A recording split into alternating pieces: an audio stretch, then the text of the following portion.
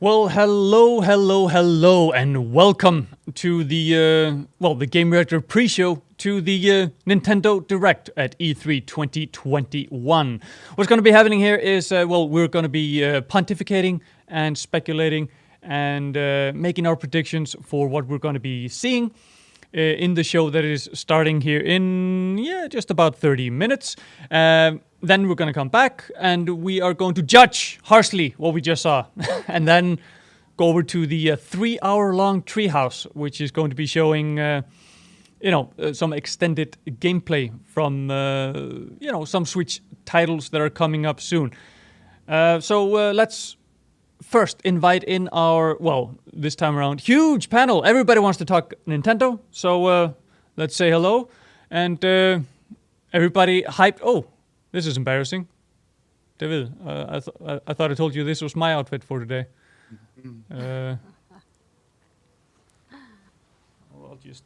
I'll just switch hats. So I'm a nice host. I'll let you have the spotlight. Weren't you going to be Luigi, man? We did agree you were going to be Luigi. Yeah, I guess I left that hat at home. But let's get into it, because I mean, what we're looking forward to right now is 40 minutes of Nintendo, and I quote here, Nintendo Direct with roughly 40 minutes of info focused exclusively on Nintendo Switch software, mostly releasing in 2021, followed by around 3 hours of gameplay from a handful of Nintendo Switch games in the Treehouse. So, let's start the ball rolling with, let's jump to Juan. What are you expecting to see? What are you most excited for? Well, first of all, I have to say that yesterday night after Capcom's show, I had no hype for today's Nintendo show, but the sun is shining, birds are singing, and I think that Nintendo is going to do great today. I mean, at least I expect to see the new Zelda Breath of the Wild sequel, even two Smash Bros. Characters, and one of them is being rumored today, and it should be really, really surprising to see him. And after that, recently I've heard that Bayonetta 3 might be today, and we really need to see her. So that are my bets for now. For now, okay. Those are at least the minimum I expect to see today. Yeah, I mean, we've been waiting for a release date for Bayonetta 3 for, 4 years now? So, it's about time. What about you, David? Do you think we're going to see some more from the titles that we've seen already announced at the show, like the new Mario Rabbids? Or, I mean, I don't think we're going to see that much more, seeing as how Ubisoft already spent quite a lot of time on it. And I think there's a reason they did that, is because, it's not going to be that much in the Treehouse. What do you think? Yeah, and it's not that introduced by Miyamoto himself, which is what they did for the first game, like having Miyamoto on a stage for the Ubisoft conference back in 2017, I think it was. So, yeah, today I fully expect to see a new character for Super Smash Bros. Because it's like a tradition. And I think Juan saying he could be surprising, I think that's enough of a hint. It's a very little one. In terms of Mario plus Rabbids, Sparks of Hope, the thing is, I don't expect to see much, if anything, but I think as shared before during other pre and post discussions, fully expect, or perhaps it's just my desire, I fully expect Star Fox to be a part of it.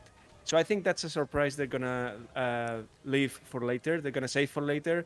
But I think Star Fox characters really fit to this new space-based adventure, and they are comic characters. They really fit with the rabbits. But I don't think they're gonna unveil that today. So I'm with Juan in that Zelda is gonna be big. I fully expect some other game other than Breath of the Wild 2.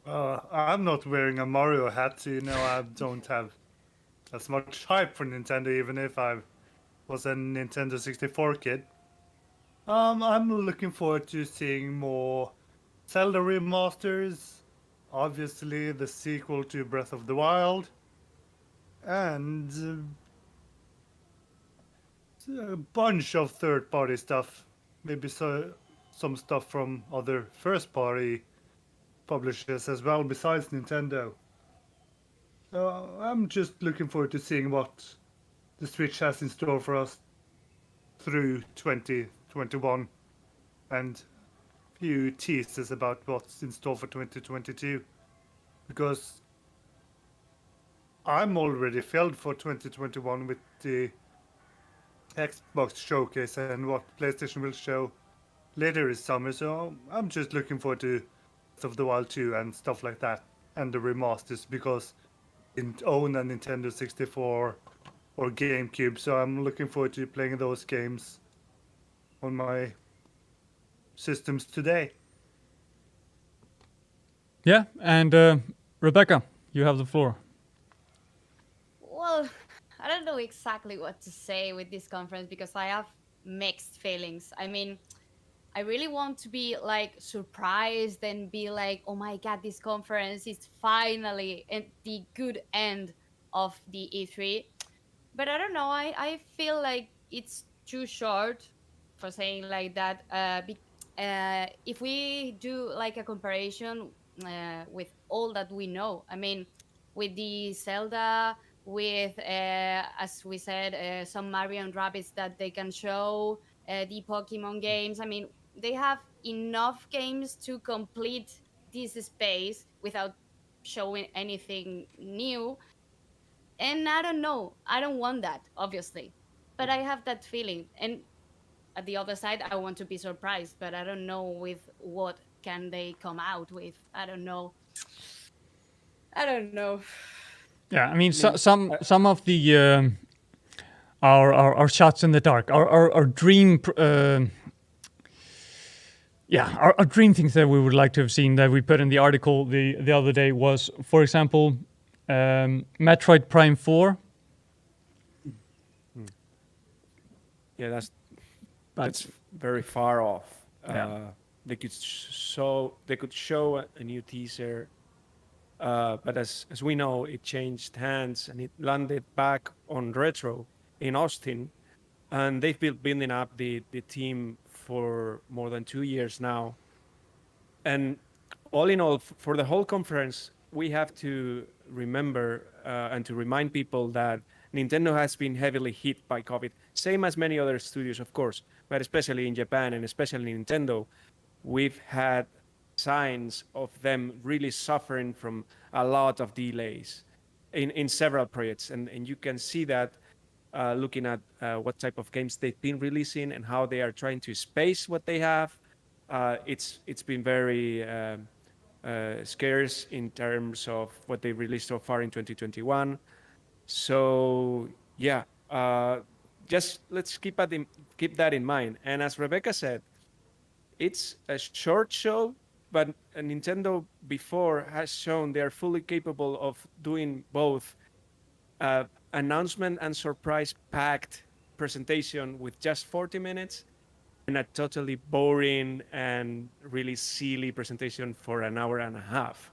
So we really don't know what to expect. And in terms of Metroid, it's probably my favorite series ever. And there's something that could fill in the gap before we get Metroid Prime 4, which I think Juan is smiling so he can comment. And it's very close to us in Spain, right? Yeah, I think so. And I think there are two things that can fill in the gap between now and the release of Metroid Prime 4. We have that, Mercury's team worked in that Metroid Samus Returns for the 3DS, and they did a great job with that remake. And I kind of see Nintendo letting them work in a new Metroid game But some time ago, I think that like 2 years ago, there were rumors about Metroid Prime Trilogy HD version, and they have those two cards to play between now and the release of Metroid Prime 4. Maybe that trilogy pack it's more nearer to Metroid Prime 4 release, and this year we don't have to forget that 2021 is Metroid's 35th anniversary, and at least they need to have one Metroid game. Fans only need one Metroid game, and maybe it's time to Mercury's team to shine this year. Yeah, I was thinking, I mean, because it's Nintendo, let's go through the tentpole franchises that they have and see if we expect something to drop in each of them. Like starting with Mario. Of course, we're getting Mario Rabbids, but can we expect something in terms of Mario going all the way from a new mobile game entry up to a new remaster announcement to something new, maybe? I'd say unlikely. I think the full attention should be on kind of one new Mario game. You don't want to kind of distract from that, do you? That's my opinion anyway. Yeah, I mean, If another one pops up, it'll completely steal the thunder from Mario and Rabbids from the other day. yeah, I would normally agree with that, except that Mario and Rabbids is a third-party Mario game, so they might look at it Too differently. much Mario. Yeah. That's my thoughts anyway. There's also the fact that the anniversary was last year, and we were completely we got this Mario overload in terms of remasters, anniversary events, whole 3D All Stars trilogy, 3D 3D World. World plus The golf game is Bowser's coming Fury. out next month. Golf game this is month. about- Yeah. Yeah. There's this rumor about Mario Kart 9, but I don't know what you guys think. I don't think that's gonna happen. I I think think Mario there's- Kart 8 is selling so well. Yeah, I think there's a bigger chance of somebody walking up and talking about that recent update they put out for Mario Kart 8, where they fixed like 2 sentences worth of issues with the game, than there is of a Mario Kart 9 announcement today. But Yeah, unlikely. Okay, then let's move on to another series. I mean, Zelda. Like David said, it's probably time to show off a little bit something from Breath of the Wild 2. But a new remaster? Maybe? Yeah. I've heard it rumored that Skyward Sword is not going to be the only one. Maybe Wind Waker, Twilight Princess. These are all contenders. I think Yeah, it'd what- be severely disappointing if there wasn't more Zelda content this year anyway with the Yeah. anniversary. Totally compared to Mario's. I was there for the 25th anniversary. They did this big concert in London.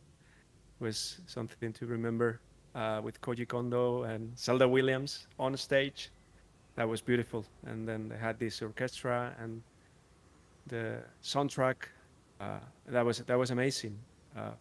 We do need a little more. We've seen Anuma-san himself saying that Hyrule Warriors, Age of Calamity, I think it's the title in English, was filling the gap before Breath of the Wild 2 because again they needed more time to develop Breath of the Wild 2. So that probably indicates that they are aiming for a 2022 release window for Breath of the Wild 2. So perhaps we're gonna see some of the DLC content that's coming up for Hyrule Warriors that might be hinting or linking to the plot in Breath of the Wild 2. There were some rumors about that based on the description of the DLC content. So Was that pun intentional? which one? Lincoln. Oh yeah, it wasn't. It wasn't. Was it? Now, next franchise, Pokemon. I mean, we expect to see something more from, I always forget these titles, Brilliant Diamond and Shining Pearl. Yes. It's time to and see a little bit more there, right? Yeah, actual gameplay and the Legends Arceus one as well. We'll probably see some gameplay I want to of see that. more about Arceus gameplay because it was so empty the first time they showed up. I mean, yeah, it's cool and they have to work a lot on it, and it was, I don't know if it was even an alpha or whatever, but give us a little bit more. I don't exactly know or think that they're going to show us a lot of Arceus, but I wish it. And it's too early for Generation 9 now to suddenly appear. Yeah, that's And what I that think. usually that- gets its own event as well, right? Yeah, it'll Yeah. probably be Pokemon Day next year. Yeah, and I mean they also say in the description that they're mostly releasing in 2021. The titles that they're talking about, so not only but mostly. We But, think there's- Everything but Zelda. yeah, everything's. Do we think that they're going to be looking to do, like an enhanced version of Sword and Shield, like they did with, Ultra Sun and the Moon one? I can't remember. They did the season pass, didn't they? With Yeah, the that's DLC? what I'm thinking. They did So DLC for this, so are they just going to move on? I think so. I think it'd be foolish just to put an enhanced version out after the season pass. They've already released that actually. They had a version on disc that had the season pass content and the game on it. So that is your Ultra Sun and Moon. Could have called it Shining Sword, but use that now, aren't they? Sounds Yeah. better in Spanish. So And now the one question thing is, oh sorry, Yeah. let's finish your no, one point. thing David. you guys mentioned was the new Mario, and we kind of take it as granted that there's not going to be a main line, a new mainline entry today. But the thing is, there's been rumors about Donkey Kong, and we kind of quickly touched upon it. But the rumor says it's actually EAD Tokyo behind that game. So here's the scenario. Either EAD Tokyo is big enough to kind of develop two games at once this size. So they are kind of course, working on the next main Mario game and Donkey Kong. Or they're only focused on Donkey Kong, which would be shocking to me. I think that would be weird because they've been handling Mario ever since Super Mario Sunshine, and that's a long time ago. But there is the little fact that right after Mario Sunshine, when the studio was created in Tokyo, of course they came from Kyoto and they established in Tokyo, the very first game they created was Donkey Kong Jungle Beat with the bongos on the GameCube. And that was the very first creation by this talented team, which led them to create Super Mario Galaxy. So, of course, they are familiar to Donkey Kong, and they are really, really talented enough, of course, to create a new 3D Donkey Kong game. But I don't think if you guys agree it's going to be like that, or perhaps another studio. But the rumor, I think, said it was Tokyo. Okay. Well, I think it's been long overdue for another Donkey Kong game. I think Tropical Freeze was 2014, so It was been a good- side-scrolling, retro. yeah, and that was side-scrolling as well. I don't know. I kind of like the side-scrolling stuff though. I feel like Donkey Kong Those were Country's always great. been, known for that. And the one 3D game, well, that I'm aware of, Donkey Kong 64, didn't receive the best reviews compared to the Country series. So it'd be interesting if they did take that route with it, if they can achieve success with that kind of style with Donkey Kong. Now we have 5 minutes until the show itself starts, and I have 3 things that I want to get through. First of all, Splatoon 3. What do you think are the chances that we're going to see Splatoon 3? I mean, I think it's yeah. But my main question is: are we going to see it in the direct, or are we going to see it played in the Treehouse afterwards? I think more likely we'll see it in the direct. I think both. Both? Yeah, both could happen. Yeah. I think they should focus more on showing a new trailer instead of playing it. I think it could be a summer release on 2022, might be. I don't remember when did the second one release? August. I think it was August. I think it could be a summer release and in E3 2022, if there's one E3 2022, I hope so. They could show it and focus on playing it on a stage on that Treehouse. We know that Splatoon is a huge Nintendo franchise and they'll take care of it as much as they can. But not today, not today. Now, I think it'll...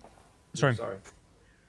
I was going to say, I think it would be both, where they kind of have the trailer and the Treehouse thing, because that's what they did with Sword and Shield in 2019, where they showed a trailer and then they said, stick around for the Treehouse for more, and it was like a tease to kind of get people to, Yeah, but it's almost true like that a mini advert in there.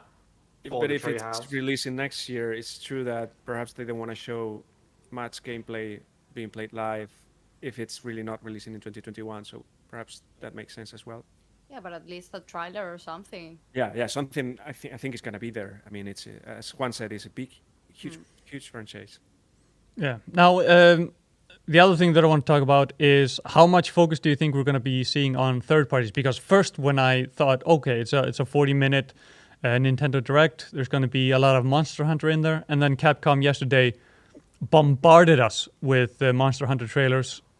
So, I mean, they're not going to be showing the same trailers. I can't imagine that they've manufactured more trailers. They showed so many. So, I mean, how much time are they going to be giving to, for example, Capcom with Monster Hunter, with Ace Attorney, and others out there? The last one. Oh, sorry. No, I was just going to say that I've seen a sort of I don't know how much credit this holds, but there's been rumors and leaks of a Super Monkey Ball game that's coming out. Oh, there's box art. Yeah. There's box art for that, yeah. So I mean that's what Super Monkey Ball Sega, right? So it's coming. It's supposed to the box art shows that it's coming to Switch. So I think if there's any credit to these leaked screenshots, then I like there's that. a fairly big chance that it's going to be shown today, right? Yeah, Monkey Ball's always had this long history with Nintendo as well. There's lots of exclusive Wii and 3DS kind of games in the series, and I think I might be wrong, but the original Super Monkey Ball was it's came out exclusively on the GameCube first as a launch title, possibly. I had it. Yep. Yeah. There's also been rumors on Resident Evil for the Switch. Yeah. I was expecting Juan to say this, but Revelations. yeah. So, and I expect a little bit of No More Heroes from my good friend Suda-san. What about hardware, guys? We didn't even mention hardware yet. And they are, of course, focusing on software. We know that, but that model revision is happening, right? Isn't it? Yeah. So when are they gonna show it? And you just watch 20 minutes at the end of the show. Shows some age. We know they need it. The current hardware is a bit outdated already. A little bit. I mean, it kind of was when it launched, but. No, go on. Oh, the Master Race, man. there was no hardware nor handheld console like that in 2017. Come on. Yeah, but it wasn't marketed as a handheld console. It was marketed as a console, which it isn't. It's a tablet with controls on the side. Okay, I'm getting. Away. You don't deserve that. I'm getting toxic right before the show starts. Yeah. The Wario of the group. Yeah, but okay. We have. Oh, it's basically starting now. But I'm just going to throw that out there. What do you think the chances are that we're going to see a Wolfenstein Youngblood coming to the Switch? Because I mean, I know Bethesda maybe should have shown that at the Xbox conference, but it also feels like even though it's big for Switch players, but it's not big for Bethesda, if you know what I mean. I But was under like- the impression that everyone sort of let that game go. After That's it what I was thinking. Would anybody really care right now? Not to sound horrible, but it's been a long time, and I don't think it received the most glowing reviews at the time. So, like, has anybody Nice. really been holding out for it? It started. We're still waiting. But I mean, it's like It started. It's starting now. Let's watch the show. No, that's the wrong button. Show. Oh, Mario.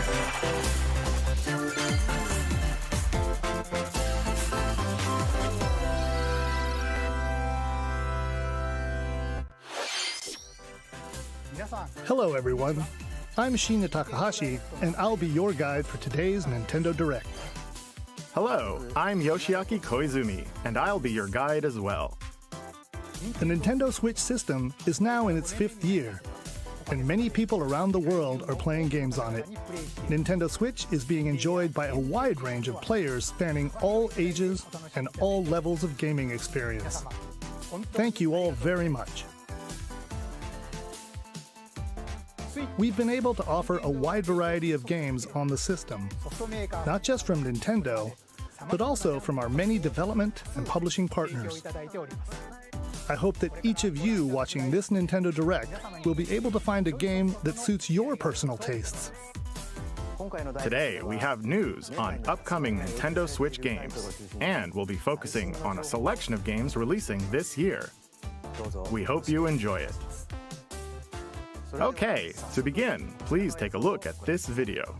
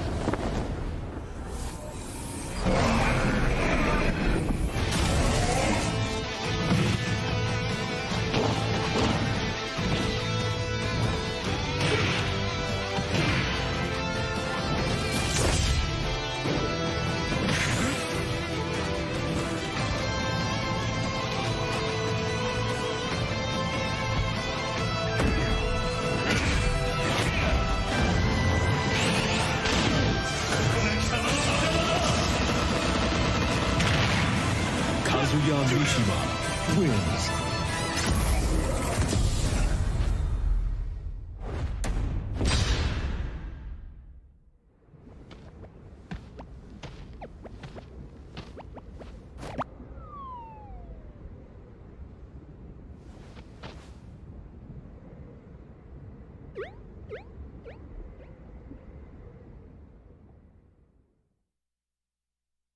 Hello, I'm Masahiro Sakurai from Sora Limited and the director of the Super Smash Bros. Ultimate game.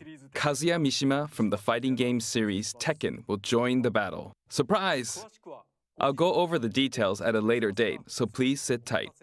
For today, though, we've prepared a short video to showcase Kazuya's moves in Super Smash Bros. Ultimate. Please take a look.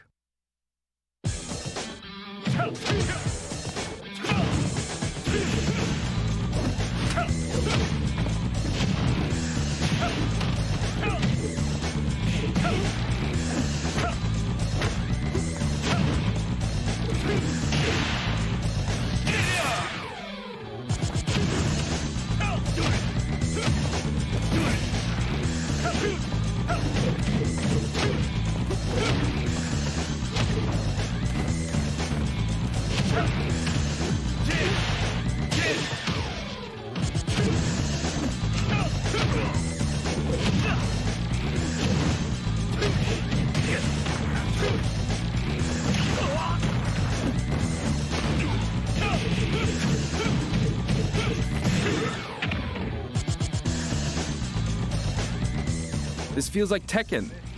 No, it's Super Smash Bros. Ultimate. I'll talk about the fighter more in a future presentation. We still have to record it first, actually. The air date is shown below.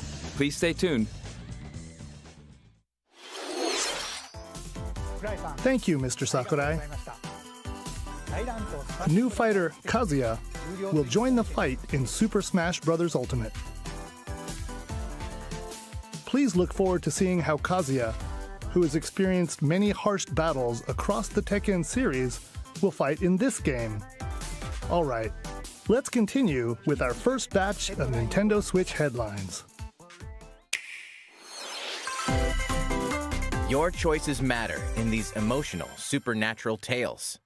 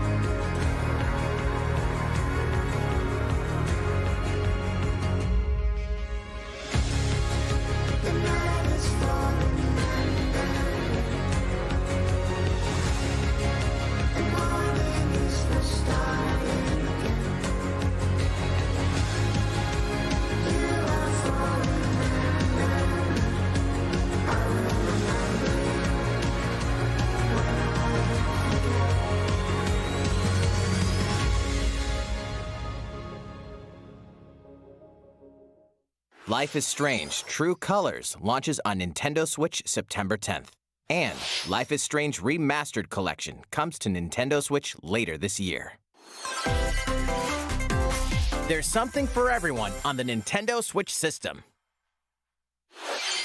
You are Star-Lord, leading a legendary band of heroes for hire in this thrilling action-adventure game. Jump on a wild ride across the cosmos, overwhelm opponents with Star-Lord's daring combat style, and encounter iconic and original Marvel characters. You'll call the shots for the unpredictable Guardians as you face cosmic threats to save the galaxy. You got this, probably. Marvel's Guardians of the Galaxy blasts onto Nintendo Switch October 26th. Worms everywhere! In this real-time arena-based shooter, you'll squish your invertebrate opponents in 32-player cross-platform combat, play in daily challenges, battle modes, and seasonal events to worm your way up the ranks.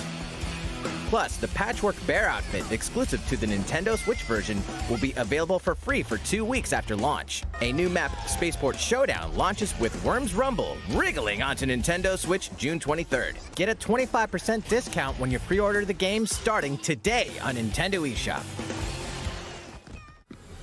The fantastical realm of Orcanon awaits. As you explore this fully hand-painted world, you'll customize a team of demigods and unleash devastating attacks and captivating turn-based combat. Astria Ascending launches on Nintendo Switch September 30th.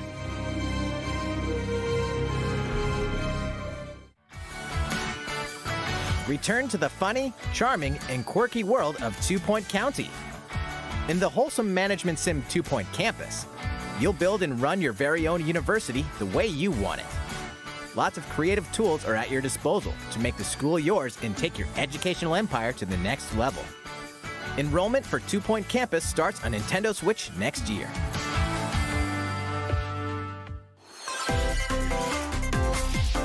A beloved series rolls into its 20th anniversary this year.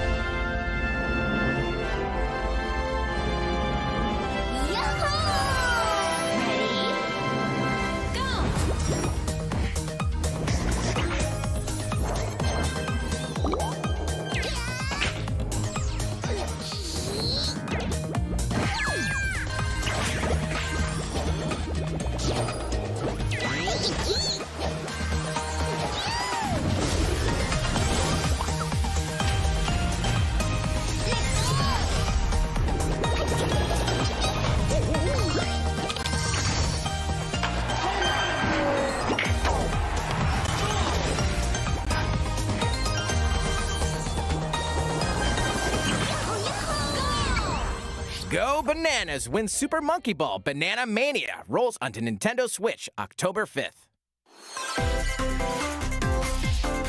It's a blast from parties past, and you're invited. Ready for another round of Mario Party mayhem? Of course you are! It's a superstar collection of Mario Party boards and minigames. Live it up on 5 classic boards from the Nintendo 64 era, including Peach's Birthday Cake and Spaceland. Each board is packed with zany events guaranteed to keep you on your toes. And when we say zany, we mean it. Jump, connect blocks, and give facelifts? In hilarious over-the-top minigames, all of which support button controls. With 100 minigames from the Mario Party series catalog, you'll have a blast in this all-star fun fest. Here's a little party favor.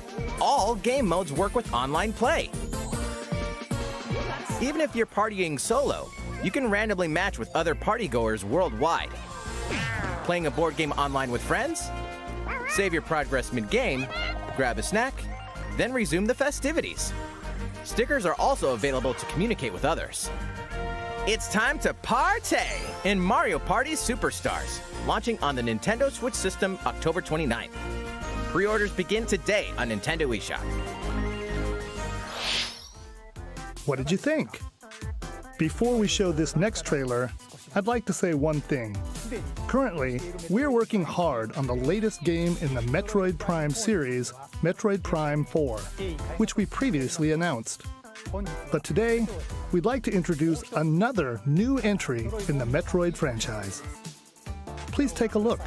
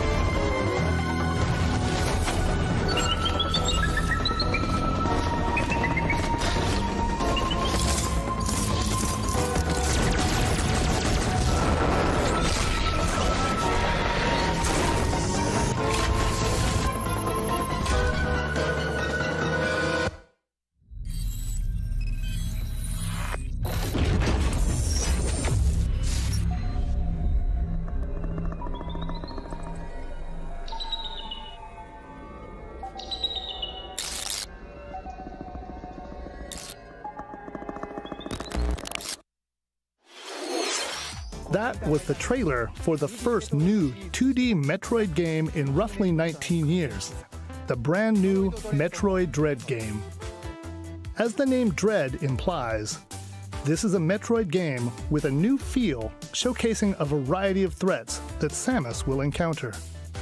It's scheduled to be released on October 8th, so it won't be too long until launch. On that same day, we'll also be releasing amiibo figures for Samus and the Emmy, the robot seen in the video. Let's move on to more Nintendo Switch headlines. These familiar franchises are back on Nintendo Switch. Get ready to get down in the latest Just Dance game.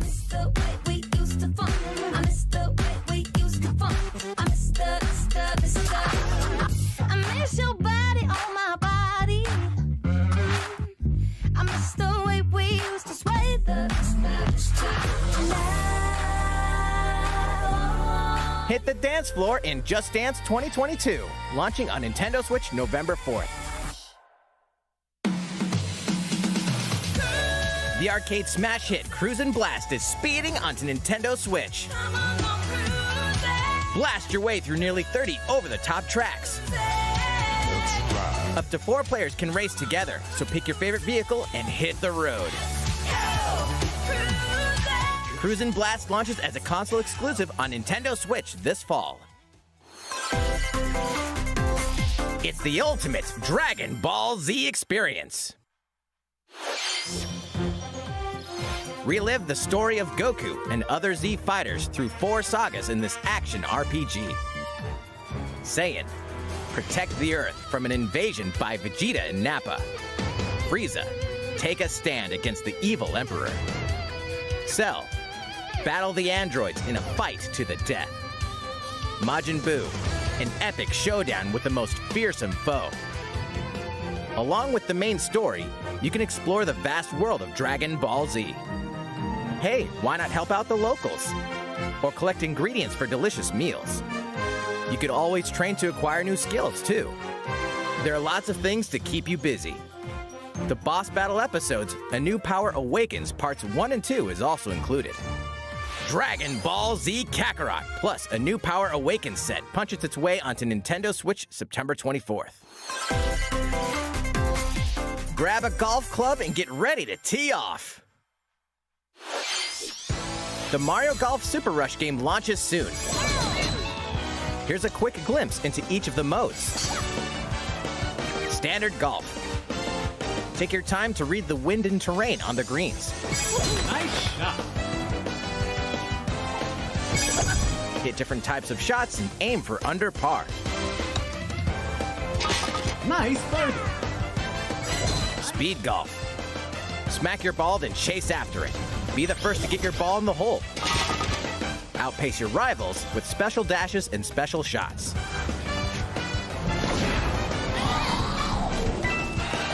Battle Golf. Duke it out over 9 flag-marked holes in an obstacle-filled arena. Capture 3 flags to win. Golf Adventure. Go from rookie to pro with your Mii character. The golfing challenges that await may surprise you.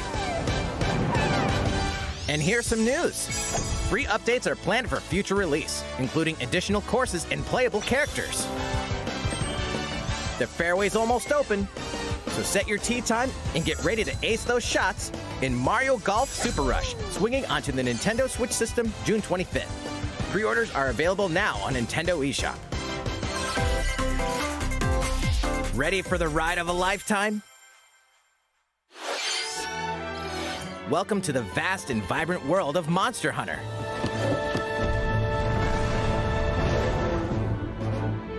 As a rider in this RPG adventure, you'll explore diverse landscapes by riding your Monstie, a monster companion. Gather materials such as honey and ore, then use them to craft items for your journey. But beware of the many monsters roaming about. Some are docile, but others may suddenly ambush you. To fight, you'll team up with your Monstie and use weapons and skills to overwhelm enemy monsters in turn-based battles. Win, and you'll be rewarded with their materials, which can be forged into new weapons and armor. Hey, is that an egg? You might be able to hatch a new Monstie. Incredibly powerful Monsties can also hatch from rare eggs. Need more traveling buddies? Join up with friends for co-op multiplayer quests and battles. Buckle up, Ryder. It's going to be a real monster of an adventure. Monster Hunter Stories 2 Wings of Ruin soars onto Nintendo Switch July 9th. You can play the free demo on June 25th and carry over your save data to the full game. Here's a new game from the head of a certain company. Did you miss me? Hey, what do you mean? Who am I? It's me, Wario. And it's finally ready. A brand new game from my company. Check it out. You get to control me. Time to do this. Look at me go. Whack, rats.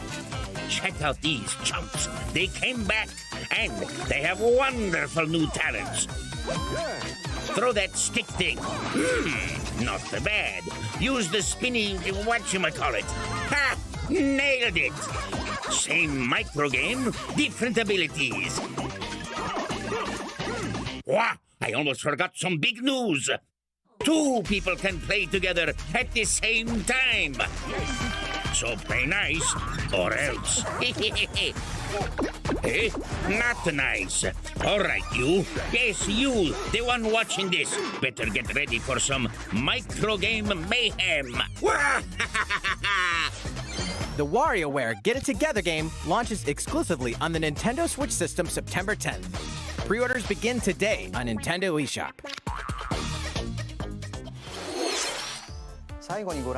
What you just saw was the trailer for WarioWare Get It Together.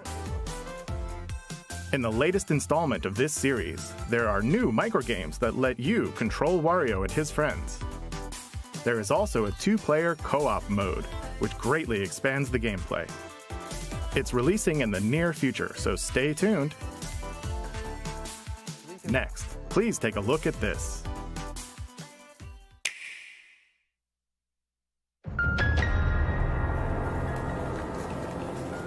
As a high school student living in Tokyo, your life is fairly normal.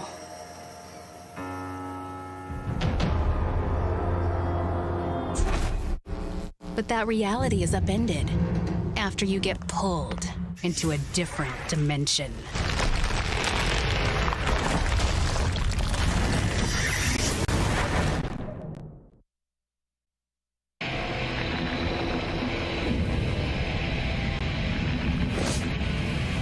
Another Tokyo exists, a post-apocalyptic world where angels and demons reside.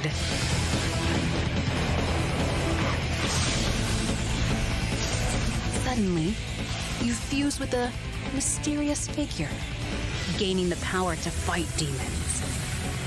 What lies ahead in this alternate realm?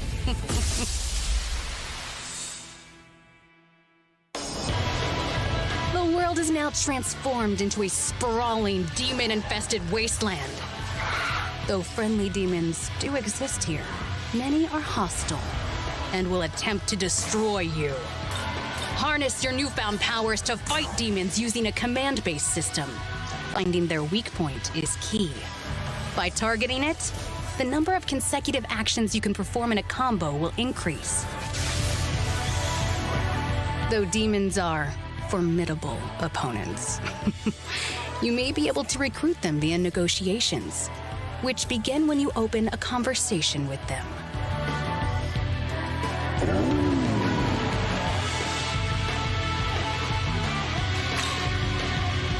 If a negotiation is successful, a demon will become a powerful ally.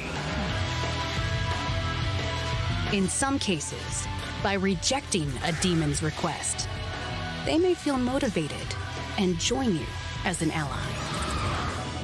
Demons that do join will fight alongside you and grow stronger. By fusing demon allies, another demon can be created. The newly fused demon's innate abilities will vary, granting you a powerful ally, customized to your needs and playstyle.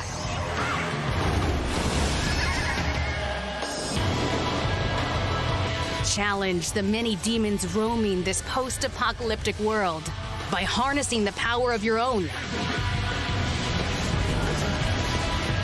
What destiny will you choose? Shin Megami Tensei 5 will launch exclusively on Nintendo Switch November 12th.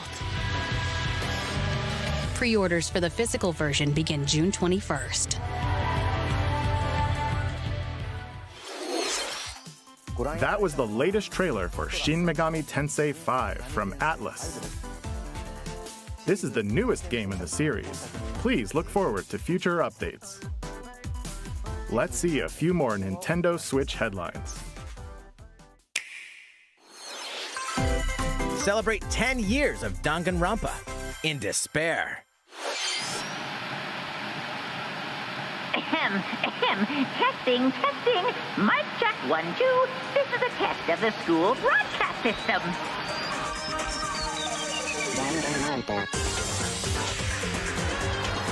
Three games in the deadly Danganronpa series are coming to Nintendo Switch. I am this school. Monokuma, the self-proclaimed school headmaster, has trapped you and other high school students in a game of literal life and death.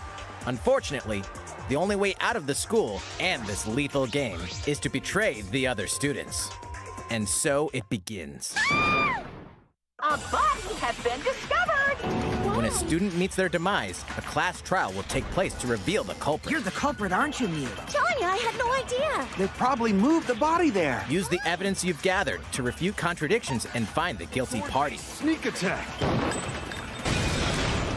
Yo, what's wrong? Are you okay?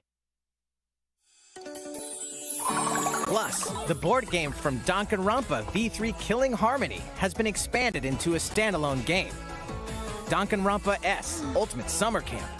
An all-star cast of characters from the Danganronpa series will come together to battle at a tropical resort.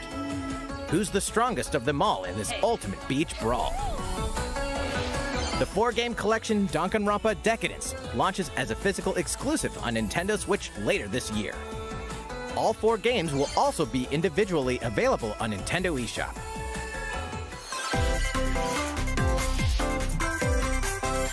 We hope you're not afraid of ghosts.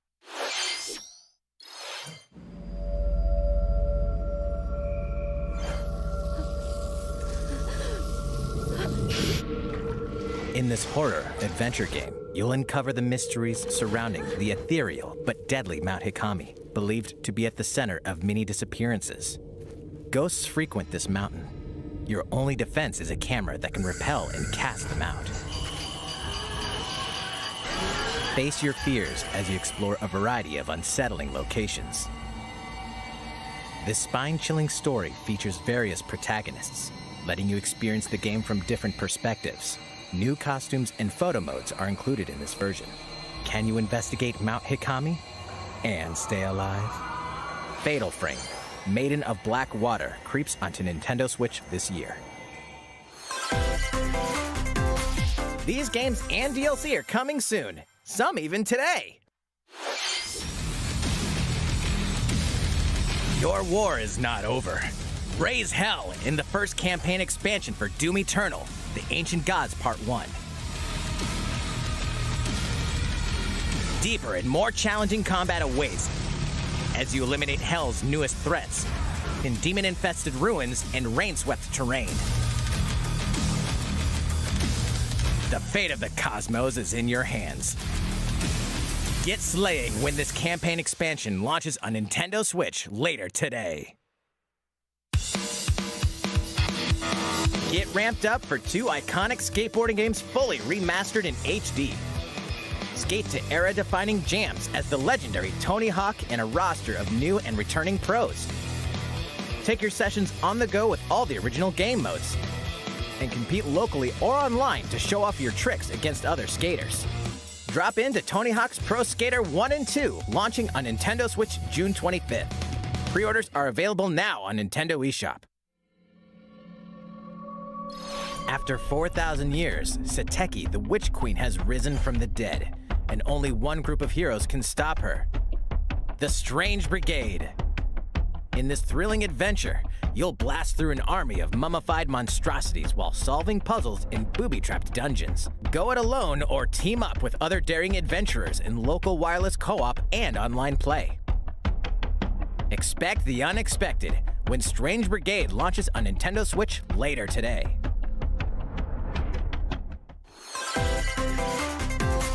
It's a new adventure of cosmic proportions. Mario and his friends will team up with the Rabbids once again to restore order to the galaxy. Our heroes must stop a mysterious new evil from plunging the universe into chaos. Rabbid Rosalina joins them. Wait, is she bored already? Explore planets filled with quirky residents and even quirkier secrets. And in this fresh take on the tactical genre, Our heroes can run freely around the battlefield, creating new strategic and chaotic possibilities. So aim for victory with a little help from your friends. Wait, who's that? Well, one thing's certain. This is gonna be one heck of a galactic adventure. Mario plus Rabbids Sparks of Hope launches into space or onto Nintendo Switch next year.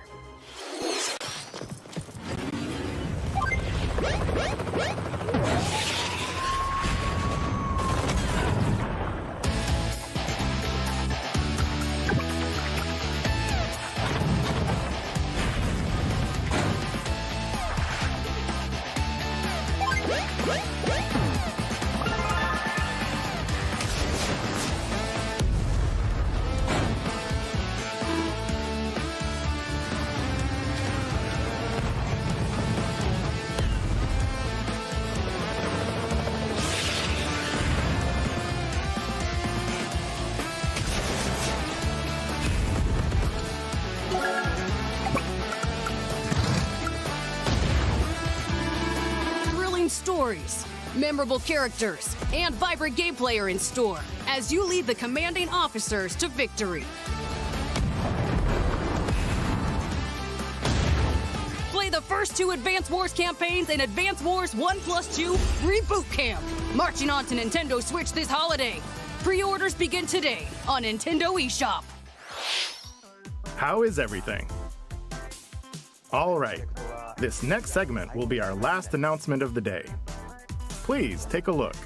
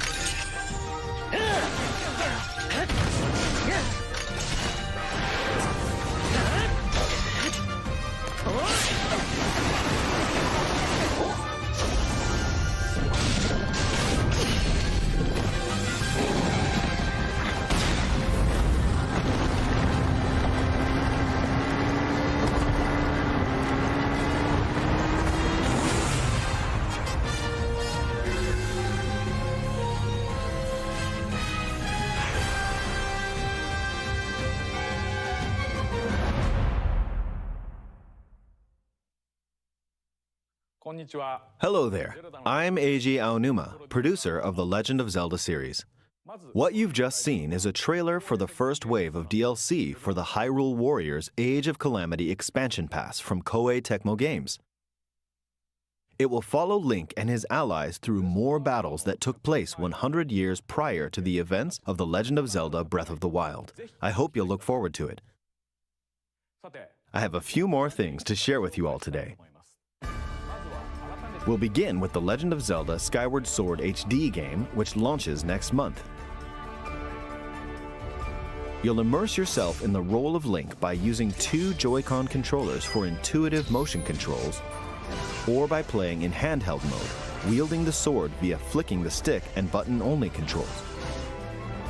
This game depicts the oldest era in the Legend of Zelda series, the story of how it all began. What is the origin of the Master Sword? Why did a woman named Zelda become the legend for future generations? These will all be unraveled in this game. We hope you're looking forward to The Legend of Zelda Skyward Sword HD.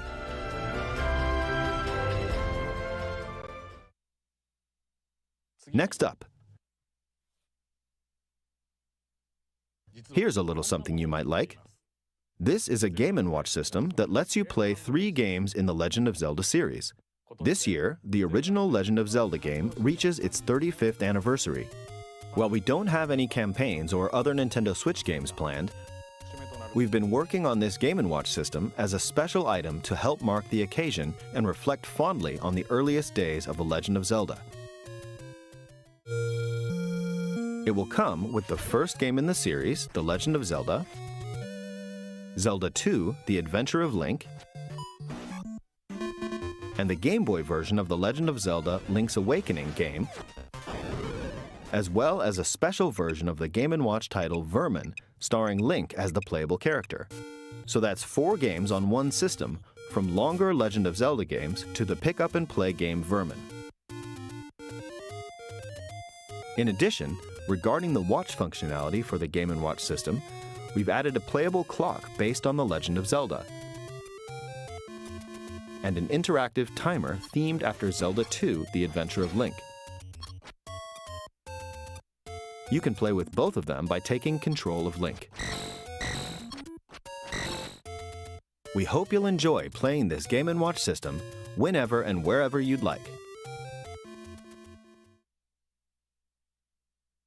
All right, here's the last thing we have to show you. This is the sequel to The Legend of Zelda: Breath of the Wild. 2 years have passed since we first announced this game, and we've been unable to share anything with you in that time. However, development has been steadily progressing. For today, we've prepared some new footage to show a bit more of the game. Please take a look.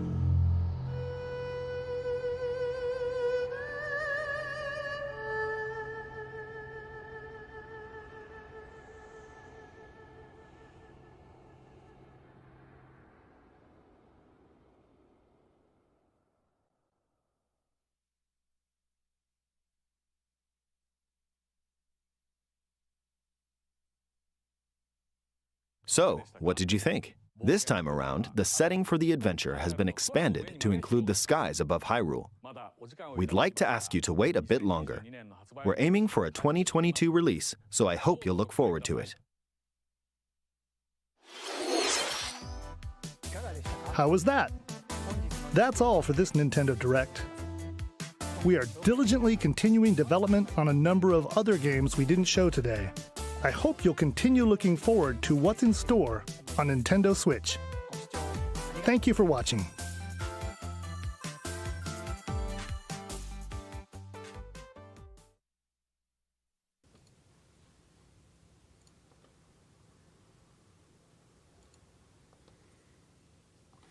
Well, there we have it. That was the Nintendo Direct at E3 2021. And I'll just say right out of the gate, they lied. We did get a hardware announcement, but let's bring in the panel as they filter in and hear their thoughts on what we've just seen. So, first of all, thoughts on the show? What do you think? It was good. It was interesting, entertaining, exactly what we wanted. I mean, I know that we all want to talk about a different part of this show. I'm sure different games interest different people, but you know, the second I saw that WarioWare game pop up, a little part of me just sprung to life.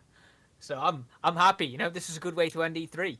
I say end E3. You know, we still got a bunch of the day left, but I think this is a good send off for a conference that's been pretty up and down over the course of the past 4 days. So yeah, pretty positive from my perspective. Yeah, now of course the Treehouse Live has started, but we're going to keep on talking until they actually start doing something interesting over there.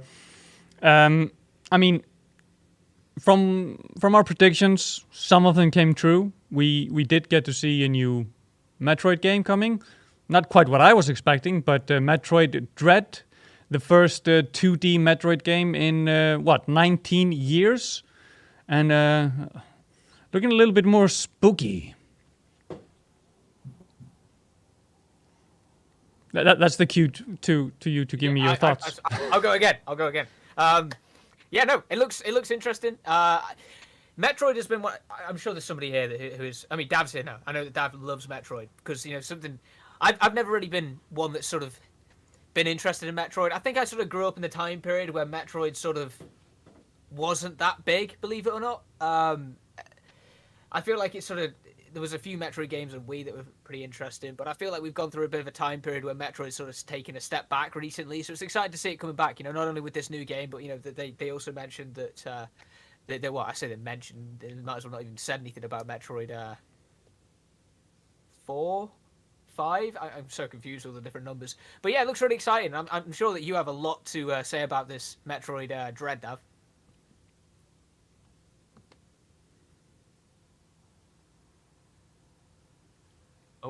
Well. Yes, there you are. Now we can hear you. I think we are certain when we say this is Mercury Steam's.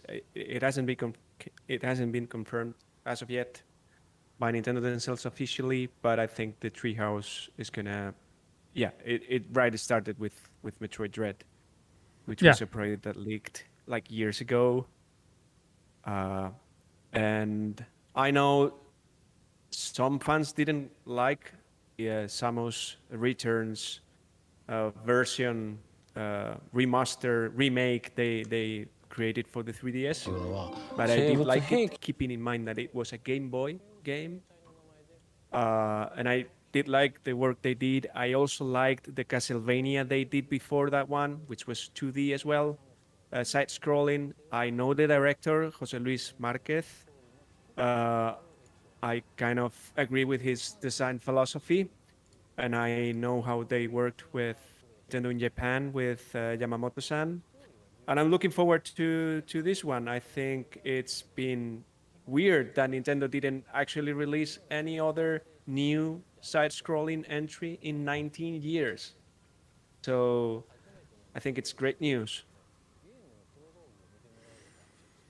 Yeah, and I'm rolling the Treehouse in the background here as they are, talking about the development history of the Metroid Dread. But I mean, it looked nice. I mean, this is how I remember Metroid from back in the day when I was playing it. Except, more dreadful. Sorry. But let's quickly discuss some of the other stuff that was shown while I keep the Treehouse here in the background. So we get Mario Party Superstars on October 29th, which features the 5 levels from the Nintendo 64 version, I believe. Super Monkey Ball has its 20th anniversary, so we're getting a collection there. So that was a highlight. Yeah, exactly. I was going to say, Kieran, you called that out in the pre-show. No, that was Ben who called that. I can't take credit for that. But I said I'd like to see it, and I was glad that I did see it. It's good to see that the series is going back to its roots, because I don't know why they didn't do this back in 2018 as well, because they remastered Banana Blitz, which was a Wii game which kind of had lukewarm reviews. But it's, I hope this is put the series on the right path, because it was going downhill from those 3 games that are in that collection. So hopefully it'll mark a return to form. Yeah. Comments here in the chat. No Pokemon. Yeah, we didn't get any Pokemon, so I guess they're saving Pokemon for its own show sometime later in the year. It won't be in the Treehouse at all. I mean, I think most of the things that are in the Treehouse they teased in the show and said, "Hey, see more in the Treehouse." But then again, it is a 3-hour show, so there might be some surprises there. Just a quick note, it's been confirmed it's Mercury's team by Yamamoto-san during the Treehouse right now. So, they were confident in the team after what they did with the 3DS game. So it is actually Mercury's team. Yeah. Now I have to say, like about the show in general, I think it flowed really well. It had a fast-paced, nice mix between Nintendo's titles and then third-party titles, and then a variety of third-party titles. I'm sure people that own a Switch exclusively are excited for Doom Eternal, the Ancient Gods Part 1 coming today, which I thought was it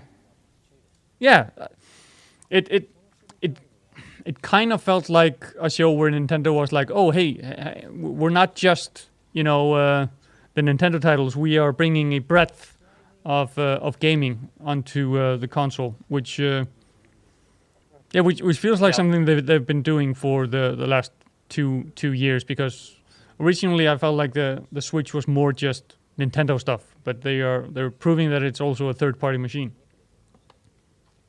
Yeah, Life is Strange too, as well on there. And Guardians, I mean, they're using the cloud, which is something I think we're going to see them doing more and more until an upgraded hardware comes. They use the cloud for control on the Switch, for Assassin's Creed and Resident Evil in Japan, if I'm correct. Hitman. Now Hitman. And Hitman, and they're keen to doing that for more Western projects and to release them on launch date. If I'm correct, Guardians of the Galaxy is going to be there together with the next gen versions and previous gen versions, which is great for Switch owners who are willing to play at home. Actually, it's going to be a handheld version at home. You think that maybe suggests that they're also looking to do something similar for Avengers down the line?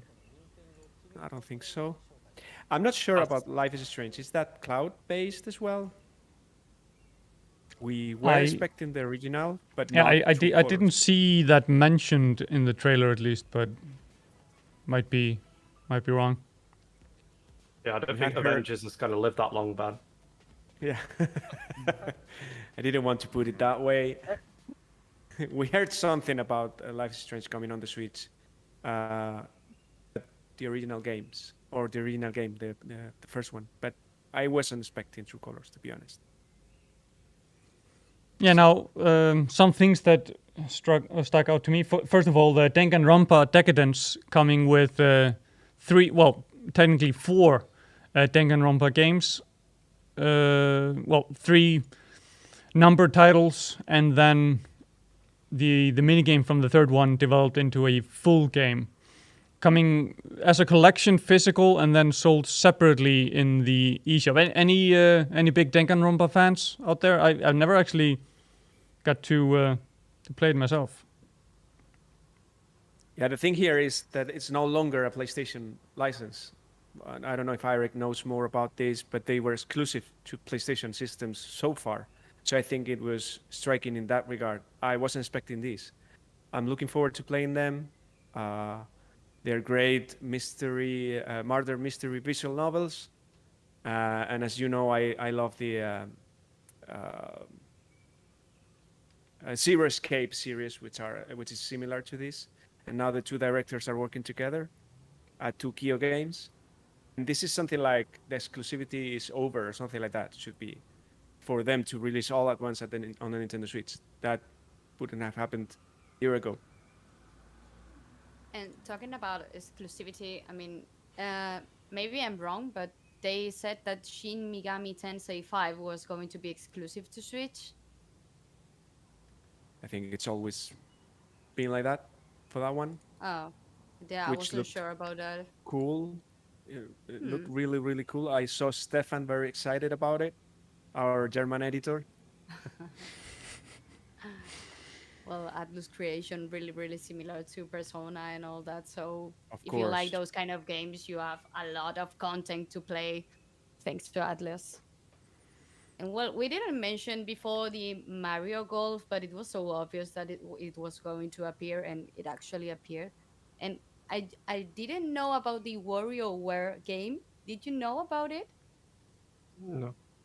I really enjoyed when I was like a child, and I was like, okay, that game, it was so hilarious and crazy and random. Didn't understand anything, but it was so cool to play it. So maybe it's a good chance to let it know to the new generations. I mean, cool. Didn't Yeah, expect that one. yeah, and it's gonna feature a 2-player mode this time around as well. So Yeah. it's gonna be that's gonna be fun. And what do you think about the release date, about Breath of the Wild, the release date? Yeah, it's what we expected, right? Yeah, I like the trailer said 2022 at the end, but then they said aiming for 2022. So not willing to, lock it down and confirm 2022. So yeah, going to be interesting when we hear more from that, probably in a direct after in the beginning of next year, I think. It was nice to see Monster Hunter Stories again. They managed to squeeze in another Monster Hunter Stories 2 trailer, but in this one they actually showed gameplay, which they haven't done in any of the trailers that have been shown at E3 so far. So, I mean, it won the award for the most appearances? Now, possibly 3 or 4 times. It depends. What's Hello Neighbor at? Is that at 3? Is anybody keeping like a tally? It also depends if you count it trailer by trailer or show by show. Because if it's trailer by trailer, screen time, Monster Hunter Stories 2, hands down, for sure. I don't know, guys, if you mentioned, which is the biggest news of the show for our former editor Sergio Figueroa, which is Advance Wars coming back, remastered, and the 2 first campaigns together. I think we mentioned this game the other day with Metal Slug Tactics, being a good, nice entry point for newcomers to the tactics genre. I enjoyed this game on the Game Boy Advance and the Nintendo DS a lot, and I think it's really great news. We're gonna have it back on December, if I'm correct. I missed the date there, but 1 and 2 collected together and remastered. I'd say it looked nice. December the 3rd. Yeah. Really, really lovely games. Yeah, and I mean, we're also getting Tony Hawk's Pro Skater 1 and 2 on June 25th, and the Strange Brigade coming later today, which kind of goes into what I was saying before about Nintendo showing the breadth of the types of games that are actually coming to the system. But and the first Hyrule Warriors expansion on Friday. I want to jump to the Zelda news and then move on to the Treehouse, because they are playing Metroid Dread right now, and I kind of want to hear what they're talking while they're playing. But Hyrule Warriors Age of Calamity expansion pass Wave 1 coming June 18th, which is, well, right around the corner. And it felt very tied into the events of Breath of the Wild to me. Yeah, I think the one thing we're going to have to look at, or the one that's going to really be important, is the second one, Guardian Remembrance, in November, because November and 2022 are right next to each other, so I think we can expect some real tie-ins with that one. I mean, this one here, the one thing that really caught my attention was just the sheer amount of things that are coming in it. Not only is there new character, new weapon types, there's a new difficulty level, there's new challenges, new enemies to fight. There's a whole bunch of stuff in this expansion to really get people interested and excited about going back to this game. And as well, the thing that they sort of tacked onto the top of the information was the purchase bonus that if you pick it up now, you can get a new costume and sword as well, which it sounds like kind of like a feeble thing to mention, but considering if you buy the expansion pass, which is what you're doing to buy these 2 things, you're getting that for a little bit of a bonus as well. There's a lot of stuff in this expansion pass to be excited about, and I think Zelda fans or Hyrule Warrior fans should be quite happy about what's been shown off here. Yeah, the base game is massive, and I was completely hooked to it on Christmas last year. And as we mentioned during the pre-show, it's looking like it's going to be linked to Breath of the Wild 2 in the future. So I'm really looking forward to playing this one on Friday. I will provide some gameplay. Yes. Stay tuned to your local Gamereactor domain of choice for some gameplay. But Skyward Sword HD coming next month. They weren't prepared to say, oh, and here's the next, Zelda that we're going to be remastering. Which I guess expecting that before the launch of Skyward Sword was maybe wishful thinking. I mean, never mentioned. Oh, sorry. No, you go first, then. I don't have anything to say. I was just. You were just agreeing. Yeah. Yeah. No, what I was going to say was we never touched upon the first big announcement of the show, which was Smash Bros.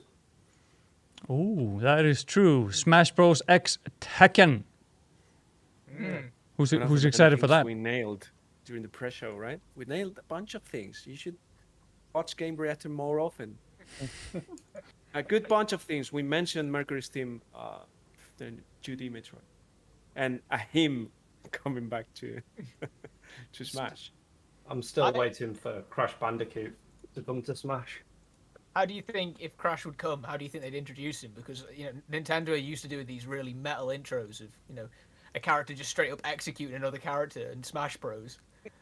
Yeah, it's great seeing Kazuya throw Ganondorf into a volcano, typical Tekken fashion, but, I can't really imagine they have much planned for Crash in that regard. I'd like to see them be creative, but...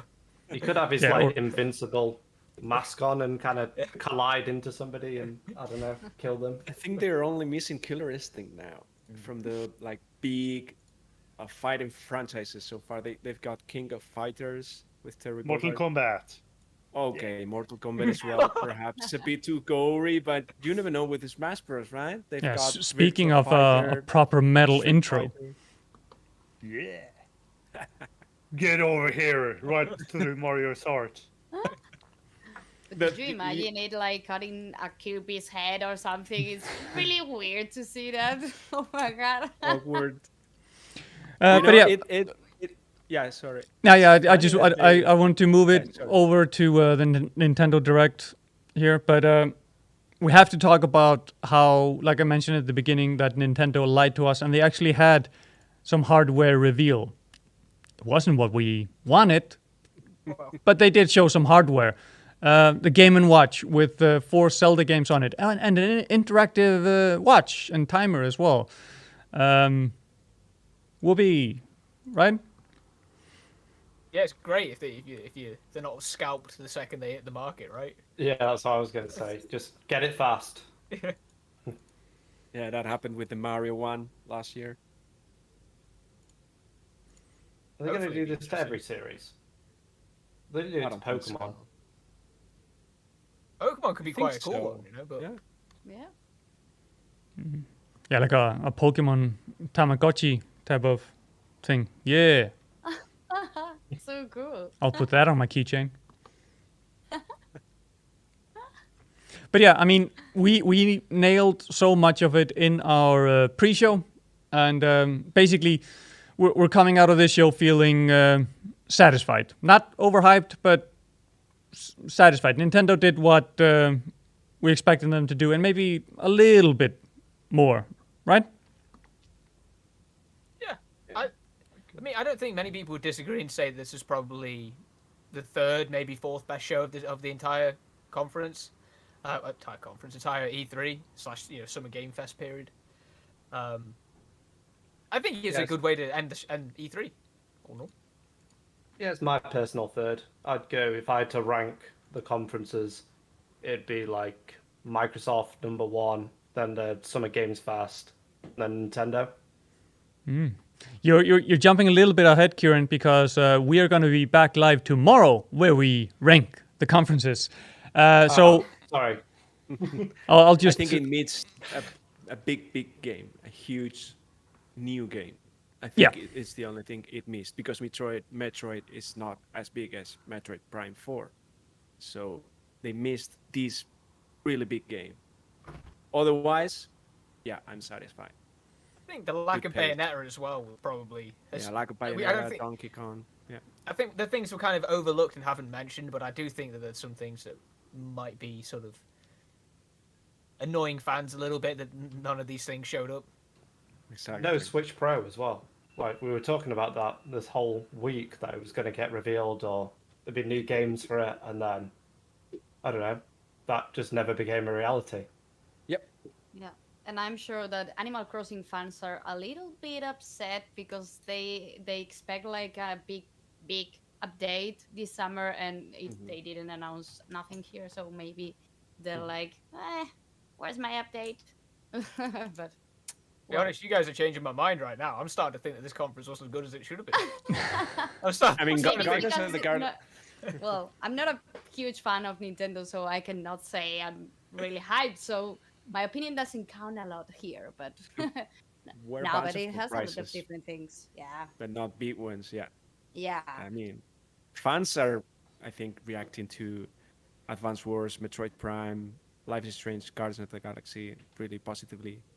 no, and There- even though I'm not a huge fan, but I enjoy it. I mean, it was entertaining. It was fast. I mean, that's really appreciated if you're not a huge fan to see a show and that's it. So I don't know. I think it was okay. Maybe I'm not so hyped like you because I'm not so interested in these kind of games. But even though I enjoyed it, so I guess they get that point. It was not so bad. So Ben, be happy, please. But yeah, I've been very quiet this entire time. Let's give you the final word and then head on over to the treehouse. It was a decent ending to E3, even if the ESA have few things in store for us tonight. As you all said, the only thing kind of missing from this presentation was something big and really noteworthy, because we didn't get any real surprises or exciting stuff in that matter, but we got what we expected, which we can't complain about because few of the conferences have actually managed to do that. It was a regular Nintendo Direct, in my opinion. I wasn't bored or anything. It kept me entertained for the 40 minutes. I'm still wanting those Zelda remasters, but I'll have to make do with this. Yeah, sage words. But with that, thank you for joining me, and you viewers, I'll send you on right on over to the 3-hour treehouse, where you'll see more for some of the titles mentioned, and maybe some some unexpected things as well. But here we go, treehouse time.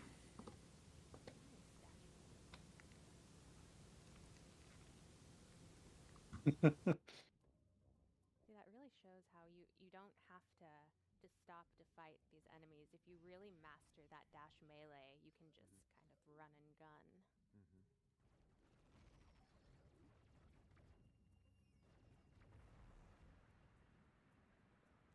Little water puzzle. I really love the animation of the water flowing from one area to the next. Such a cool detail.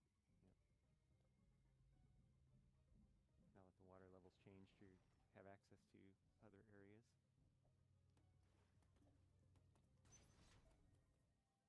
And here is a map room.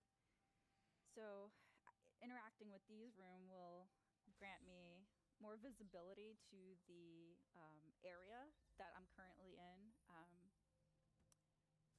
So we sort of lightly touched on the narrative of this game, which occurs in the events post Metroid Fusion, and so that's why Samus's look looks different.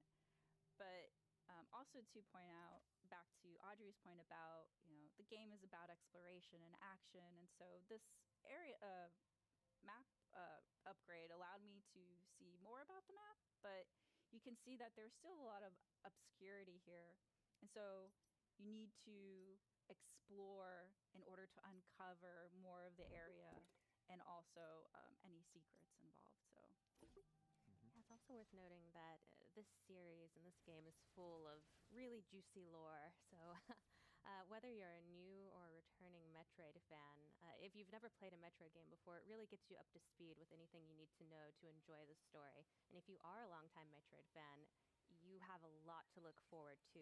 As Sakamoto-san said, this concludes the story arc between Samus and the Metroids. So we've been waiting a long time for this, and it delivers. It's that little enemy that Teresa just blew up. It's kind of like an item pinata. Gives you a lot of missiles. Yeah, defeating enemies is definitely a boon because it grants you replenishment for energy and also missiles. So definitely want to defeat enemies for that. Yeah. I just didn't expect the Emmy to be right on top of me when I destroy the Autols. That little beeping sound, I hear it in my nightmares now. They always come up with. Oh, he's persistent. It's persistent. Very inconvenient. Another little interesting detail about this game is normally in Metroid games, you start at the surface of the planet and you work your way deeper. But in this game, you actually start deep within the planet and try and work your way to the surface. And so that yearning towards ascension really adds to the tone of this game as well. Oh, that was a sick really slide. cool. Oh, I think it's fun.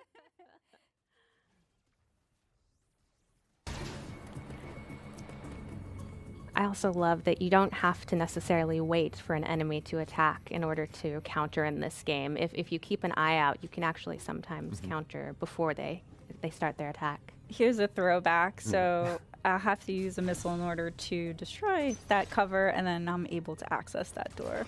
Just one missile, though. That's good. Oh, of course. There you go. Yep. I got it. Yeah. That's the other thing about the dash melee is that if you use that on an enemy, you will get, I think, a few more extra items. Here's our first upgrade, the charge beam. So very iconic to the Metroid series. So Samus, starts off without any abilities and slowly becomes more powerful and able to tackle stronger foes, but also be able to uncover or explore new areas that you weren't able to before. Yeah, and suit upgrades are another classic part of Metroid gameplay that is alive and well in this game.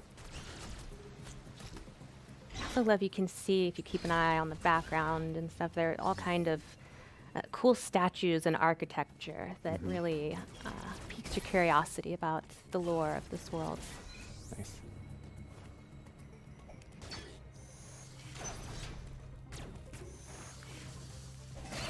I love that too. Using the charge beam to make a charge beam spin attack and defeat some of those enemies is really handy. Oh, that feels good. Got some more life, which is always a plus for me. Need that.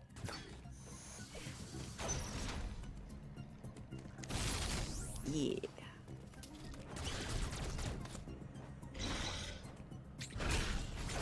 Nice. Yeah, look at all those items. Yeah, he's doing a great job of showing that once you really get to know these abilities and become adept at them, you start to feel like Samus. At first you're like, maybe not quite there, but once you get the hang of it, you really start to feel like a badass bounty hunter. Yeah, it's just so smooth. It's like she's parkouring through this.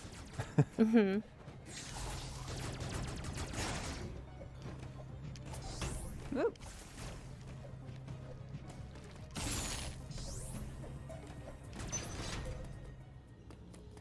There's more great architecture. But we're not here to look at architecture. We're here to shoot things. And explore. Yes. Doors. So now we can't go through this area because of the water, so we're not able to slide. But we are able to access this door that we weren't to before. And here's another Emmy door. But in order to not spoil any more surprises here, we're going to leave this as a cliffhanger and end our segment here. All right. Well, that's all we've got on Metroid Dread for now. Thanks, Teresa and Audrey. Next up, we've got some Mario Party Superstars to show you. So stay tuned.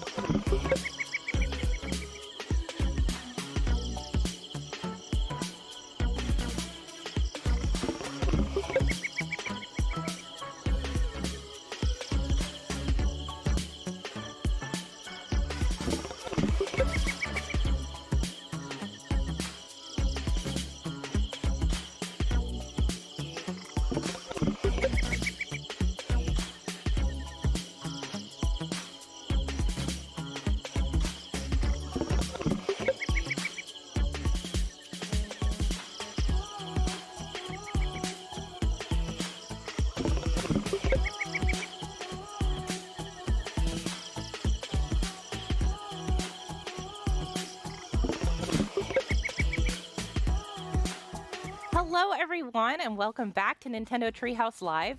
I'm Kay, and I'm here with Rob, Riona, and Brandon, and we are going to show you some gameplay from Mario Party Superstars. This is a Superstar game because it's made of a best of, it's mini games and boards from the past of the series. Everything is on buttons and sticks, so you can play with a Pro Controller, with a Switch Lite, whatever you need. And let's just get started. So, if you remember the N64 board, Peach's birthday cake, it looked like this. And I think you'll see that the new board looks a little bit tastier. Just a lot bit tastier. A lot bit tastier.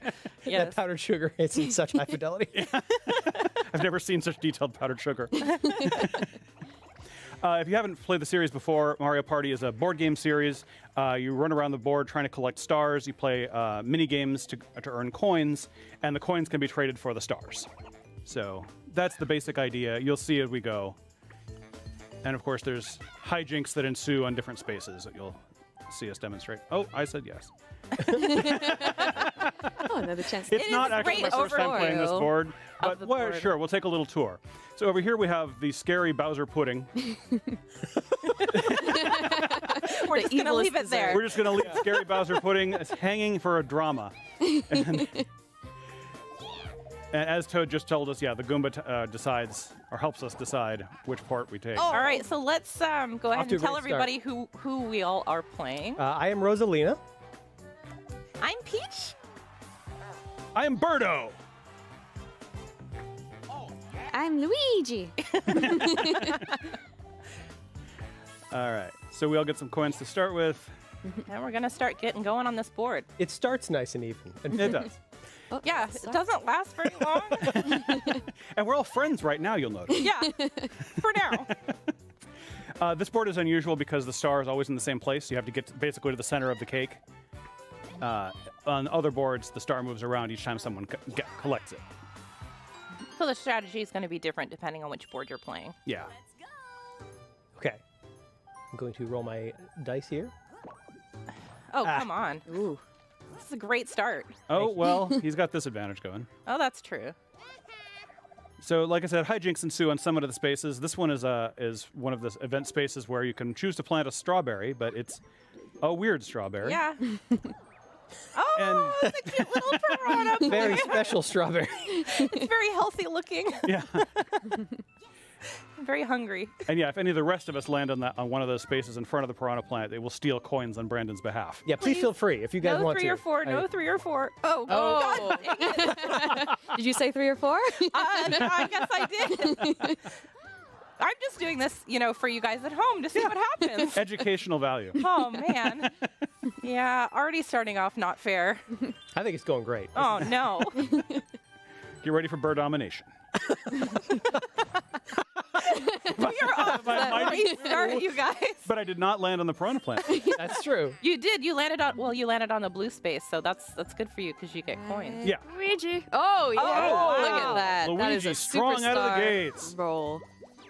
Ooh, lucky. Yeah. Good grief. I think Riona's the one to watch. I know. Luigi. I just can't help it. I'm just a Nice. born winner. Well, you're in good shape now because you have enough coins to trade for a star when you get there. Woohoo. For now. So now we'll see which messy. Oh, boy. Oh, no. Oh, good boy. grief. I have a great strategy for this game where I say everything out loud so I can remember. So you'll notice that the first thing it shows you is a quick explanation screen where everyone can actually play the game a little bit, but it doesn't count yet, as we all sort of figure out how the controls work and everything. And then once everyone is ready, you can hit plus or minus to say, yes, let's start. So, yes, let's start. Yes, let's start. That's such a helpful feature. Okay. The point of the game is to remember where each item goes. Brown, tie, hammer. Don't talk. Shy Guy, Stop talking. banana. No. Mario, Luigi, egg, Wario. Oh, my God. I forgot everything. I forgot everything on No. Okay, let's see how this goes. I think. Okay. Oh, boy. Okay, my strategy All right. is to copy Kay. Yeah, don't copy me. That's helpful because then there's the curtain feature. So as soon as I feel like I have everything in the right spot, I can close the curtain and nobody can copy me. My strategy was just try to pay attention to the lower shelf only. I don't think I can manage the whole thing. So I think I got the lower shelf right now. I I'll don't just actually know. fill in whatever I I can. think this goes here. I'm just gonna arrange them. here. as I Okay, think close the they curtain. should be. No cheating. No cheating. Oh, as a quick reminder, this game is still under development, so occasionally you'll see some. Whoops. Ooh. Fun little menu. No. What happened, Brandon? I was just trying to double check myself. Oh no. Before you double wrecked yourself? Oh Yeah. no. Oh no. Oh, it's going well so far. I did not do very well. I did all right, I guess. Hey, I got the whole lower shelf Whoa. right. Oh no. My strategy failed me. Oh, Brandon. Wow. Nice. Didn't even put the bananas away. I am the queen of organizing. I don't know if you knew that. Turns out. Sure, I see how it is. Yeah. Wow. I'm sad already, and it's only round 2. Yeah. Oh, look how sad Birdo is. Oh. I might have to express my feelings. Oh, wrong one. I expressed the wrong feeling. So it's a new Oh, feature in this no. game is you can, put your stamps up there. If you're playing online with someone, you want to express yourself. There's a bunch of different stamps you can use. Or you can do it offline when your friends are right there on the couch, but you just feel like throwing hilarious cartoon art up. Yeah. What? All right. I love this one. Big numbers. Big numbers. Okay, that's pretty good. That's pretty good. Oh, yeah. Oh. I'll take See it. how it is. I'll take it. Give me something good. That's pretty good. All right, yeah. Yeah, I'll take it. So items help in future rounds. You can choose to use an item. It usually affects your roll or someone else's roll sometimes. Well, some of them do other fun stuff. Yeah. Ah, yes, I'll be planting a alleged strawberry. I just love looking at the whipped cream. Like, it just looks so tasty. Oh, yeah. That's like the it size believes of it's a Birdo. strawberry. This board always makes me hungry. Yeah. Let's go. Ooh. Probably more delicious during the first round before everybody's walked all over the cake. But it's still delicious either way. Thank you Yeah. for putting that image in my head. Stick to the path, everyone. Don't get lost in the frosting. All right. All right, it's on now. Okay, hammer drop. drop. This one's a coin game, so we all get to keep whatever we earn during the game. I like these because they become extra chaotic. Yeah. I just apparently walked off the stage immediately. I didn't see where I was. The bold strategy. Yeah. So obviously I know what I'm doing. I'm going to hit ready. Yeah, great. I love that practice round. Bodes That well. practice round is so useful. Okay. Oh, No. No, coins. Oh, God. No! Coins. I want coins. Give me that bag. How dare you? Yes. I'm flat. Depth perception's all off. Oh, no. I gotta avoid the hammers. Because Yeah, the hammer stuns you for a second, so it's really bad if you get hit by one. Oh. I like that. Don't do that. No. Oh, no. Ooh, ooh. Oh, I've- no. I forfeit. What happened, Brandon? You guys have fun. I got hit by a taking a hammer. swim? Yes. I wanted to cool off a little bit. Things are getting a little heated. Now you see how I sharked you? I walked off the stage Wow. immediately during the practice. Look at that, 15 I got coins. 15 coins. Well, this How is did a you false do sense that? of security. Let's put some money on the next minigame. No, thanks. Got 5 coins.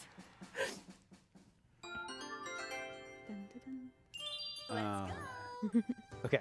Here we go. This is the one. It was not the one. I mean, it was. It was the one. Yeah. Called shot. Nicely done. Oh, it's on a hidden block. All right, I'll take it. These are great. You never know what you're going to find. You can even get a star out of those. Yeah. There's lots of fun surprises like this on every game board. It's really difficult to, predict a winner with this game. It's part of what makes it so fun. Yeah. All right. Double dice. Double dice. Show us how it's done. Or don't. Why? Because. Why? Why does this always happen to me? Dice are fickle masters. We are. Oh, boo. Oh, really? Nice. Really show off? Ooh. Oh! Thank you. Not so good. Not so good. Serves you right. I don't know what for. All my various crimes. I know. It's Brandon we have to watch out for. Look how many coins Brandon has. No, don't look at that. That's fine. Yeah. Pay attention to the cake. Look how delicious the cake is. Pay attention It to is that. a good cake. All right. Here we go. Dang it. Now I'm going to trade my 20 coins for a delicious star and shoot up into first place. For now. For always. I mean, you see, there's at least 2 more people coming who have enough coins to trade, so... Well done, Rihanna. I mean, look at this turn. We know who the real superstar is. You know, you just keep telling yourself that, dear. Sorry, I couldn't hear you all the way in fourth place. I deserve that. Man. I deserve that. So this is a 1 versus 3 because I landed in a different kind of space as everyone else. Oh, okay, this one. So this is the one where I try to squish all my friends with rocks. Yeah. Oh no. Like that. That's... Okay, I've got the point of this. Yeah. In the upper left corner, or sorry, upper right corner, it had the logo for Mario Party 3. That's how you know this was a game from Mario Party 3. Okay, let's not trap the princesses in the center of the hill, though. Go up the side. Okay. Oh, no! Oh, I definitely just got a ran twofer. right into that. Oh my goodness. Serpentine. Okay. No! Okay. Oh god. Oh no! I fear my geologic might. Oh no. Just keep swimming. Just keep swimming. Okay, we got you can do it. Oh, you can do it. You can do it. You're so close. Oh, so good. Oh! Did we ran out of time? Ran out of time. Yes, for domination. Oh. That was so close. I thought we made it. That was a struggle. That was. That was a struggle. You didn't Well give up. played. I think that's a moral victory, like a victory of the spirit. Yeah. Not as good as an actual victory. I agree. It's a. Oh. You guys are full of it. Full of superstars. No, that's just you, Riona. Ooh. Okay, You yeah, have enough for a large one. I am going to go for a large one. I like that you took the bait because now you don't have enough for a star. That's fine. And for those who don't know, the large Oh my gosh. Look at strawberry that will big take, Oh, my goodness. take a star from whoever lands on this. Positively mouth-watering. So. Yeah, that's a little dangerous for you, dear, being in first place. Yeah. Well, we were also going to make sure we showed another board today. So we might just have to leave this game where Riona's winning. Oh, behind. no. Yeah, I'm happy to leave this board right now. But I just planted my big strawberry. All the more reason to leave. That's great. Oh, hey, a hidden block. There was one of the cool things about this game is that you can save. So if something happens between games or in the middle of the game rather, you can come back to it. Right. Exactly. It as it auto was. saves at the top of every turn. Yeah, top of every turn. So we had a game a little while ago that came a little contentious. Yeah, it got just emotional. a bit heated. Heated. Heated is a Yeah, good word. yeah. Heated, yes. And we thought we would finish it off. Are we in a place to do that now, everyone? Sure. Yeah. Okay. All right. So let's pause and get that set up for a moment. We've warmed up enough now. Yeah, I this is think the it's warm-up time to round. jump into the into the Shark real. All right, here we are on the Spaceland board on turn 17 of 20. I'm really excited because this was getting pretty intense. We're all playing the same characters as we were before, and it looks like Rob's up. Yeah. Let's take a look at that board. Oh. You'll notice this ominous counter in the middle. Yeah, that's not looking good. I don't know if you remember this board. It was also from the N64 games. There's the scary countdown when you cross that space, and then when it counts to 0, hopefully we'll get to see. But I think chances are pretty dramatic high. and exciting. Chances are pretty high. All right. I'm going to roll. And, all right. Well. Fine, a 2. I got a 2. Are you happy now? I got a 2. I think it worked out pretty well. Yeah. Sure. All right.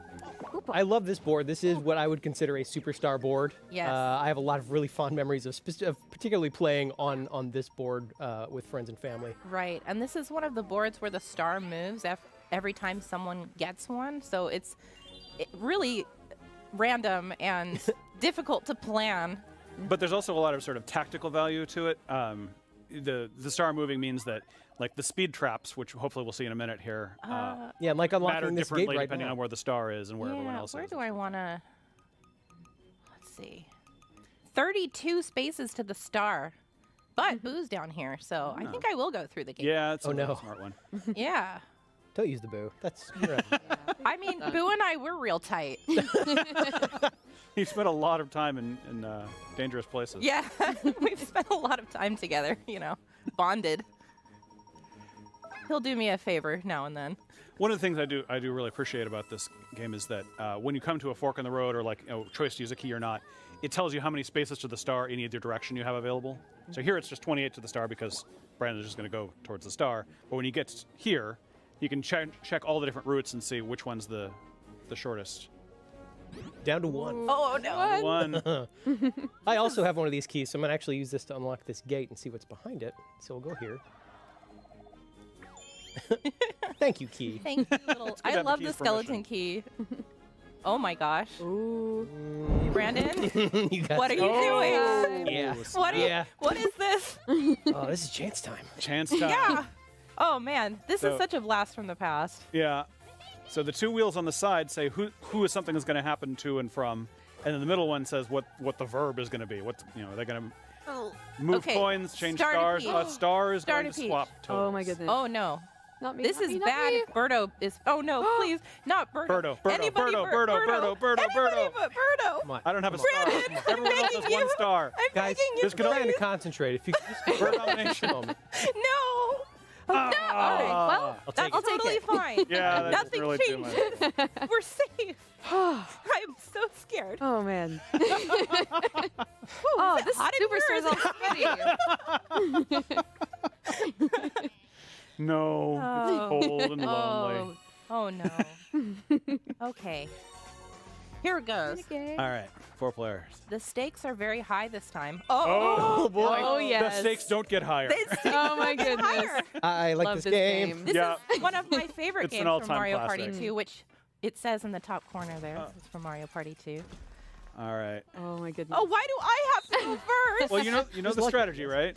Pick the same color as my dress? Yep. Yeah.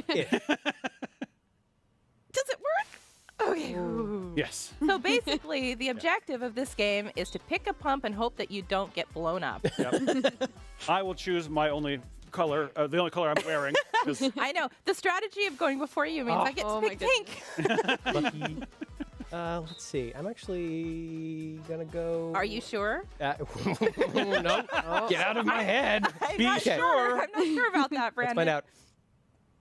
Oh my goodness. No. I think everyone holds their breath when Yep. they're waiting. I really do. I think it's it's an gotta be involuntary green. reaction. It's gotta be green for Luigi. Oh no! There's no way this could go wrong. Obviously. Yes! The strategy failed. Strategy. Oh. Bye. Okay, fine. Have a nice trip. One down. Oh well, no. Red's not available anymore. Pick green. No, I'm gonna stick with pink. Oh! Pink, why did you That was a great choice. All right. Oh no. Well, that's ominous. Good luck, Rob. This is when it gets real scary. All right. I'm going yellow because I like yellow. Superstar. Solid choice. Oh. I was hoping the yellow would betray you. Oh my goodness. Oh You're Man. mean. no. Can't watch. Eeny, meeny, miny. Dude, I heart can't take it. No, we're going. I'm getting we're going this way. lightheaded from all the breath holding.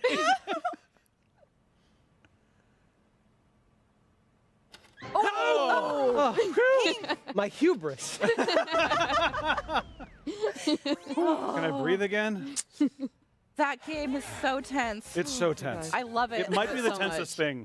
Well Tense played, I'm round so this glad whole- they brought it back for Yeah. this because That is a classic. so fun.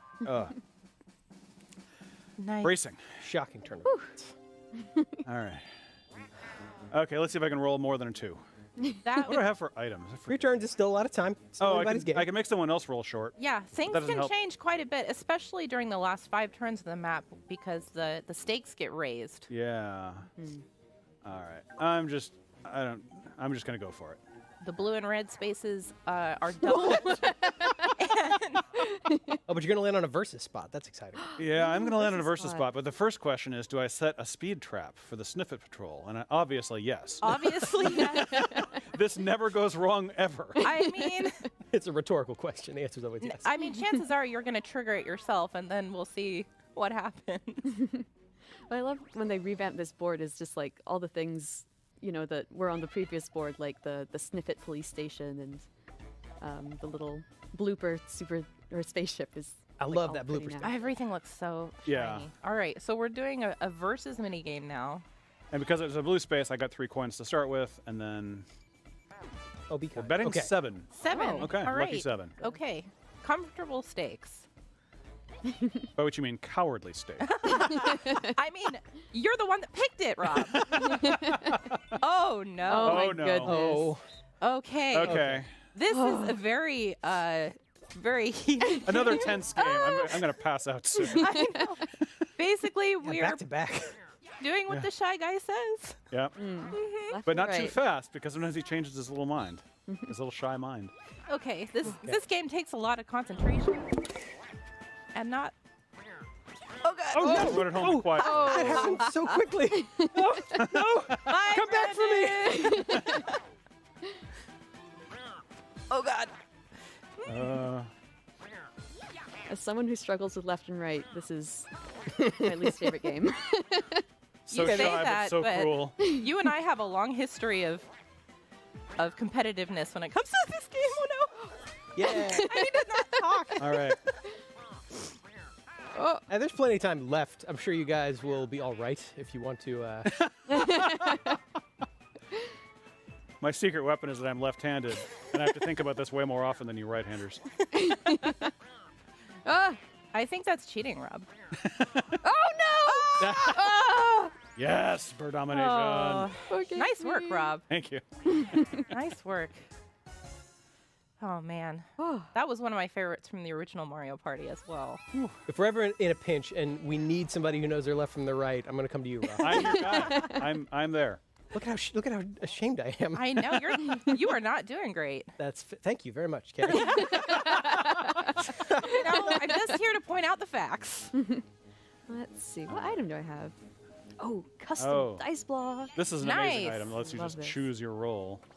That's pretty nice. I think I'm going to choose a 10. Ho-hum. Little laugh. Condescending laugh, not necessarily included, but encouraged. Ooh. Item shop. Golden pipe. Oh, yeah. And you could even buy the star afterward with your money Yeah. bags. Oh, that's so I'm surprised you guys wanted to come back to this game since I'm just winning so hard. Look, I Look. lost the toss. Is it too late to go back to the cake? Well, it did save, so technically we could. That's true. That's true. All right. I am going to see what I can do about my friend, Boo. Oh no. Oh no. I unfortunately don't have enough money to steal a star, so I think I'm just going to try maybe take some coins from Luigi. No. I think that's a fantastic idea. Do Birdo. Yeah, but you know, But you have a star. I only Birdo have doesn't have a coins. star, and you and I have a competitive history. Oh. So I good think at this luck. point we all have a Okay, I've been competitive. training for this. This is also true. This is also true. Go Riona, go Riona. The thing that we're not telling you at home is Riona's actually very good at facing Boo off normally, but that was, Not even his best performance, frankly. that was not your best performance. She's Like had I as had few the- as 8 coins, which is extremely impressive. I like that Stolen, pivot but mid-sentence. That's Not a pretty good good. day. Oh, no. Oh no. Well, I know which way I'm not Don't you want to give us a going. demonstration, Kay? You know, I'm just gonna go this way, and good luck. Where am I? Where am I on the map? I don't remember where I am on the map. The eternal question. Oh no. Am I on the Where map? am I? Where? Oh no. Look at how amazing this cannon looks now, though. It's so terrifying. It's so cool. I love the upgrades to it. Oh no. And it just slowly reveals who's in the path. Which it turns out is nobody. Oh, good. But when it does hit, it takes away all your coins. Yeah, which is it's devastating. pretty brutal. Devastating. Yeah, I'll pay 6 coins for that. That's probably how he afforded his own satellite. I'll take a 5. So here's a great example of the how many spaces to the next star thing. There was 6 or like. And another 40 great or example of what the speed trap that Rob set does. I don't like Here it. comes a speeder. I don't like it. Bye. I don't like it. So if that speed trap hadn't been set, I just realized that if the speed trap pushes you back to the path of the laser. Yeah. In both cases. That's great. very lucky for me that I was not already there. Yeah. Okay. Yeah, right. This is a coin collecting Another one. coin collecting one. Another Oh, Mario and Party I'm driving 3. the boat this From time. Mario Party 3, yeah. Well, I feel sorry for you guys. Because I'm just going to swoop up all of the coins and make you crash into all of the obstacles. I've got a tricky spot here because I'm in the middle of these two. I can't, if they're close together, I can't really move. Oh no, oh no, oh no! But we all get to keep whatever coins we collect. Can we There are talk no about losers here. How beautiful this Just water different is. degrees of coinage. Right, please. Hey, I'm just, clearing out the obstacles for you, actually, because I'm such a nice princess. Thanks so much, Kay. You're welcome. No. It's my pleasure. That's a log. Ow. Yep. Well spotted. You're welcome. Wow, the three of us together got 6 coins. I repeat, I feel Man. sorry for you that I was the one driving. Yeah, me too. I also feel sorry for You know, us princesses are used to being driven around and not driving. So how are you so good at it? Well, did you see how many logs I hit, though? I did not. I was busy paying attention to nothing logs myself. Everyone know at what? home knows. I have a fit of pique Everyone at coming home on. knows. They're nodding along. Wait, what? I felt a fit of pique coming on, so you got a cursed dice block. Oh, thank you. That Birdo laugh is very good. Congrats. Oh. Oh. I'm to duel. Oh, See, dueling. this is one of the things I was talking about when I say the stakes are raised during the last 5 turns. They landed on the same space, so now there's a duel. Oh, do it! Oh do my it, Rob! goodness! Do everything! Don't! Oh, this is great. No, I'm a Don't let her coward. buy Bye. that stock. I don't like this. Yes! You know, my favorite part about this is that I don't have anything at stake right now. That is such a gutsy move. How nice. I am going to enjoy this. I really appreciate Luigi's battle stance. Yeah. Ready for something. Ready for a Birdo's big also hug. ready, though. Look at those fists. Yeah. Oh my goodness. 142 coins. Good luck to both of you. See, Rob, now you better not lose. Obviously. No. What the heck is this? Oh, okay. Oh so my this goodness. is the vine swing. Oh, I'm okay. I'm on the top screen. Let's look at that. Let's start with that key information. From Mario Okay, Party 3. I get it. Yeah, I Mario remember Party how to do 3 this. getting a lot of Yeah. play in this thing. Yeah. Well, that was one of the great ones. Oh my goodness. Okay. 2 and 3 were amazing. Would you call it one of the superstar ones? Yes. Absolutely. Hopping. Oh my goodness. Oh, Does it help to say hopping out loud, Rob? it does help say hopping out loud. Well, So I remember what I'm doing. Hopping? Hopping, Rob? you guys Rob, are hopping? neck and neck. This is just too intense. Hopping, Rob. Oh, no! It backfired. Plan backfired. Yeah. I like the slow and steady approach that Rob is taking. Yeah, Seems Rob's to doing be very working well here. for him so far. I'm also holding my breath again, so I'm really feeling pretty light. Oh, Oh, okay. Just stop talking, Rob. Let us. Oh, no. Okay. Okay, no, here we go. No! No! No! How Yes, is this happening? No! No! Oh, gosh. Oh, gosh. Why is this difficult? How is Let go at the bottom. You got it. Momentum. Ah, physics. Yes, Oh. physics wins the day. And also 142 coins. Oh, I am so pleased right now. That was pretty I good. feel very much like Luigi. I'm very That- eyebrows Bird up. Wow. domination at its finest. Yeah, bird domination coming through. Look at that. 178 coins. I don't think I've ever seen anyone have so many coins in one game. Oh, and I before. get +6 too. Oh my Pretty good. Yeah, just as Oh, a cherry on no. top. Well, I what am about so that sad. golden pipe that you have? Well, I I- can't use it now. What a shame. Roll. What a shame. I'm so sorry for you. Oh, no, you Wow, that's like adding insult to injury right there. So as the Koopa just explained, you have to, when you pass by the bank, you have to deposit some coins, and then whoever lands on it gets all those coins. But Brianna didn't have any. And And, whose fault you know- is that? That's mine. I will Physics take is all the what I credit heard. for that. I understood it was physics fault. Let's see. I want to take a look at the board because I have a warp block, and I'm tempted to use it. And we've got a couple people that are kind of closer to the star than me, so I think it might be time. I think it might be time. Well, let's think this through. Well, see, the problem is it's a random opponent, so there's a chance that I'll swap with Birdo, and it won't get me any closer. But I could swap with Brandon. Oh. And that Oh, Brandon. Thank you. Thank you, Mario Party gods, for listening to my plea. Why must you hurt me in this way? Oh, but it's 14 to the star. And So you're somebody not cursed getting me. there. But you know what? I just got an item mini game, so we'll see. Maybe it'll have something Oh, yeah, if you good. could roll extra on the next one, you have a shot. I mean, it's the only chance I have. So But let's clearly you want go one for of those one of. multi-dice in the Let's go for middle. that triple. Oh no! That's not bad. +5 is Pretty not bad. good. That's what I meant to do, obviously. Were you so focused on the balloon you wanted, you didn't even see the balloon in front of you? No, I thought that if I held the button, then I could release it when I was ready. But then That's I very pressed funny. it, and she shot the arrow. So read Well- the instructions, you know. Gosh. A lesson to all of us. I'll take a 10. 10's at least a little helpful here. Hey, look, you're right back where you started. Thank you. Thanks for pointing that out, Kay. See, no harm, no foul, really. It only helped me. Only makes her stronger. I'm carrying this rage into this minigame. Okay. Oh, this one. I Okay. love this one. I think that piranha plants have a prominent place in our hearts. Yeah. After This one's super simple. All you you mean do is strawberries? move, but you're trying to collect as much water Yes, for I your mean piranha plant as you can. And avoid the Monty moles. Yes. Okay. The rain is mine. Fogging the rain, you guys. I want a shower. All right. Oh no! I smell bad. Give me the shower. That's not the purpose of this. If you need a shower, go somewhere else. Come on. Give me rain. No, out of my Oh, way. yes. Come on. No. Fine, this is fine. No. Monty Mole. This is It's a public good This if I is get a not shower. fine. This is not fine. Come on. Oh, yeah. Oh man. One of the things I love about this is that there's a little bit of rumble in the controller when you're getting water. So It's you know. very easy to tell when you're doing it right. Yeah. That cloud was really booking it. Yeah, it was a fast cloud. Yeah, sharp turns.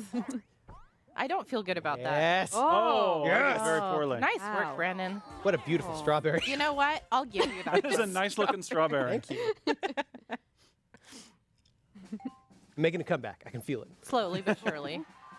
I mean, you somehow snuck your I'm way in up fourth to place first. with 184 coins. If only you could get to the star. If only I could get to the star, but I have no items. I'm just going to delight in the fact that Riona is 3 coins shy of the star. because I have we no here at Nintendo Treehouse Live are mean. No, there is a long-standing rivalry between us. Oh, this is Oh, very no. good. Oh no! Rob. Oh no! There is only one possible answer. We all know what it is. Yep. Or you could wager Why 1 must coin you and she still take won't have from enough me? even if she wins. Oh, that also would have been pretty good. That's what I would have done. But this is funnier. See, I like how many different strategies people bring into stuff like this. Well, and if Riona wins this game, which let's be honest, I'm going to. the underdog. If there was ever an underdog moment, Oh. Okay. I mean, this is the most like Luigi. Another thing super that could standard or super simple rather. Oh, and there. things are not All right. boding well for our Foreshadowing. hero Foreshadowing. Here we Birdo. go. All right. Time is on my How good are Here you we at go. jump rope, guys? Moderate. I think we should just talk through the whole game and distract them as much as possible. Yeah, how are you doing, Kay? How are things? I'm great, you know. This is very amusing to me. This new rivalry born out of this is going to be one for the Whoa! ages. Whoa! Oh, no! Who authorized that? Sorry, I couldn't help but press the red button over here. Very good. Luigi time. Yeah! Vengeance. I'm the best. That was a very, very good come from behind moment, Riona. Yeah. I applaud you. What are you talking about? I was always going to win. Uh-huh. Born to win. I like that confidence. Yeah, well, we'll see. See, now she has enough for the star. It may be the last turn, but the game's not over until it's over. It's true. Very true. Oh, you just got all your coins back. And then some. You know what See? I'm gonna See do? what's about to happen? You know, for the Yeah. sake of the people at home, I'm really glad you get to show this off. Yeah, that's Yeah. Because this is a really nice item. Oh, you're so nice now. I just wish I was the one that got to use it. And now the star is going to be in a different place. So much for my strategy. Aw, too bad. Brandon. You and I are going to have a talk later. Will it be a loud talk? Potentially. I think the moral of this is you can't keep a good plumber down. I think the moral of this is I should have used Kay's strategy of not wagering enough coins to help you get there. Yeah. I mean, sometimes I have good ideas. It's true. Hey, Oh, you know man. what? I just done. Oh no. I have so many fond memories of just playing Mario Party with my family at the holidays, and I'm so excited to play this with them this year. Yeah. Oh, Yeah. Growing up with this game was definitely a big highlight. Were these old games? Oh my gosh. Now you give me the 10. Oh, but hey. Oh, hey. Uh-oh. Oh, but hey. Uh-oh. Hey. Don't! Luigi. Don't! Look who has Why? enough money to take your... I told you Boo and I were tight, man. Oh my goodness. Go, Riona, go! Do you pay Boo to be your friend? Boo am is always so willing to angry. do me a solid. Hey, For get money? it? Because I he's a ghost. just got that star. No, she stole the other one. See, it's all part of Where's my my grand angry sting? plan. Nope, I don't want to to, congrats you know, Right. make you do all the work and then steal the star. You had this whole thing mapped out from the beginning, right? Yes, in fact, I have. And look, I'm going to be one away from the star if only we played one more turn. I told you everything can turn around in just a minute. It can. And you can change the number of turns you play as well. Hey, why don't we add 5 more turns just to give me a fair chance? Unfortunately, you can't do it once the game has started. Dang it. Oh, And then gosh. you know what you must do. Oh, no. Oh, well. Brandon, So I have calm, never so done relaxed. anything cruel to you, Which ever. one? Which one? Come on, Princess Solidarity. Yay. Come on. I don't know you. Oh. You We're know in what? space. This is my territory. I probably deserved that. But it still stings. Hooray! Rosalina. Man, the star theft industry is getting a big boost this year. Boo, you know what? Boo and I are going to have a chat. I'm disappointed. Ooh. Coin things. Okay. This is where three. it really changes. Oh, boy. Okay, let's see what we got. Nope. One bigger Okay. number. You know what? That's great. Yeah, it's all the same to me. Yeah, okay, Rob. Mister, I have 175 coins in my back pocket. I like this one. Oh, this one's hard. Oh, no. This one requires thinking and strategy. Not my strong suit. So there's a bunch of fruit here, and there's beehives. Uh-huh. And you choose whether you want 1 or 2 things to come down let's into your see. basket. 1, You 2, don't want 3, 4, beehives. 5, 6, 7, 8, 9 left. I don't know what that means. Gonna take some fruit and go. There's also a timer, so like if you can strategize within 10 seconds, you're in good shape. Yeah, I don't know how to strategize this way. Oh no. Okay. I'm in good shape too. This is good. My strategy is chaos. Oh, I approve. oh no. No, no, no. Yeah, Bye, yes, yes, yes. Birdo. Enjoy those 175 coins. I will. I'm going to make them into a big pile and roll around on them. Too bad you won't have any stars to add to that pile. You don't know. Brutal. We're seeing a different side of Kay here. I don't know what's happening to me right now. Nintendo Treehouse Live. What do people mean? Yeah. Okay. Oh Hopefully no. This won't blow up in my face. Okay. Mm-hmm. Yep, Because that's you guys fine. are really We'll take nice. this. We'll right? take it. We'll take it. We're Brandon, just going to I do want you to remember one. what I'm doing for you in this moment. Oh, I want you to remember what Princess I will Solidarity never looks forget. like. You are wise and merciful. I've always been dependent. on the kindness of Princess. The kindness of bees. Bees. I'm something you're not kind. The kindness of bees. Oh. Okay. Let's get this over with. We're picking fruit. We're having fun. Yeah, it's a lot of fun. Mm-hmm. Nothing I bad can't take my eyes simply off that apple. Like, it's just so shiny and it's just so Okay. delicious. Okay. Okay. Oh. Oh dear. I don't know what's gonna happen. Yeah, we're gonna try this. Yeah, that wasn't a good move. I think you were pretty much screwed either way. Oh. But thanks for playing. Princess Solidarity. You know, someone has to come out on top. There is no Well, Princess Solidarity in I was Foxhole. here first. That's how parties work. I was here first. Every party has a winner. Every party has a superstar. That's true. Oh, that felt good. Feels good to win. That's good. Yeah, I had it coming. I mean, it's not a star, but it's something. Final Okay, mini. final minigame. What's it going to be? Down to this. 4-player. This is 4-player, as it should be. as it should be. Exactly. Bowser's Big Blast again? What do we got? No, okay. Okay. Good. I Okay. might pass out then. Oh, I like this no. one. Oh, it's this. Okay. Yep. Oh, and I jumped off right away. We all Okay. did. That's a great sign. You know? This is gonna Okay, go great. We just strategy displayed. We is to just stay away from showed what Kay. not to do. So, I think we'll be good now. Yeah. Okay, That yeah. could possibly happen. We understand completely how to not play. My strategy here is don't fall, but also chaos. Ah! Oh, There goes Bruno. I failed strategy number 1. Oh gosh. Chaos did not work for me. Do not Brandon. What? Playing a party. It's party time. Ah, be careful. Don't do. Gotcha. Learn from my mistakes. Oh no.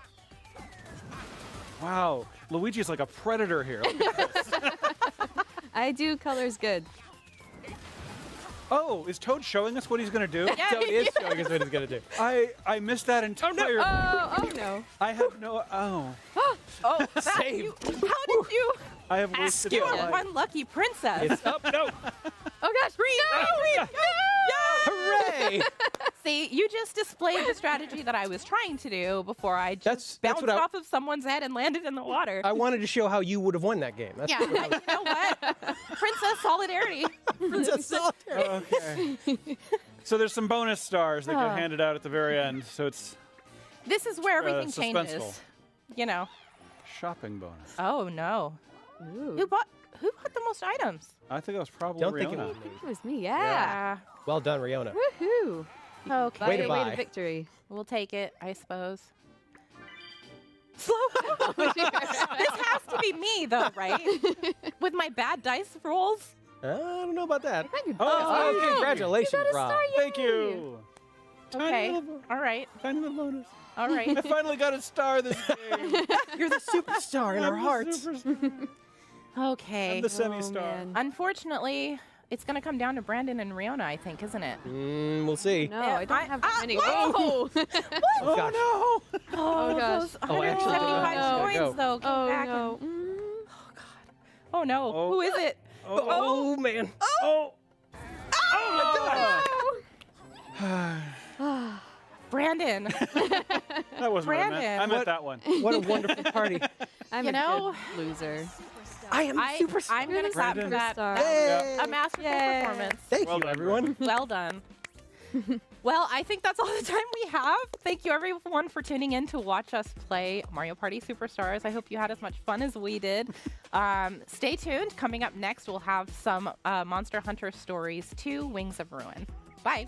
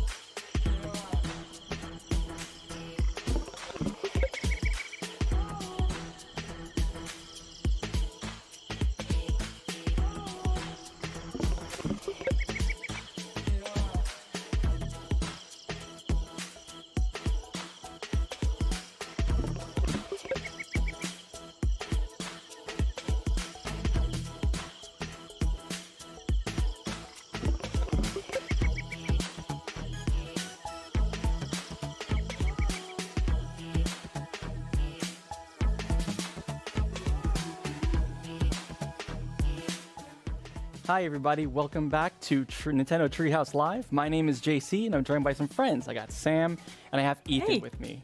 And we're going to take you through a little bit of Monster Hunter Stories 2 Wings of Ruin. Let's go. I know, right? Like, I'm actually pretty excited about this. You know, I'm a Monster Hunter fan myself. So, again, super big honor because, you know, Capcom just recently announced that the demo is coming. So, the demo is coming on June 25, which is just around the corner.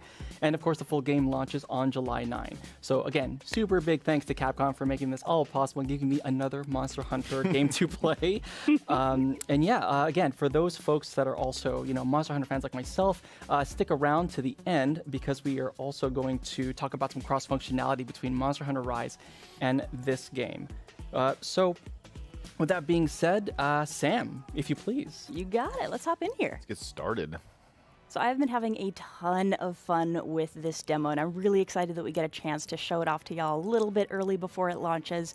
As we hop in here real quick, this is a great moment to take a look at my character. I did a bunch of customization before I started the demo, and I named my character after one of the biggest Monster Hunter fans I know. So, Amber, if you're watching, I really hope we do you proud and you get a kick out of this. Amber.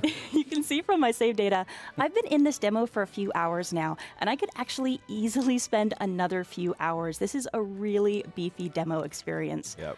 Good news, though, is if you try it and you like it, and I mean, it's going to be free in the Nintendo eShop, so why not give it a go and see if you like it? All of your progress will carry over to the final version of the game, so you don't have to worry about retreading any ground if you hop in and check it out. And right here, we have loaded into my house, so I'll just give a little bit of a look around here as we kind of set the stage for what we're going to be doing. This is a story-driven, turn-based RPG set in the Monster Hunter world. If you don't know anything about the Monster Hunter franchise, no worries, we'll be getting you up to speed. If you are familiar, I think you're really going to be interested in the connections that you maybe already know from the game. It really draws on a lot of the mechanics. It is the same world, you're going to see the same monsters, but a bit of a different take here. And as somebody myself who really loves RPGs and turn-based combat, this really suits my game style nicely. You know, Sam, jumping in on that, I just want to also point out that I think this might be the first time we're doing live gameplay, right? It is, yeah. This is world first live gameplay. Super exciting. So here, real quick, my house is where I can save the game. It's also where I can do some character customization. My little buddy over here, Navaroo, is a really unusual, very distinctive looking feline. He's a bit of a world traveler, but he and I crossed paths recently, and he's decided that he's going to hang out and help me on my adventure. So we will see lots more of him in a bit, but I really want to get out here. I love how cozy it is, though, in your house. Like, I want to hang out in there very much. I will say this game's art style really speaks to me. I think Capcom's done an amazing job of really making an immersive, beautiful world. And as somebody who hasn't had a chance to get out of the house much lately, it's really nice to have a chance to explore somewhere that's so beautiful and expansive. I can talk to people even though they're not real and have a big adventure, so I'm really appreciating this. So here, as we take a little bit of a look around my home village, if you think about Monster Hunter, just the name of the franchise, even if you've never played, you can probably guess that it's Monster Hunter. You normally have a pretty adversarial relationship to monsters, but that's not the case in this game. My character is part of a community that has figured out a way to really live in harmony with monsters. Yep. They are our friends who fight alongside us. Got a beautiful kind of housing setup for our monster friends over here. We even, actually, if I take a look over here, we just chill on the beach with them. And I love this little duo. They're just kind of chilling, living their best life here. and my home is honestly kind of paradise. I won't talk too much about all the different facilities that are available in my village. Normally, it's a peaceful, wonderful place, but recently things have gone a little sideways.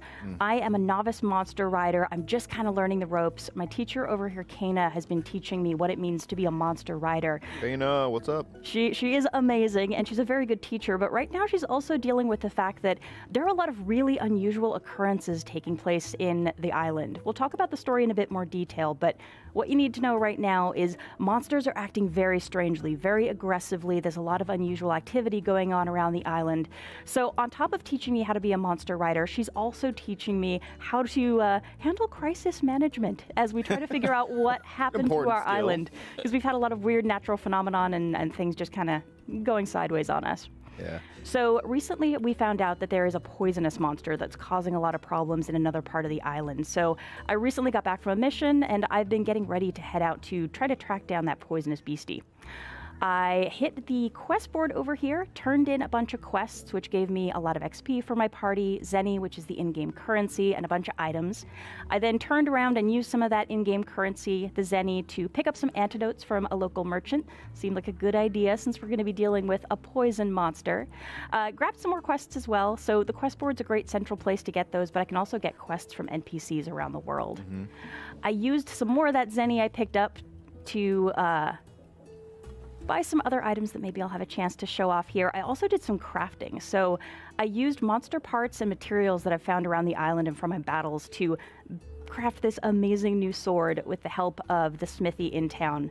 It's called the Chicken Decapitator. I got to assume that we got big chickens. Is it really? Chicken Decapitator? It's so cool. I mean, look at it. I just made it and I haven't had a chance to try it out yet. I also used some ore to upgrade my hammer, so my gear's about ready.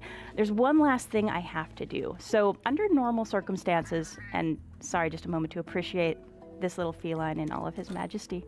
I would normally hatch eggs before I turn in quests because I want the monsters that I've hatched to enjoy the bonus of all that XP. But I kind of reversed the order here from what I'd normally do so that I could show y'all a hatching before we head out into the field. And just look at this little dude. Bulldrome. This little Bulldrome. And he actually, I think, got an attack bonus there as well. So he is a new monster to add to my party. I'll just leave his name as is. And for any RPG, party mechanics and party strategy are key, and here it's no different. But the pretty awesome thing here is that most of my party members are actually monsters. So here, I'm actually going to change my lead monster over to the new Bulldrome so that we can see what he's like in the field. And he's hopefully going to have some fun out here with me as we get rolling. As we head out of the village, you'll notice that I get the option of choosing to head out in the afternoon or the evening. So for the sake of this segment, we're going to stick with afternoon departure times, but I do encourage folks who are watching, when you're playing this yourself, mix it up a bit. Check things out in the field, in the afternoon, and in the evening. As we mentioned, crafting and finding those key materials is so important to the Monster Hunter experience, and things are going to be a little different at night, so you want to mix it up a little bit. And before we get rolling here, I'll just take a little bit of a scan around so you can see the environment. There are a lot of different spots here in my island home that I've already visited over the course of the demo. Some other places I haven't quite been yet. Here behind me, you can see Navarro is on the back of the Bulldrome I just hatched. And there's Kana and her monster companion as well. And we'll do a little bit of exploring here. So when it comes to collecting materials, some like this over here, pretty easy to spot, not a problem to grab that. Other materials are going to be a lot harder to find, especially when you're thinking about insects, some of the really small collectibles. You're just really going to want to dig into these environments to find all the goodies so that you can craft to your heart's content. And while you're doing that, you want to be careful of the monsters. I just wanted to say, like, we've gotten a chance to see you run around out here before, and I love how alive the environment is, and your point about, spotting those items you can pick up. There's like so much detail to spot, and it really rewards you if you're that person that loves exploring every nook and cranny, of these, big open spaces. And to jump on that point, I was thinking about, coming from the Monster Hunter Rise side, I'm a fan, right? So I think regardless if you are a Monster Hunter fan existing, like a current one that's just really into Monster Hunter, or if you're not into Monster Hunter at all and you're interested to get into the series, I think this is actually a really good game for you to pick up and just to understand the world. Yep. Even the cycle of going out, finding stuff, and then like coming back and then crafting, all of those things, that whole cycle still applies in Monster Hunter. So again, great first point of entry into the series. Ooh, and I wasn't going to talk about these just yet, but we kind of lucked out here. You see that gold pile of rocks up ahead? That is a rare monster den, and it is going to kill me that I can't go in here right now because it's not on the plan for our segment. We know about your completionist tendency. Okay, so I can talk about it at least. So monster dens are a really fantastic place to go if you want to fight new monsters, hopefully find some eggs and build out your party. Some of the dens are persistent on the map. Others are either rare, like this beautiful gold one that's taunting me over here, or they only appear under very specific circumstances. So normally when you play, hit those up every time you see them because that is the best way to level up your party and also build up your party with new monsters. You sure we can't just take a peek in there? I want to, but I feel like I'll run out of time if I do. Yeah. Also over here, just to take a look out, and we noticed this earlier, monsters appear in the field, so I can choose whether or not to interact with them, whether or not to engage with battle. Again, if I was just playing this normally, I would be running up to every single one of these monsters, getting into fights. But I have a lot to cover here, so I'm not going to do that this time. I know it some hurts of the monsters, a little bit for you, Sam. I know how you play games. Some of the guys up there were herbivores, so they pretty much leave me alone. But these guys are a little bit more complicated. They're hostile. They're going to come at me. So I'm actually going to use Bulldrum's dash move and see if I can time this right to sneak by them. You've got this. So that guy's crossing my path. I want them all kind of clustered up. So this is one of the interesting things about... Let's do it.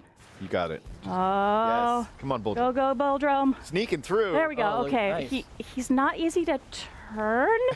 He just kind of goes. So, oh, keep going, buddy. Keep going.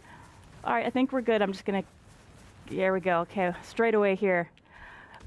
We absolutely want to think about. Oh, okay, there we go. We want to think about party strategy when it comes to monsters in battle, and we'll get into that in a bit. But these traversal skills are also really important, especially this early in the game. I've noticed a lot of places that I can't get to quite yet. Maybe I'd need to swim or I'd need to climb, but I don't have a monster that can do that. Yeah. So I want to think about which monsters have the skills that I want to use to navigate the environment, and then also who I want to have in battle. Yeah, I love that both sides of things. Like, you definitely, I mean, battles are a big thing, obviously, as we're going to see, but I love that you're also considering what type of environment am I in, what particular abilities does, each monstie have, vines. And building that up.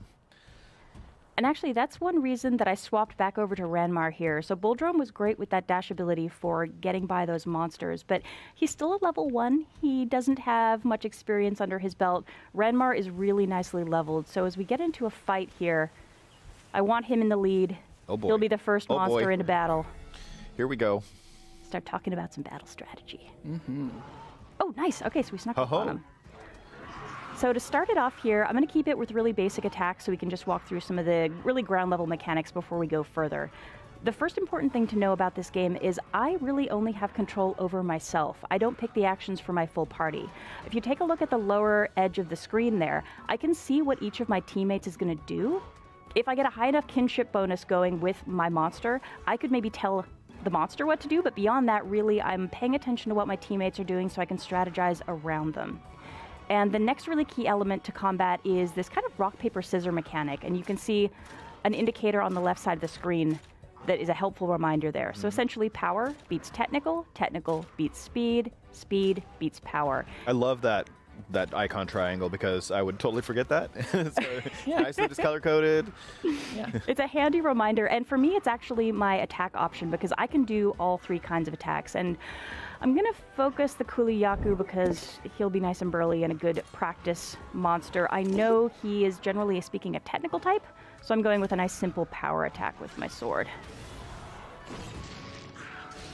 So when it comes to monsters and their attack types, different monsters have kind of a predisposition toward certain types. So Kuliyaku tends to throw out technical attacks, Ranmar tends to throw out speed attacks, but I can't necessarily guarantee that. So I have to allow for a little bit of uncertainty here, plan a team that's going to have some good flexibility, and also just pay attention to what's going on. This is not a game where I can just button mash my way through. Right. And here you see there are some bright lines connecting me to the 2 monsters. That means that both of them have decided to target me for their next attack. And another interesting place where the rock, paper, scissors mechanic goes in is if I choose to attack Kuliyaku and I have the power advantage over what's hopefully a technical attack that Kuliyaku throws out, I'm going to do more damage. Okay, and good, it did throw a technical out. Nice. There you can see my power attack beat the technical. So I did a nice chunk of damage. My kinship meter, which is the little blue circle between me and my monster, got filled up. You really want to do your best to optimize those opportunities. Pay attention to the move types. Also pay attention to how monsters change up their move types. And that's something that you definitely see in any Monster Hunter game. You can't just assume what's going to happen with a monster. And here, Kuliyaku picked up a rock. So And JC, like I know when we've seen Sam do some battling before, and I love those things you called out that were like, oh yeah, I've seen this. Like, this is familiar to me, right? From being an experienced Monster Hunter player. So funny. It's actually the first thing I said. Oh, he picked up a rock. I'm like, that's right. He also picks up a rock in Monster Hunter Rise. And if you see a rock, you want to do like a blunt, like attack to the front, or you just want to like, see, like it's all there. All of this knowledge is all the same. So again, a great way to prep folks. So again, if you're a Monster Hunter fan like me, you'll recognize a lot of the things they pulled, like really clever details like that. Like breaking parts, and you seen the monster get knocked over, and you're like, this is like everyone kind of is super excited when they see a monster get knocked over, because like, this is the time for you to do damage. And that was interesting, actually. I was going to smash the rock with a hammer, but Ranmar actually did the job for me. I think it was Ranmar or Avmar. They did an attack and knocked the monster prone, so they broke the rock part, so now that rock is not a problem. Ranmar gonna Ranmar. Prone. He's doing work, man. Now I can attack the monster. They're downed, so all of my attacks are going to be crits. But if I take a look at the icons that are above the monster there's a line, little red dash through the bludgeoning damage type. So my hammer's not a good choice, and I'm going to swap back to my sword because I was having good luck with slashing Your chicken decapitator? damage. Yes. I mean, look at this thing. It's awesome. It's huge. And it's flashy. It's stylish. I'm a fan. And for anybody who's played Monster Hunter, it's all about getting the gear, collecting parts from monsters so you can craft this really awesome stuff. Yeah. It looks cool as well as being functional. Yeah, I love the way it changes your look, and you get this whole different vibe on your character based on the gear they have equipped. So here we're getting loads of experience, which is great for Bulldrome because he's a kiddo. He's got to grow up. Got some collectibles and monster parts, and a really important thing to pay attention to nice is... A rank. Oh, thank you. I could get S if I did a little better, but talking and playing is kind of weird. It's tough. Really, the goal there is to really optimize my battle strategy. So again, you don't want to button mash through these battles. You want to think strategically, make smart choices, make the best use of your party you can. The more effectively you do in a battle, the more bonus points you're going to get. Try to get up to rank S. That's going to improve the rewards coming out of battle. And if you really want to bump up your party, thinking strategically and getting those S ranks is the best way to go. Yup. And now that we're back, let's see here. Let's head this way. Yeah. You can actually see down here at the bottom, I've got my map indicator.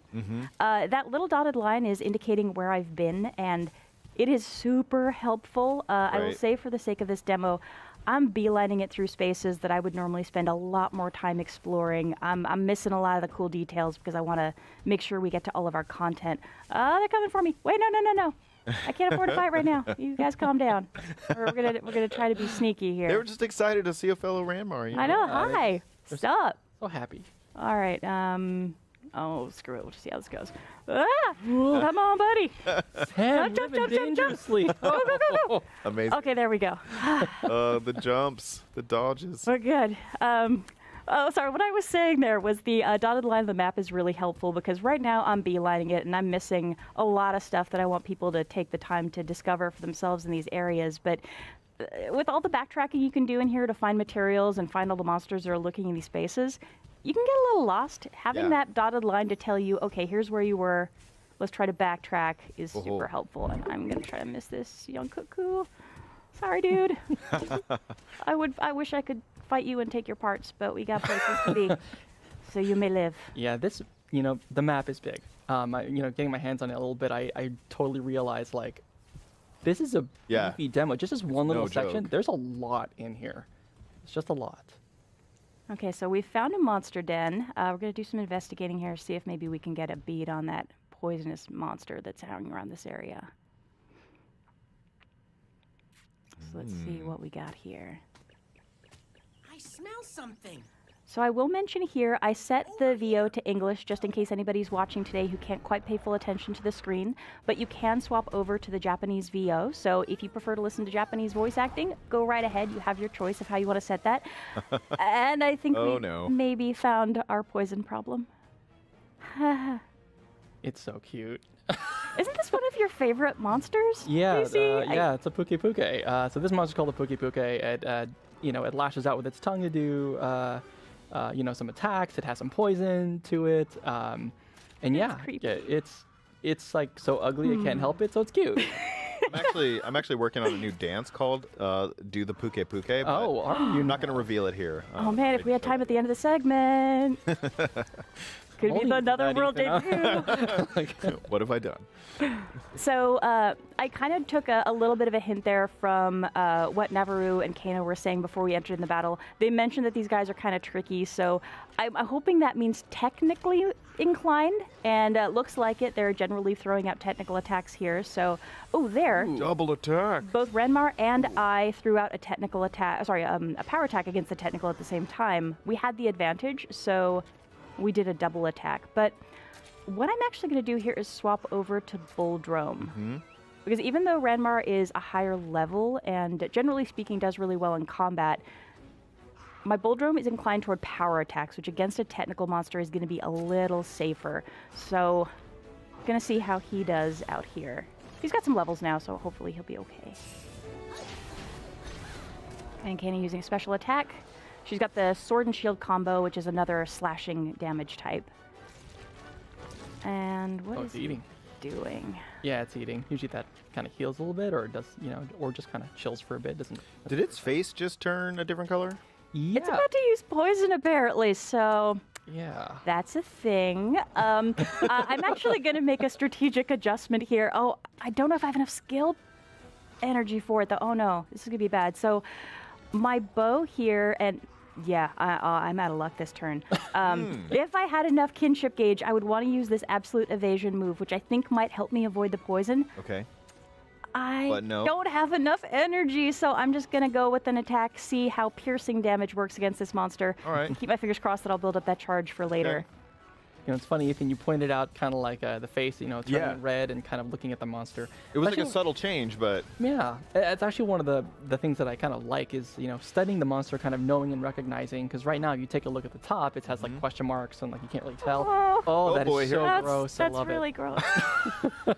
Ow! What?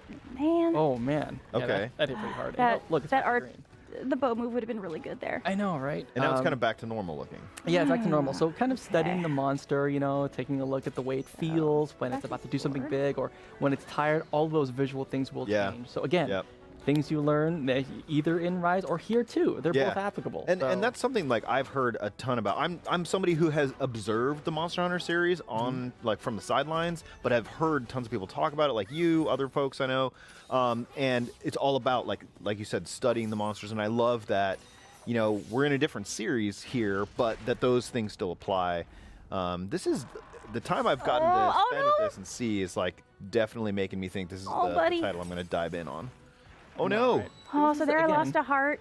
I do not want to lose all my hearts, so let's see how this goes. Okay. You can do it, Sam. I believe in you. Yeah, you got this. Oh, thank you. You have a chicken decapitator. I do.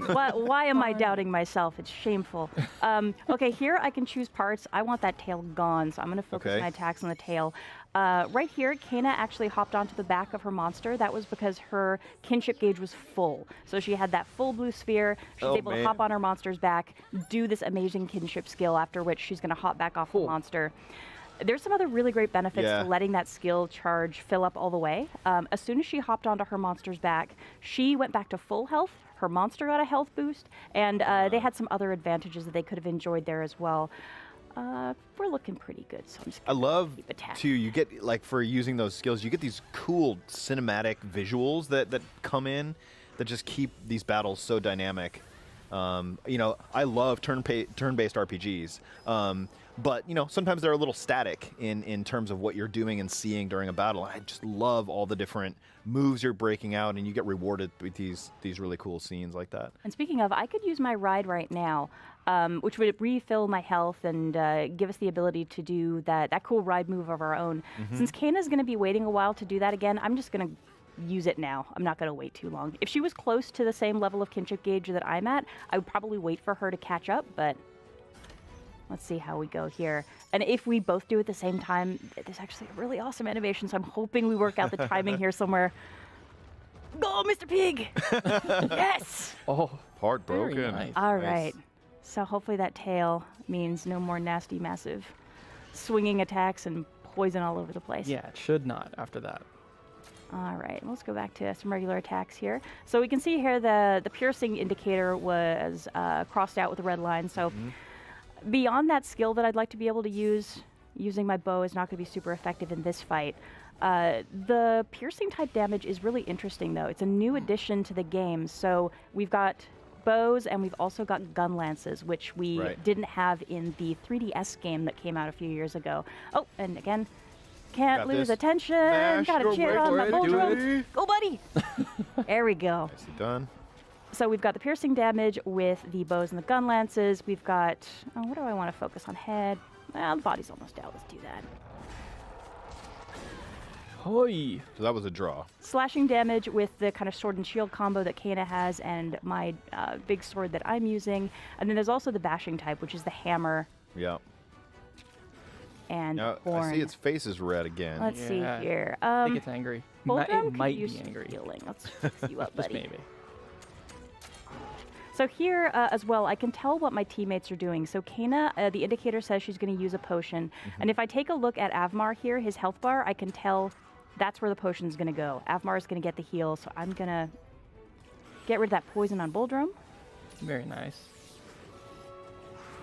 And I will offer here, as we're going through all these mechanics and layering it up, if you're somebody who's just like hungry for battle mechanics and you love the complexity, you've played Monster Hunter maybe, this is probably all going to seem very familiar to you. But if you're a player who's maybe newer to the genre and this maybe feels a little intimidating, please don't worry about it. We are a fair way into the demo.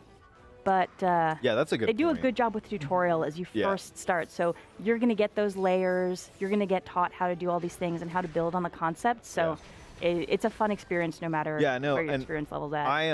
So I have two daughters, and we've dabbled a little bit in turn-based RPGs. Oh dear, you're losing hearts.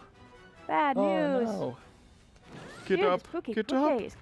But I was just gonna say, like, for me, a veteran turn-based RPG player, I love the complexity and depth that we get here. But I'm also thinking that I'm, planning on showing this game to my daughters as an entry into the Monster Hunter series. I love that you can make friends with monsties, and there's not as much of an adversarial relationship. So we're gonna play this one together for sure. All right, so there we go, doubled up. I really hope this Puke is close to being done. You'll notice the health bar actually just has question marks next to it. Some of these big boss-type monsters, even if I've run into a monster before, I can't assume that they're all kind of a comparable level of strength. This guy, as JC mentioned in true Monster Hunter fashion, I hope this helps. Oh, wow. All right, there we go. I don't know how much damage I've done, so I really have to rely on those tells as I look at the monster and watch its behavior, kind of keep my fingers crossed and just do the best I can with my strategy and hope I make it. And that's because you haven't fought this type of Puke before? Is that it, or? Well, I haven't fought a Puke in this demo yet, but this guy's also a tough guy. Right. He's a bit of a beast, and he's looking a little rough for wear. Yeah, he's tired now. That's it. That's your clue. He's close. Okay, come on, Kina. It's close. Oh, that's a good look. Okay. It's tired. We're gonna ride. No holding back. Just need to take this guy down.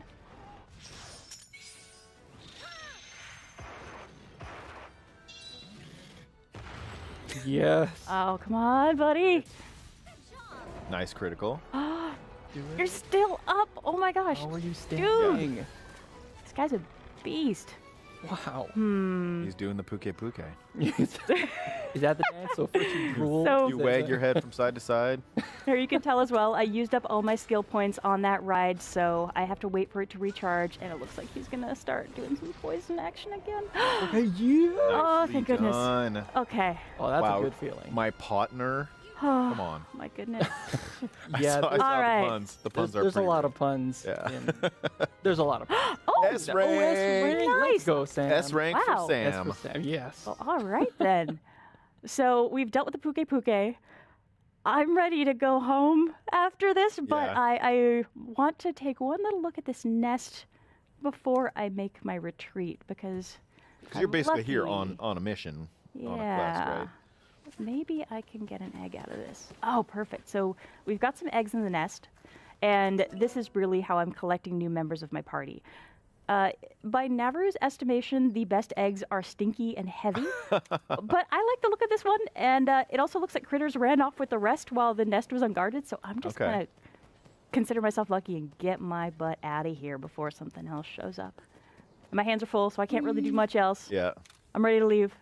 That's so nice. Selecting leave the monster den. Don't worry, you know where I was going with that, Monster Hunter fans. You don't have to carry it all the way back. And instead of riding all the way back, I'm actually going to use a quick travel tool here to get myself back to the village. If you're familiar with felines from the Monster Hunter series, you know, in addition to being adorable, they offer a lot of fantastic services, like a transport service, which is not the most comfortable ride, but it gets you where you need to be. Hopefully your egg is okay. Yeah. I hope so, man. Oh, it's fine. It's fine.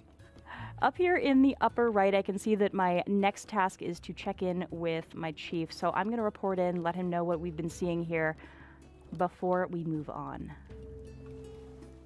And I'm going to kind of bomb through the dialogue here just because I want to make sure we get to all the content we've got. But the story in this game is really fantastic. It's really worth getting into and soaking it in. Yeah. Because you were saying, I mean, these are not monster hunters, they are monster riders, which was like a distinction that I wasn't fully aware of before we started looking into this game. So I love it because I was always the kid who loved stories where you were friends with monsters and riding monsters and all that stuff. So this is really right up my alley. So there we found out that the chief is going to let me enter Guardian Ratha Woods and check out Guardian Ratha's den to see if we can figure out what's going on. A really key point here is my island has long been protected by this incredibly powerful Rathalos named Guardian Ratha. Some other interesting story connections that we'll talk about in a minute, but long story short, this Rathalos keeps all the other monsters in line, so if something happened to Guardian Ratha, that might explain why all these weird occurrences are taking place. Normally, we leave Guardian Ratha alone at his place. We wouldn't go traipsing around his camp, but we're going to go check it out.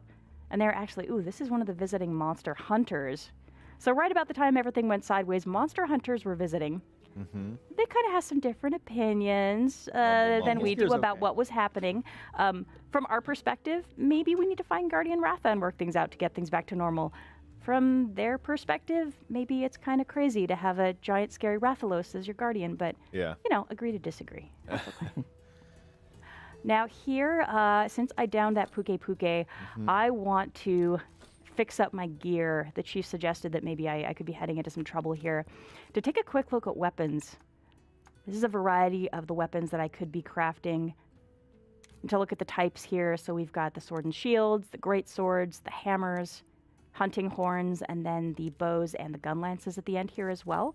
But I've actually been wearing the same armor for a while, so I'm going to see if I can get something new. Look how many armors. I know. Look at the that looks awesome, and the defense is way better, so I'm going to make that. So here you can tell one of the possible components I haven't found yet, but I need to figure out what I want to spend to make up the points. That tail is worth 10 points. I only need 4 to make this material into armor. Any extra points get lost, so I definitely want to hang on to that tail for something big and special, but I can make enough up with the scales.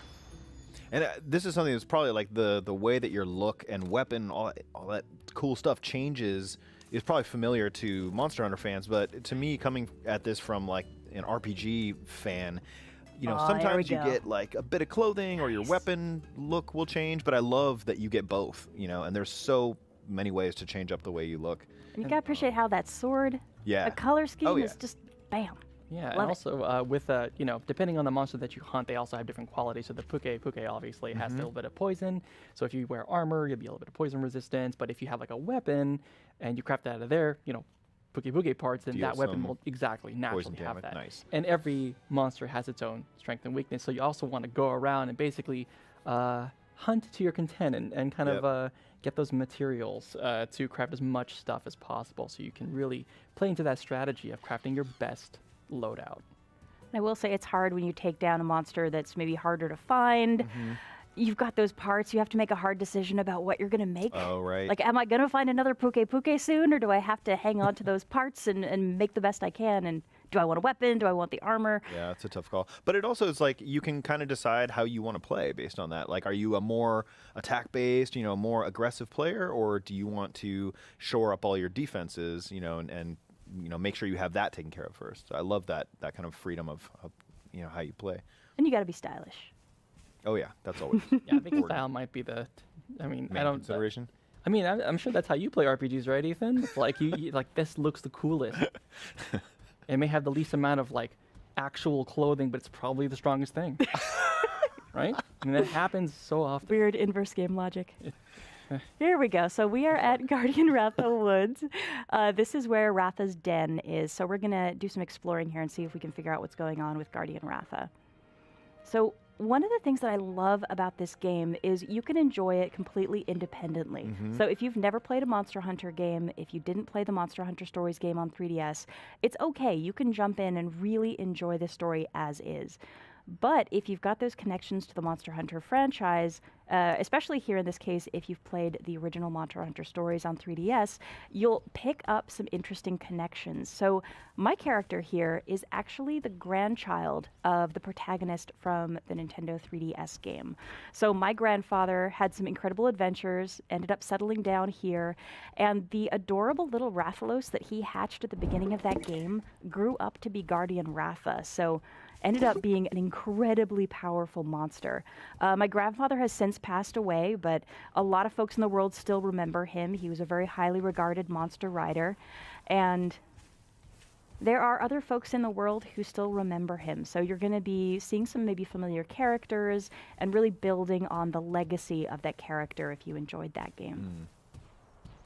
And again, not how I would normally play, but I got places to be, so I'm going to miss all the collectibles. I know, all these little side paths and stuff we have to skip. We're going to try to avoid fights as much as possible.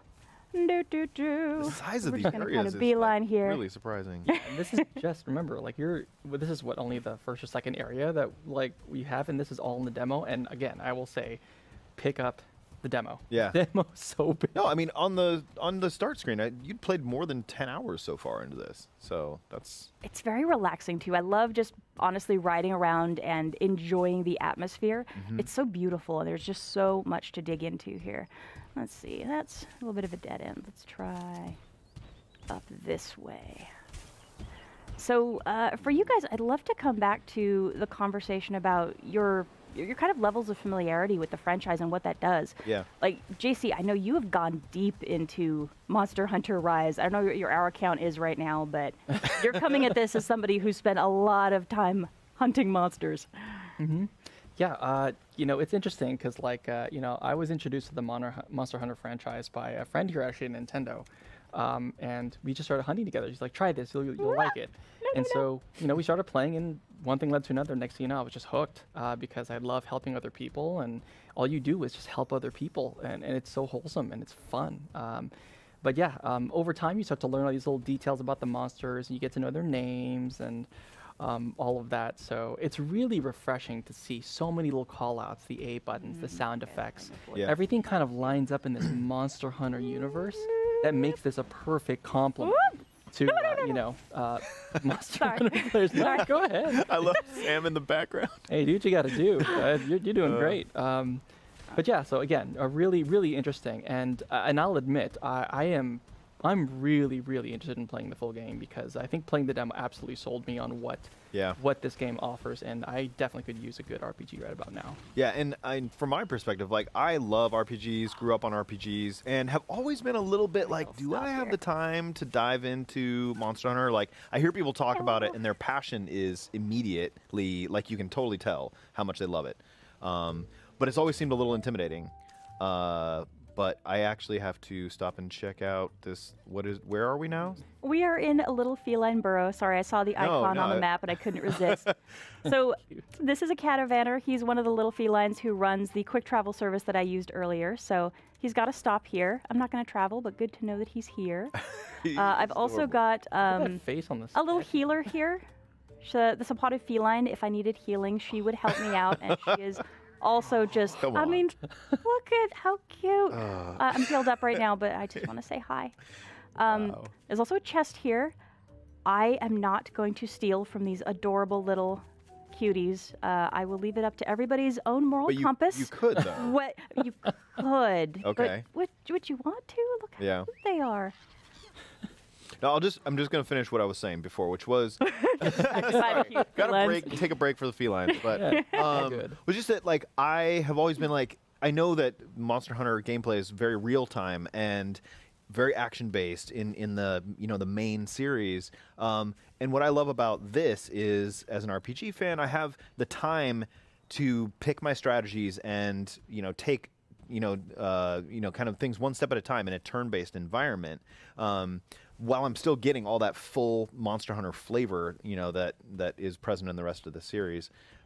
So yeah, again, like this may be the one that convinces me to dive in on other titles too. Like I'm There we go. thinking about checking out Rise just because of the time I've spent with this demo. So And a lot of the knowledge, again, everything you've seen here, it'll definitely Here we help you, go. Ethan. I guarantee it. we should hunt together sometime. I would love that.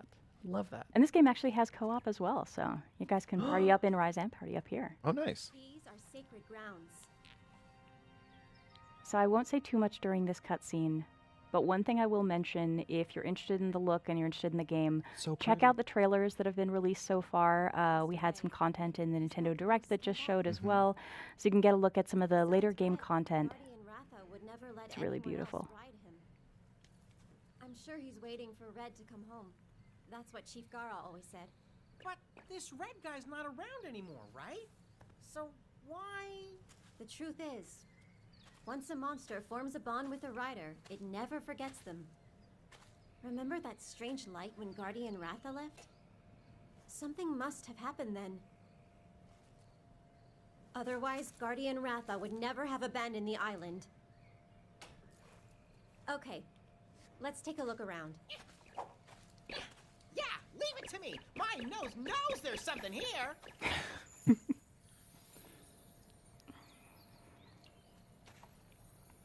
And if you've watched any of the trailer content, we're going to see a character here that is probably going to look familiar.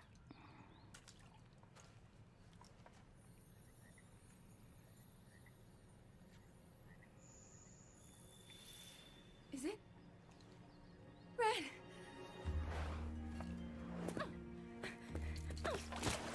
Oh, hi. I can't believe my eyes. Who are you? I'm sorry to say, but this isn't Red. Oh, of course. There's no way it could be. It's just those eyes look like Red's. Red was one of our leaders.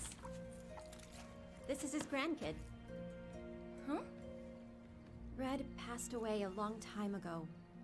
I know. It's just I actually came to see Guardian Ratha. Red gave me something to bring back here. Something from Red? Whoa! Whoa! What was that? Whoa! Something's coming! Over there!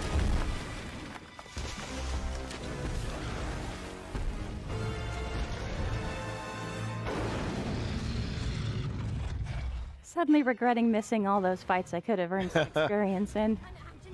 And Guardian Ratha's dead? Well, why is it acting so weird? What's going on? This looks awfully bad, buddy. Please, take this. It's Red's old kinship stone. You might be able to use it to calm that monster down. Red's kinship stone? How come you have it? Red, he wanted you to have it. Take it.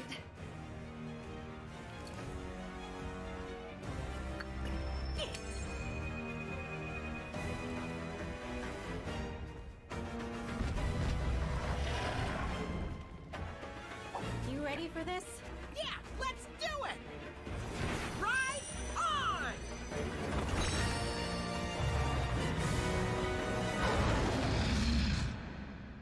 Oh boy.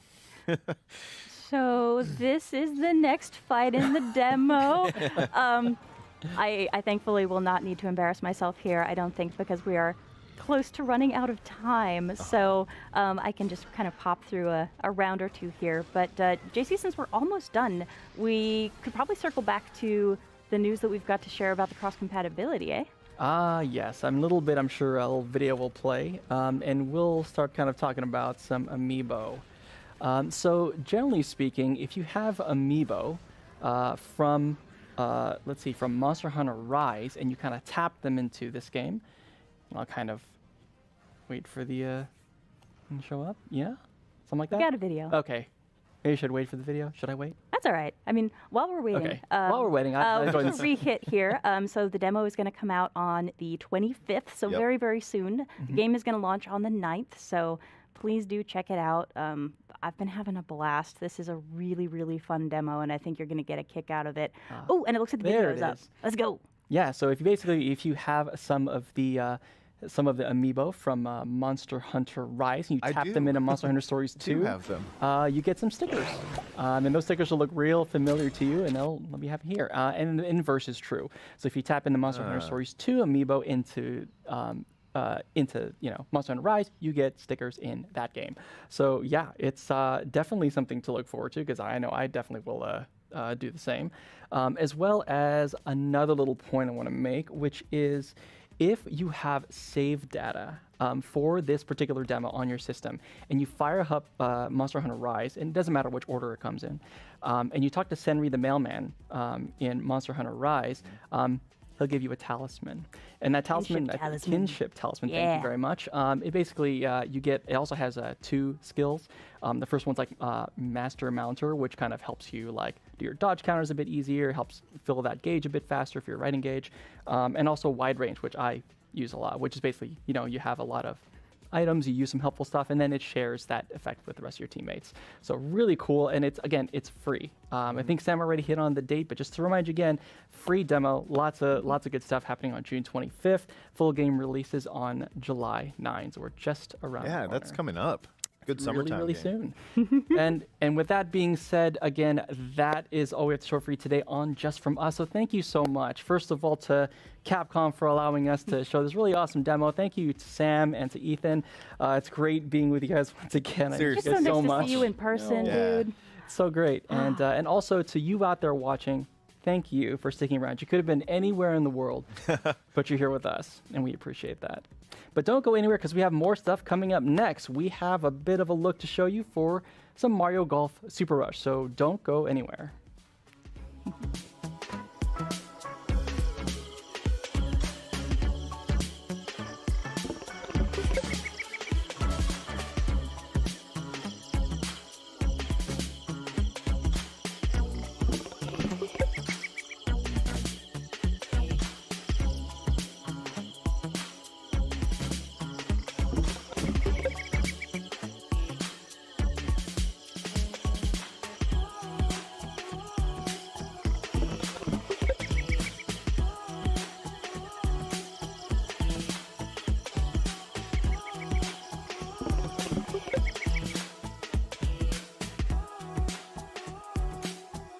Hello and welcome back to Nintendo Treehouse Live. I'm Brandon from the Nintendo Treehouse, and I'm joined by Teresa and Rob and Kay, and we are going to show you a little bit of Mario Golf Super Rush, which is coming out on the Nintendo Switch system very soon, only in a couple of weeks.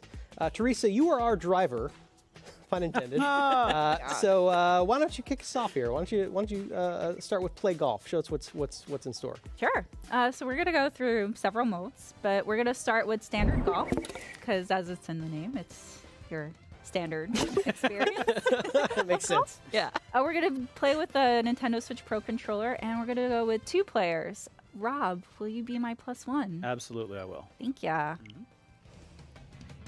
We're going to do the format stroke play and take turns, so then we can see the full visibility of the screen. You can do, let me back it out. You can do all at once, which is a new feature for offline in this game. Before, it was available in Nintendo 3DS version of the Mario Golf game, and it was available online. So this is really cool that you get to try it out offline now. Yeah. I love this roster of playable characters. Look at how amazing all the outfits look. Yeah. Like Waluigi. Look at So dapper. Wario's pants are such a choice. I'm so here for it. It might be all the choices. Yes, he's ticked all the boxes. It's like a flowchart. Those are colors that are together. I'm also very fond of Bowser Jr.'s visor. I think that is a very good fashion choice for him in particular. And look at Bowser Sr. here with his like black and red ensemble. Very good. Through a phase. And there's that visor. I want Yeah. that visor. The little clown car is great. Everyone is full dressed roster. their Yeah. best. So who are we actually playing as? Who are we going to bring to the green on this? I'm gonna go with Mario. He's the OG. Sensible choice. I'm going to go with the other OG, Pauline. Nice. So this is Pauline's first appearance in Mario Golf. Hopefully she brings a little bit of expertise. She is the mayor of a major city, so hopefully she's played a few games of golf before. That sounds like it's probably, part of her repertoire. So That's my secret strategy. it's a good one. So we're going to play Wild Weather Woods. And what's really interesting about this course is that there's natural hazards that will affect your gameplay and you need to account for. So there's different courses in Mario Golf Super Rush where each course will have its own little conditions, and it makes gameplay very, very interesting. Starting off on a pretty sunny day here in Wild Weather Woods, but as the name implies, that might change. Yeah, so it's a clear, sunny day. Moderate wind. Lots of trees. Yeah, moderate wind, 7 miles per hour. Sort of westerly wind. Just enough to be annoying. So you can see right underneath Pauline's name, there's a little flag indicator with two downward facing arrows. That means that the flag is downhill. So that's something we need to take account for. I'm going to turn here to an overhead view. And you can see that as I change the clubs, the distance changes as well. So the carry, which is the distance that the ball will fly, thank you, will change. And then that little white kind of transparent line is where the ball will roll or run. So that is your potential max distance you can travel if it does roll all the way to the end of that transparent line. Correct. So I want to account for that wind that's going westward. So I think I'm going to want to watch out for that tree, though. Yeah, hopefully the think I wind can- carries it away. I think I can go over it. So you'll see my shot gauge kind of go up and down. So the first hit is for me to start the shot, but the second hit is for me to set the power of the shot. So Nice shot. I'm gonna go for it. Oh, cleared the tree. Very nice. Very nice. I believe. You're just showing off for us now. Nice. Nicely All done. right. Golf claps. Golf claps for a good shot. All right. So now you'll notice that Mario could get a little farther than Pauline could, and that's because all the characters have different stats. Pauline is good at other things. Mario has a little more driving distance. I'm going to... Yeah, I think that's probably a good spot to aim for. It's right between those trees. Yeah, what does your mayoral instinct tell you, Rob? Hit the ball and pray, Oh, probably. nice shot. Very nice shot. Yeah. All right, that was nice. Nice. That was Oh. nice. Nice You little guys are off to a straight good shot there. start. Traveled a fair bit, too. Yeah. Get to go again since Yeah. you're farther back. Yep. Notice the little bitty buds there. They're both a course hazard and a course opportunity. If you hit one, you get a coin, which helps fill up your meter, but they can throw off the ball. An adorable hazard. It's They're an true. adorable hazard. They can throw off your ball, but sometimes it could be in a positive direction where it can get you closer to the flag. So You'll notice gamble. also that my shot gauge is a little bit curved here, and that's because of the way the ball is lying. that's right. And I got these red triangles here to show me that if I try to get at my maximum power, I lose a little bit of control in the process. There's so much helpful visual information just like that. Like that little slight curve just helps Yeah. you out so much. Yeah. Nice. That worked out really well. Very well done. Look how beautiful that was. Thank you. Stay on the green, stay on the green, stay on the... Ooh, a little bit too much power. It's just Slightly too much power. Just wants to see what's over there. Yeah. All right. You're so still in good shape, though. I need to account for that wind that's going northwest. Just a little, 7 miles, just a little bit. Okay. And I want to go a little bit less because I want to hit I want to get closer to that flag. Yeah. So I'm going to do a spin, a back spin, to minimize the run of the ball. So when I start the shot, I'm going to set for that backspin right there. I'm holding my breath. I know. Oh, it looks promising. It looks very promising. Very nice. What a good setup. Nice Thanks. shot. Very genuine golf clap. Yes. Yeah. Woo, genuine. What have you been doing up till now, Brandon? Light golf clap. Okay. All right. So this is, pretty straightforward. I've got a little bit of a downhill to the left going on the green, so I'm going to try and compensate for that. You're also chipping and not putting. Yeah. But if you wanted to switch to your putter, you could. I could, but that feels like wasted effort in the rough. That was probably a little too much. Strong. That was a little too strong. It was a lot too much power. But you did get it out of the rough. I did get it out of the rough. Nice recovery. Thank you. Set up for a long putt, but, you know, I've seen people make it in from farther. Yeah, So yeah. And it looks like between me and there is pretty straightforward. a little bit of a... Uphill that you have to Yeah. fight through.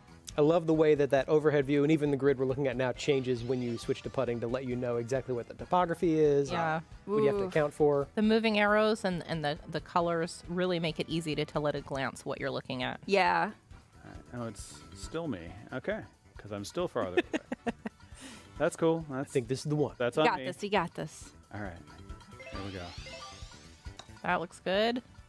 Maybe. Oh, man. Hit So Colleen close. shot hit the hole. Thanks. It's because this hill is uphill. This is a very tricky green. Yeah, it definitely, because it's uphill, it will give a little bit of a curve to the ball. So, all right. Show us what you got. All right, I know this is you're up for a birdie. No pressure.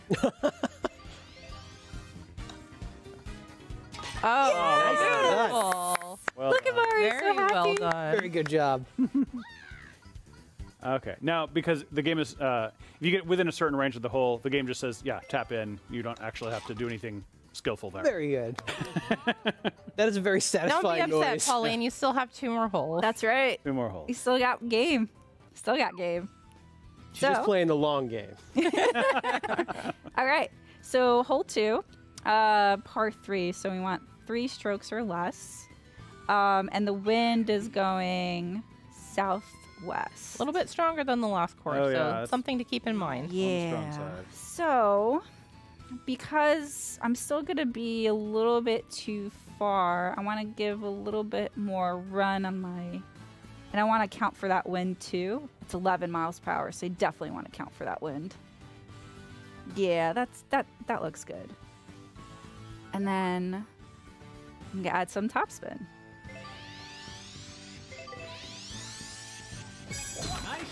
Let's hope you don't roll off the edge into the water. Yeah.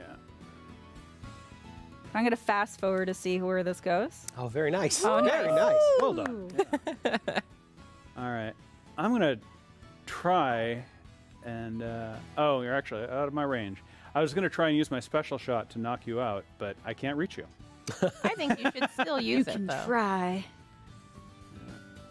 Or you could save it for the next one. I'll save it for the next hole. That's probably wise. That's a good strategy. Of course, now I've tipped my hand. That's true. That's true. Well, we'll talk about special shots here in a bit because they are, as in the name, special. Indeed. All right. Well done. Yes. All right, Nice on. Ooh, no pressure. Okay. All right. That's quite a long putt, though. It is a long with putt. a lot of dips. Yeah, there's downhill, and you're also fighting the wind. Yeah. All right. A lot of factors at play here. But of course, as we know, if you go too hard, close. I was demonstrating that. Yeah, a little bit too much go too hard, A little bit too much skate right through the force. hole. It's a very delicate balance. It is a very delicate balance. Let's see. Am I maybe a little bit too much? All right. I'm hoping here. Oh, that looks good. Nope. No, too much. Too much. It was too much. Yeah. They're just warning the flag. They want to let it know it's coming. Yeah. All right, here we I go. should have gone straight. That's okay. I think this is a. should we This have, looks like, a straight pretty, shot? All right. pretty flat where you're at. Okay. Nice. Very nice. Nice Very bar. good. Good job, Pauline. Thank you. See if I can save this. I like that the music changes when you're putting too. Yeah, it gets like really amped up. Ups the tension a little bit. Yeah, that Very made effective. me nervous. my palms are sweaty. That sounds like golf stuff. Yep. That's supposed to happen. All right, so last hole, par 4. You've gotten really lucky with the weather. Yeah, it's really sunny because in Wild Weather Woods, there does get some storm clouds and actual thunder. So the thunder can mess up with your strokes. You could get electrified, which if you're not careful, yeah. It does mess with your game. So I'm going to go a little bit, play a little bit differently here. Yeah, I think that's smart. Southwesterly wind. I'm gonna move it a little bit there, and I'm gonna minimize the backspin. So it looks like you're trying to do a little shorter and avoid the trees so you can have a straight shot at the flag. Correct. I want to avoid. There's like 4 trees for me to account for, so I definitely want to get a clear shot of the flag to. I'm coming close to those bitty buds. Yeah, those bitty buds. Okay. And I think that's a pretty good idea. So I'm going to copy off your paper. Oh, I see how this is. So it's a battle of technique. It is. Yeah. You gonna shoot right into the rough though? Maybe not. I didn't think so. Yeah. Just checking. It's just psyching us out. Well, Go for the rough, Rob. It's a game of psychology as well as making balls fly far. Typical golf stuff. Yeah. Golf stuff. Yeah. Golf stuff. I think this might hit the bitty buds though. Oh. Miraculous save for the bitty buds. Lucky That day for the bitty was very lucky. Ooh, I'm a little bit still too close to the tree. Yeah, how's that overhead view? Oh boy. Oh, Might yeah, be you gotta a go good through that chance thing. to show off a curve shot though, Teresa. It might be, yeah. All right. Should we do altitude? Add some altitude? Yeah? Yeah. Or I can do a special shot. Yeah, you know what? Those bars at the top are always so ready for golf. Yeah. Look at the fire. do It that. demands action. Let's just try. Yeah, your meters up at the top are full and kind of commanding our attention. So I would love This- to share a little bit of the special shots. Yeah. Might be a game changer. Let's find out, shall we? I know. All right. All right. So every character has a different special shot. Mario's will arc and then land. Oh, very well done. You can see that impact as the ball landed there. That would have knocked another ball out of the way. Yeah. All right. Luckily, Pauline wasn't there yet. Well, And this I'll have is to see what I Pauline's can special do. shot. Yeah. I don't want to go quite that far, though. Yeah, that looks pretty good. All right. She's ready too. She's so ready. Oh, she's so talented. Ah, I love her. Ooh, look at that. And because Pauline goes a little lower on her arc, she missed the branches and the leaves that could have messed up with her stroke. So Yep. that was well played. Yeah, I think that was a very good shot, given that you were directly in front of a tree. Yeah, thank you. I'm very impressed. As somebody who's not very good at golf. So the flag is uphill. There's a little blue arrow in the little flag indicator. So that's something Rob will need to account for. And since Rob's in the rough, you can see that the red arrows have lengthened. Wow! Incredible! Wow! Wow! There's that mayoral expertise. I don't. Wow! I The don't. long game. Yeah, that was Teresa the long literally game. is speechless. I don't know. All right. Well, I'm a little bit thrown off here. So I have to battle uphill, but also a slight westerly wind. Very slight. All right. Maybe a little bit too that's a strong. lot of power. Strong. Yep. Yeah, too strong. Yep. Oh, Oh, no. Oh, that was not good play on my part. Talk All right. about a long putt. My goodness. Long uphill putt. Yep. This is where the powers That's probably too much club, though. come in handy. Think like a mayor. Think like a mayor. Municipal okay. bonds.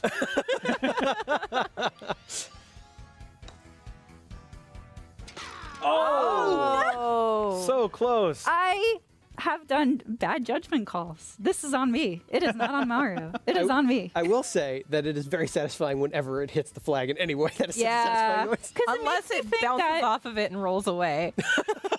Right, I guess that does diminish the satisfaction a little bit. It does make you think you're gonna hit it. Oh, it's okay, Mario. It's okay. He's played a got good game that so far. birdie. Overall, it's still really good. Yeah. So I'm close enough here to the hole that the game is not going to make me do any kind of meter or anything. I just hit the button here we go. and I tap in. Bink. Nice par. Thank well you. done, Rob. Well done. Beautiful. Wow. That birdie earlier saved me. Oh, well done. Yeah. That was a good round of golf. Yeah, nice game. Congratulations. Very good. Thank you. Yay. Woo. Good sport. Good sportsmanship. I concur. All right. So let's move on to Golf Adventure. I would which is love- a really cool mode. Would I love it. to see and share Golf Adventure. So we're gonna start off with Rob's me because I had planned for him to lose. But Rob's adventure starts from the very beginning. He starts as a rookie golfer, and he'll start here in the dormitory. The little Birdo managing the dormitory. Hi, Birdo. here. Hi, Birdo. Birdo's kitchen. And we're at Bonnie Green's, which happens to be the birthplace of golf for the Mushroom Kingdom. Love that little tidbit. Love that we get to go to the place the sport originated in Mario's world. That's very cool. Yeah. Cute everything looks. And all the characters are interactable, so you see the little speech bubbles here. Yeah. Yeah, and they all have interesting things to say. Some have tips, some throw shade. Like this guy on the bench that I love him so much. Oh, really? Yeah. Oh. That's Wow. some good sass. Good day, You know, sir. he's trying to say helpful things. He has an attitude about it. He has a hard time making friends. You know, probably. All right. very relatable. Well, we're going to go explore the country club. And we're going to go here to the right. Where is the cafe? Look at that. Everybody's enjoying really yummy meals. Oh, the pink shy guy. So A little slice of life in the Mushroom Kingdom, just hanging out. I'm such a sucker for that, Rob. I'm so like anytime that you get to see Mushroom Kingdom inhabitants just hanging out in their free time, playing some golf. Living their best life. There's a lot past for the me to locker enjoy here. rooms, give them their privacy, go straight into the store. And I love this part. So when you're a rookie, you're given a preset golf clubs. And as you keep going through the golf adventure, you'll get in-game currency, which you'll be able to spend on additional inventory. So golf clubs, including this wacky, curvy banana draw 5 hybrid. It's a banana fade 5 or a banana draw 5 hybrid. Either one. They're both classic golf clubs. Normal golf stuff. Real Yeah. things. Mhm. Definitely exist.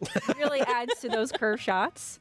And also a tire, which has stats that can really help in your adventure. And also very stylish. Very Yes. stylish. Look at those pants. This is where I love spending my money on because I can't control myself. So, But it's for the sport. yes, it's for the sport. It's money well spent. But unfortunately, Rob is still in the beginning of his adventure, so not able to purchase those yet. So we're gonna follow the red arrow. The top right of the screen also indicates what mission or quest you're on, which the red arrow attributes to. So we're gonna follow it to this guy with the exclamation point. He's enthusiastic. A very peppy hammer, bro. You don't expect a Hammer Brother to be chill, do you? Fair point. So I'll need 60 points to pass this lesson. Okay. Okay. That sounds doable. Sounds doable. Yeah. All right. So my goal is to hit the ball all the way to that pie chart over there. And you see that circle, there's different segments. I want to aim for the blue because blue gives me the most points. So I'm going to test to see the distance here and see how much power I have to hit the ball in order to get to 10. Why that much power? Wow. Good All right. test. Just That that was- much power. Yeah, that was exactly what you needed. You're a natural. Wow. What if I did too much? I'm out of curiosity. I'm just wondering how far it rolls. That's what these practice rounds are for, right? Yeah, To get a good feel for your power. A little too much. Your control of the ball. So this exercise, of course, is for practicing your drives. There's a bunch of other exercises for other kinds of putting and other skills. So you can focus on the part of the game that's giving you trouble if something is. Yeah, and for any reason, say that you advance. That was a little bit too weak on my part.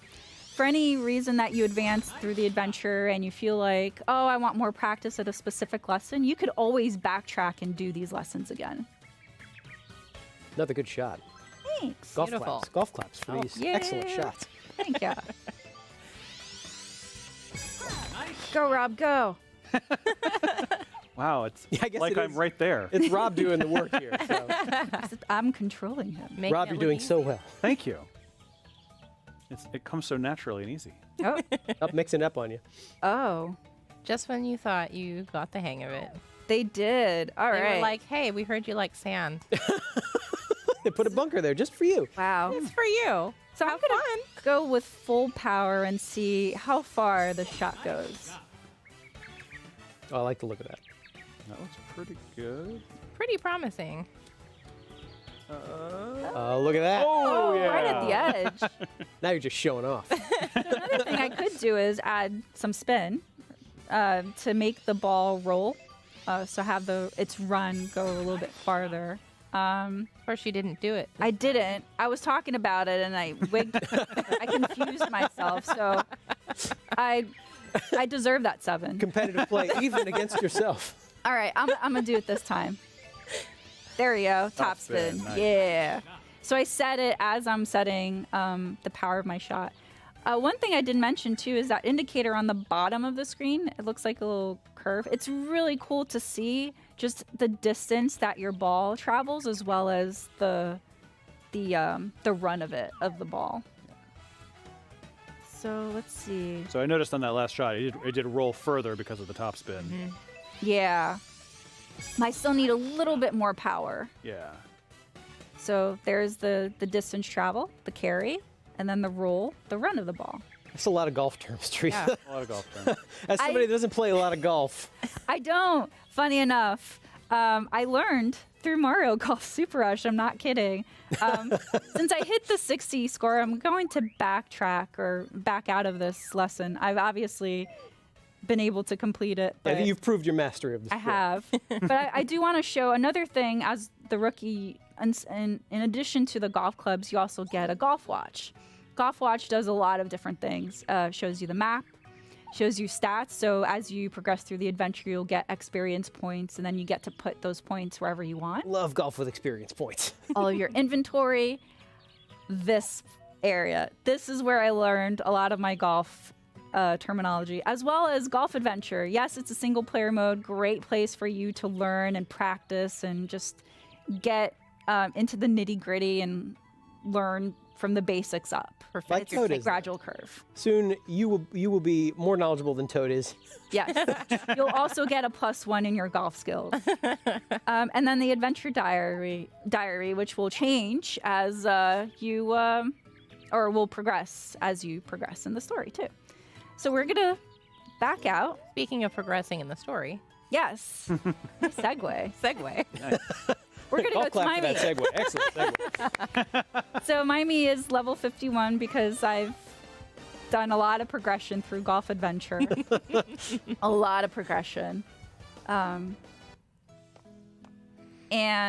the red arrow is pointing backwards, but I do want to come over here. We're in a different area. It's Balmy Dunes. So the course is here. It's very dry, very deserty, which you would expect. There's quicksand, which is something that you need to account for.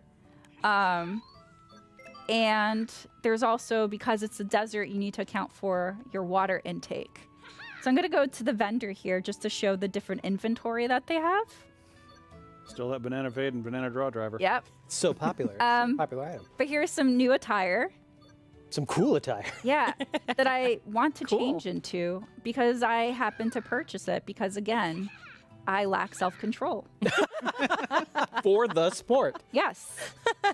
Yes, This that's is what I actually meant. going to work out in your favor, though. So, see, I'm going to put on cool attire, reduces my water loss. That is pretty very cool attire. important. And desert shoes. All right, so we're going to follow the arrow now. So we're ready for some golf in the desert. We're in Yes. cool attire. Yes. Adventure-y golf. It's the best kind of golf. Oh, who is this? Who is speaking to us, Teresa? So this is a friendly voice that gifted me their power, which was the lightning sword, in order to acquire a powerful item that will allow me to face more powerful foes. Like I said, a lot of golf terms floating around here. Yeah, it's all standard golf, you know.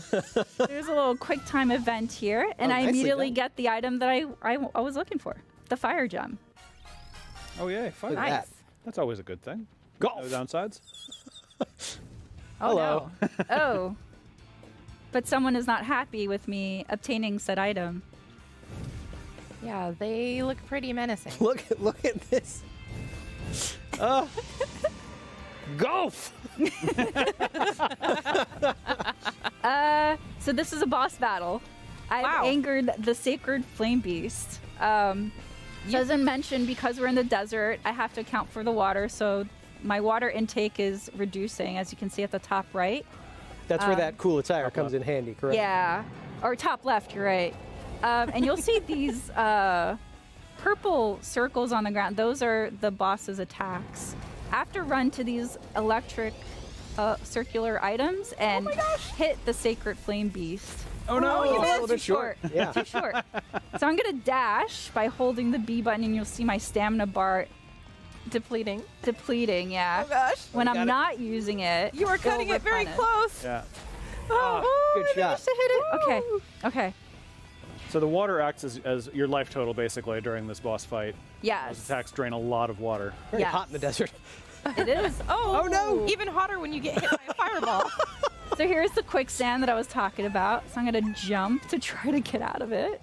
And you can see the location of those little lightning balls that marked by exclamation points on the map. Correct. So that's handy. Ooh. Right in between these pillars. Oh my Nice. gosh. Oh, Good yeah. shot. Nice work. All right, so now I have to go all the way across to get to. I'm gonna do a special dash. I like that you're kind of just playing chicken with it as you stand in the middle of its purple attack area. Where is? Oh, there it is. She's playing Wow, Sacred you're Flame real Beast close. with it, Rob. Sorry, yes. Sorry. That was insensitive of me. Oh, too strong? Oh, no, another I good got shot. it. I Oh, got it. got it. Nice. Yes. Work.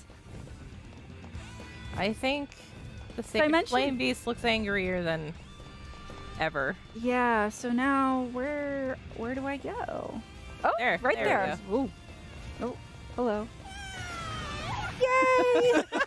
Don't hit me. Super happy to be fighting this sacred flame beast. Do you understand the situation you're in? No. Hurry up! Here She's we go. having a good here we go. time. I need to wait for the boss to power Not the in mortal shot to hit it back, and Oh, nice. Nice. Nice. Good Yeah, work, it golf class for defeating the Sacred Flame Beast. thank you. That was exciting. So I completed my quest, and I've got a lot of experience, and I'll be able to put that into different stats. So I'm gonna do speed, spin. Sure, that sounds good to me. Yeah. Nice choices. Lock those. And one cool thing that I want to mention is that yes, I'm playing my me in the story mode, or golf adventure, but I'm also able to play my me in other modes, including online. So you'll be able to face other players with their very powerful me's, but there will be exceptions. So just to point that out. If you want to set up a match so that no one can use their Mii's, that's cool too. Yeah. I'm so happy that we get to see more of our boys here, Wario and Waluigi. I know they don't look like they're enjoying the desert too much, though. A little too hot. But they look good while they're doing They it. look good, and that's the important thing. They should have worn some cool attire, though. They should have. I think they are, if I may argue. Well, Waluigi is anyway. They didn't get the memo. All right, so that was just a little sneak peek of a boss battle in Golf Adventure. Very exciting. So There's more cool. action to just playing golf, which is really cool. So we're going to back out and play a different mode. What are we going to play now, Teresa? We are going to play all together, all four of us. Oh, boy. We're going to play speed golf. Let's do Love this. to play speed golf. Yeah, let's take a minute to get set up here. Yeah. We are back and set up with motion controls to play a little bit of speed golf 4-player. All right. All right. So we're going to start up. We're playing on local wireless, and it's going to be 2 players on each system. So there are 2 systems, 2 games, 2 players on each. I will be selecting my Mii character. I'm going to play as King Bob-omb because I'm a big fan that he is back. I'm Daisy. And I'm Waluigi because of that outfit. Fair enough. Sensible. And we're going to be playing on Bonnie Green's, which again is the birthplace of golf in Love the it. Mushroom Kingdom. Yep. Sounds perfect. All right. Are Good you for a guys nice, ready to friendly game of lose? golf. Oh, Right. well. And as you might see, we're standing because we're playing with motion controls, and this version of speed golf is very special because it's now playable in motion controls, but also you're able to control the character on the course, which you'll see here in a bit. So it is really fun. It's a little chaotic. Really chaotic, but really zany and crazy and I fun. live for so chaos. Let's go for it, guys. All right, here we go. And go. All right. I can work with that. Let's go.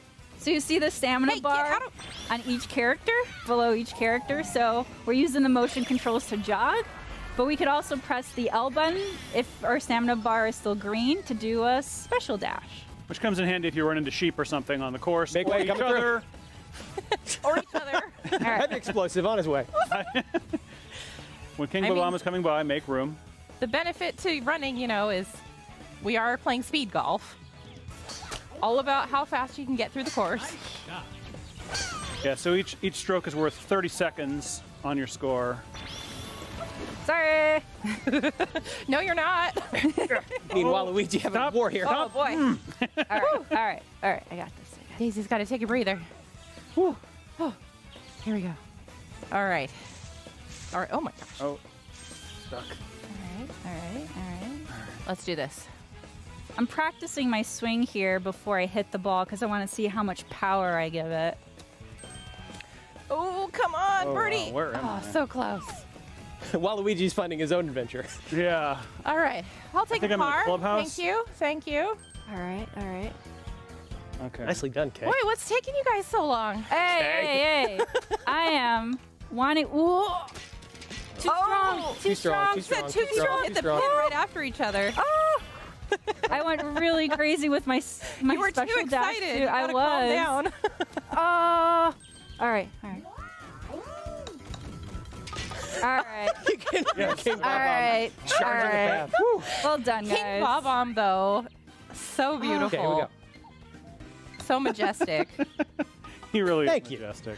Oh, It's don't okay. be sad. We'll make Okay, it up you'll to get him next Bob. time, Don't big worry. guy. 2 more holes. You're We still got warming this. up, Teresa and Rob have been playing this whole time, but you and I, Yeah, He's you're wearing really challenging stepping shoes up. for this, to be fair. All right, I gotta improve my game here. I'd like to see you try. Let's do this. So in speed golf, we don't all start after the first hole. We don't all start at the same time. Whoever did the best has to wait the longest to go and give people a chance to catch up. Yep. So I'm still waiting. All right, here we go. Woo! Go. All right, run, Daisy. Got some catching King up Bob to Bomb's do. special. Yeah. dash. Oh, Luigi, run I you went over. too far. I went too far. You need to stop doing that. I do. I get really excited with the special dashes. Oh, man. Well, and, Flag. and in speed golf, you don't really want to close. spend a lot of time reading greens and things, so you kind of just have to hope. Come on, baby. Oh, too far. Oh, man. Get out of my this way. is not Long boding ball. well. Too far. Okay. This is not boding well. I'm playing hopscotch with the flag right now. I am too. Okay. Okay, here we go. Here we go. Nicely done, Teresa. Oh, that was. That actually, Maybe next time. that worked out in my favor, hopefully. Okay. No pressure. Little bit of pressure. It is not our character's fault. It is us. Whatever. Double bogey. All right. Daisy feels me. Here we Daisy go. feels No, we got it. We got it. Okay, we we got got it from this. here. We got this. Okay. Pressure's on. That was not my best hole. Shaking it off. So besides, so we're all even because we're also playing for time, not just the number of strokes. So we'll see. We see how we fare now in this last one. This We have last a one. four-way tie. This last one will be it. Love it. Oh gosh. no. Okay. I have to wait until you guys go. All right. Well, I like having the green to myself. Yeah, go for a nice jog. Yeah. Nothing more refreshing. woo! Catch up with you, jokers. Oh boy. Ah! You almost hit me with your golf ball. Bye, Luigi. Oh! All right, what have we got here? Ah, missed. I missed showing you. Oh, Let's saucy. here. All right. All right. What? That was probably a little bit too much oomph. I love the special dashes. They just sound so satisfying when they trigger. They do. And then it does, because it's an energy gauge, it does go off, so you'll just have to run in order for it to build up again, so you can use it. Okay. Let's go like. Oops. We're just going to try I to want power through those Do it. trees. That's good. Yeah, I was wondering about that too. Yeah, I'm just gonna power through those trees too. Yeah, I mean, I'm sure that will end well for you. Hey, hey. The trees can None be of your friend. that We lip. established this. Did we though? I'm gonna practice this. Okay. Or do I want to just Practice go now? shot, because I tend to be a little bit a too little bit of excited. practice shot. That's too much. Just like that. No. All right, Okay. come on, Daisy. Come on. You've got some catching up to do, girly. I Practice believe in shot. Be my me. Pardon me, king coming through. Oh no! Oh no. Too There we much go. oomph. Woo, Par. Woo, same here. Oh, you guys. I think a good bar. You guys. Bogey. Not too bad. Not too bad. You got this, Teresa. I Do hope it. so. Let's see. Good shot. That was pretty nice. Yeah. What? Nice. All right. I matched Daisy here. Let's see. Well, you're a minute longer than me, but Yeah, that time was not in my favor. So I think, yep. Oh, look at that. Woo. Best Nicely dressed done, award Rob. goes to. Oh, and also The a best win. award goes to. Nicely done. Well done. Well done. Applause all around. Yay, golf claps. Congratulations. Golf claps, Thank golf you. claps, golf claps. that was fun. Yeah, that was Yeah. fun. Ah, thanks for joining me on that adventure, guys. Thanks for having us. Thanks for guiding us through a little bit of Mario Golf Super Rush. Yeah. So before we close, we do want to mention that there will be future updates for this game. So stick around for more information on what that is. And then, as Brandon had mentioned at the beginning of the segment, the game is about to release in just a couple of weeks. So that's really exciting. Can't wait for this game to come out. Yeah, it comes out June 25th, Nintendo Switch system. So, yeah, that's it for this segment. Thanks for joining us for a little bit of Mario Golf Super Rush. But don't go anywhere. There's more Treehouse Live, Nintendo Treehouse Live coming up. We're going to show you some Shin Megami Tensei 5.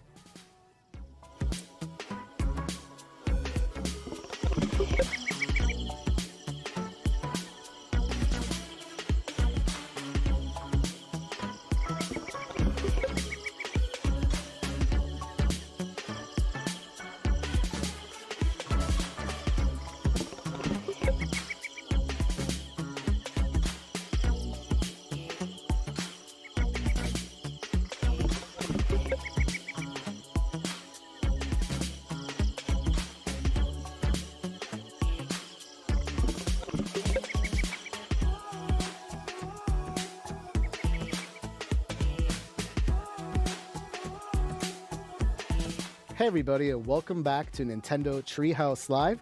I am Demetrius, and I'm joined with Ethan. Hello. Hey, and we're here to play Shin Megami Tensei 5. I'm so excited. Yeah, I'm excited to show love this this one off. series. So why don't we start out, Ethan? What is Shin Megami Tensei 5? So, Shin Megami Tensei 5, a little bit of a mouthful to say. I do love saying it, though. Shin Megami Tensei 5 is the latest game in a really long-running JRPG series. This is a series that got its start way back when on the Super Famicom, and I've loved that this series has been getting a lot of attention and appreciation in the West, outside of Japan in recent years, and that this new game is coming to Nintendo Switch. And before we dive in too much more, I mean, can we just take a moment to appreciate this fantastic, glorious hair that I wish I on had. on our main character here? Not every day that you get a character with such fantastic hair. Yeah, rub it in, Ethan. You know what? Listen.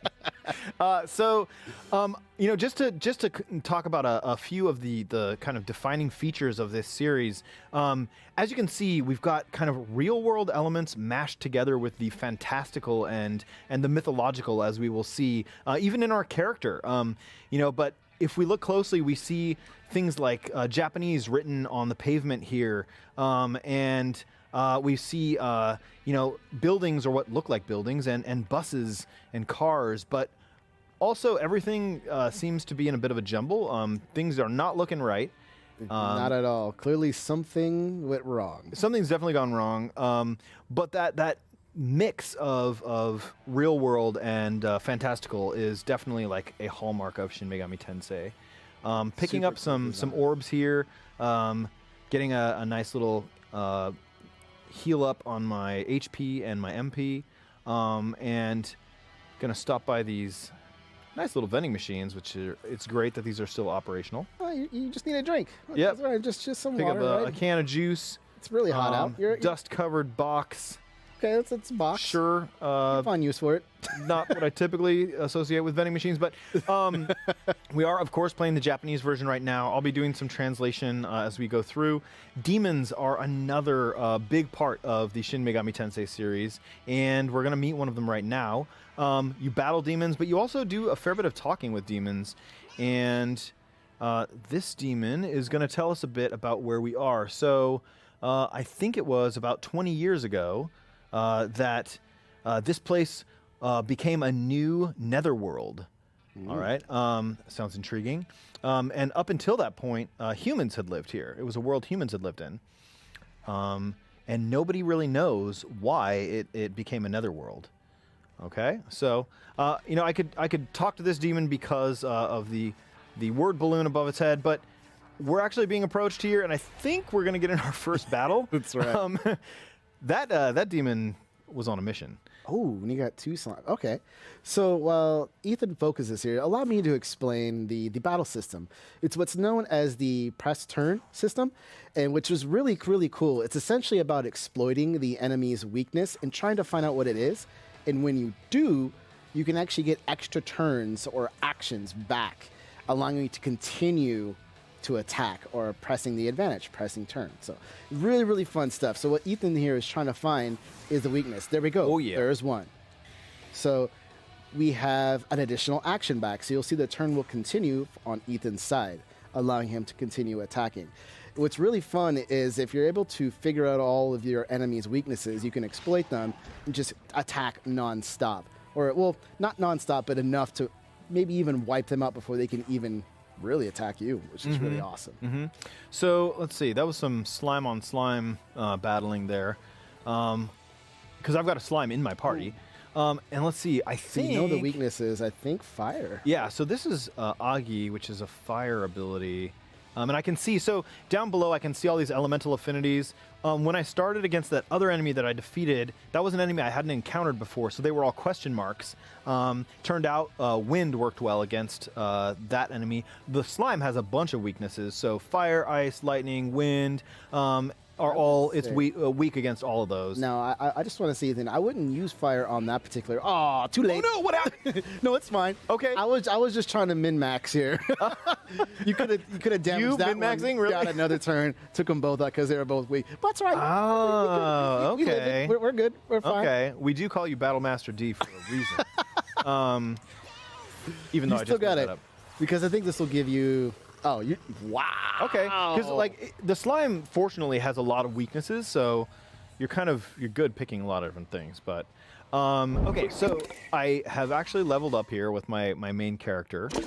We get a kind of a look at the stat screen you see when you level up, and one thing I'm going to get is a point to put into one of my 5 different kind of abilities down here. So I have strength, endurance, magic, agility, and luck. And my luck is currently just at 8, and so I'm going to use my point to bring that in line with the rest of them. So we'll have 9s across the board. So I raise my luck there. Let's see. I hear a demon somewhere. I think it was. Yeah. Okay. It's over there. Oh, up there in front of Yeah. you. There you go. So you got to pay attention to where they are, and folks who are familiar with this series will notice that for the first time with this game, we're able to see the enemies on kind of the maps that I'm making my way around. fantastic. Yep. And since I just got into battle, I'm gonna run past this one, which I can do, by being able to see it as opposed to having just random battles. Run down here to this kind of decrepit-looking train track situation. Again, just kind of getting a view at our ruined surroundings. Clearly, again, something Very went wrong. yeah, surreal, weird stuff going on. Netherworld, apparently, of some kinds. Enemies up there. I'm gonna keep on trucking down here. These are looking good. Yep. We're just gonna kind of make our way through this little valley. Yeah, and I think there's some. Yeah, there's a couple new demons coming up here. Oh yeah. Let's see. Those look like mandrakes to me. I think so. Yeah. I can also use my sword to start one of these battles, and that'll make sure that that I get to go first. Which is great. Or not so much, apparently. Hold on. So I was actually going to show this off. I had intended to anyway. Demon negotiation is, talking with demons like you do. It's a big part of the Shin Megami Tensei series. And I was planning on talking to this mandrake, but it had started a conversation with me, which I have not seen before. So let's see what it wants to say. So it's asking me for money right off the bat. Okay. If I give it money, how much money? It'll overlook whatever apparently I've done to offend it this time. 200. 200. I've got 914. I'm gonna say go for it, Ethan. Okay. Yeah. So I can agree, or I can say no, and say get out of here. But we'll agree this time. Uh-oh, wait, but it wants something else. See, this is the problem. It's always something. The problem with mandrakes. Wait, it wants more money. See? Okay, now it wants 98 more. We got a nice amount. Okay. Loosen the purse strings a little bit more. It is still asking for more money. Okay, no. I think I actually misunderstood that. It said that basically it'll see me again. Let's let's try this one. We're gonna try it one more time because that went unexpectedly. But that's the fun part, though. That's the negotiation side. You just don't easily, recruit demons. You actually have to think about how you're going to interact with everyone. It's really, really fun. Yep. So I'm gonna choose talk from my menu this time and do the conversing from my end. And we'll see. Lost all that Maka. So I know, and lost that money, and he just was like, okay, I'm gonna let you be. It was like, what? Okay. So he's approached. What are we gonna do? Okay, so we have a couple options here. We can just be quiet, and be silent. We can glare, or we can just not move. So what do you think? Not react. Be silent? Okay, we'll take the silent approach. So wait, are you saying I can't be near you? No. So wait, then you're saying we can't be friends? Oh no. Okay, so negotiations have broken down. You never know what these demons are gonna say. So while I can't really negotiate with my pixie and my slime, so I am gonna attack because it is still my turn. And we'll see. Maybe we can continue our negotiations. Well, we also have another this demon round. too to talk to. That's true. What I'm worried about is that they attack the slime. Okay. Yeah. Okay, they did not. Oh no! I know. Okay, Pixie got. Okay, we're okay with that. We're okay with that. Of a shocking experience there. Okay, so we are gonna try talking to the other Mandrake, and we'll see if we have any other luck here. What was the Mandrake that took all our money? I know. Bring that one back. Okay, so this Mandrake is saying, "Hey, can I pull off your arms and legs?" What? And this is basically my choices here are no way or only if I can do it back to you, which I'm not sure how that works, but what do you think? I'll let this one go for you. I'm gonna say, hey, only if I can do it back. I would agree. So you're saying to me like, oh, this one's got some fire. This one's all right. Yeah, kind of feisty. Maybe so you should join us. If I were to die, what would you do? The Mandrake says, and I can say I wouldn't care, or I'd be really sad or bummed out. Really sad.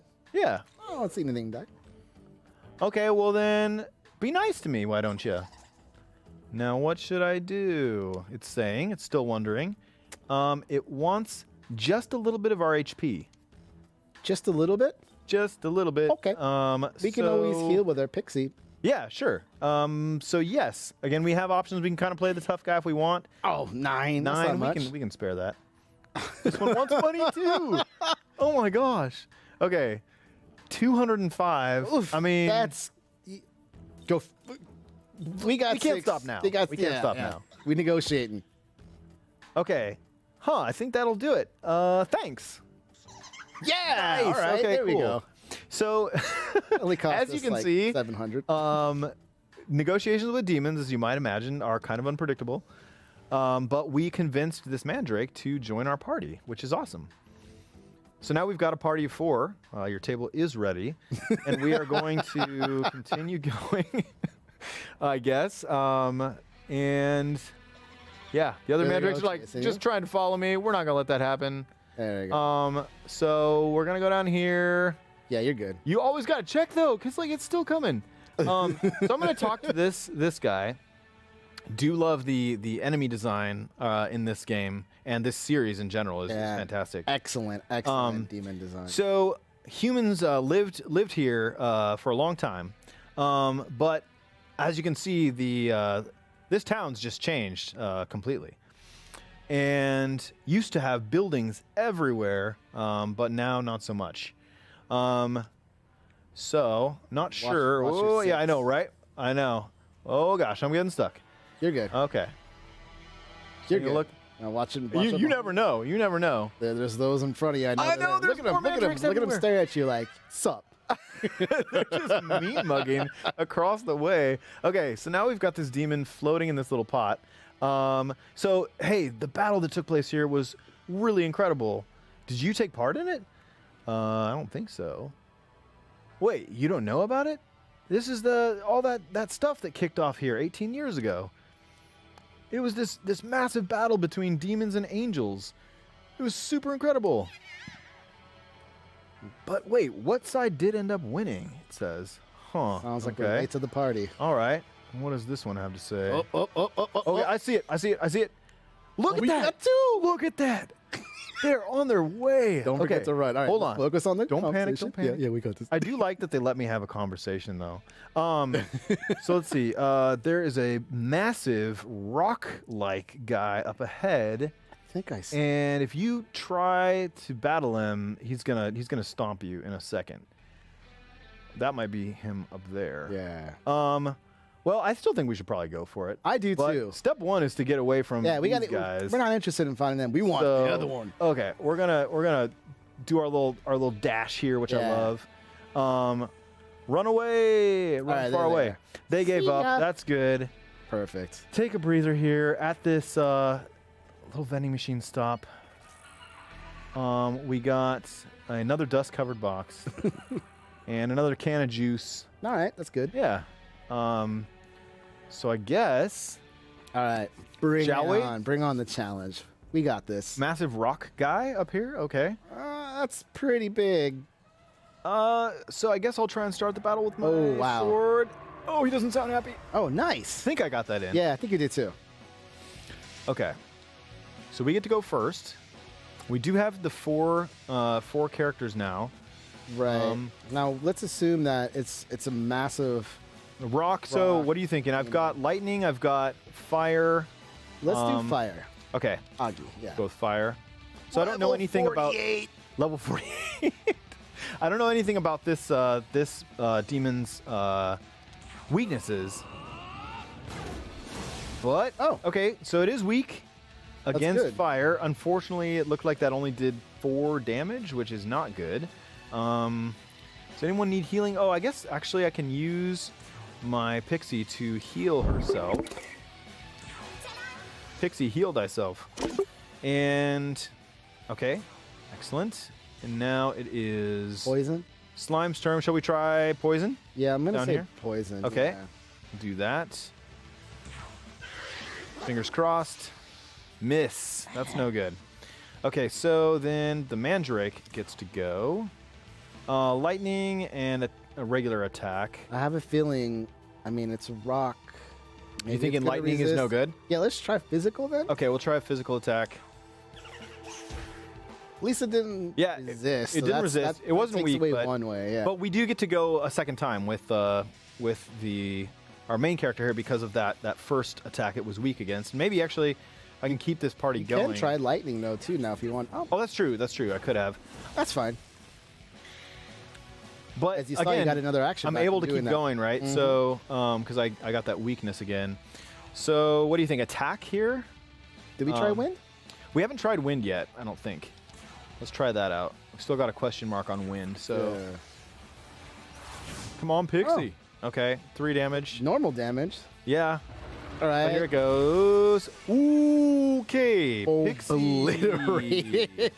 See you on the other side. We're still in here. We got this. Still got 3 standing, which is pretty good. So you were saying maybe lightning just to try? Yeah, because it's still a question mark. I mean, yeah, might go as for well. it. Out of curiosity, I have a feeling it's going to resist. Yeah. Yeah. Okay. I guess we should have seen that coming. Slime, what do you got? Do the poison attack above. Okay. Yeah, let's try that one. Okay, let's try this one. Still the same elemental affinity, I think. I think you might have. Oh! So weak. It was weak. It didn't look like that did damage, but it was weak against that. Status effect. So that's good, yeah. Mandrake will just attack again. This is a war of attrition here.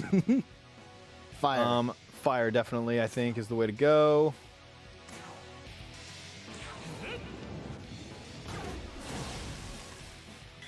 But with each one of those, those attacks that exploit a weakness, I get another turn. Unfortunately, I just don't know if I can keep that going much longer.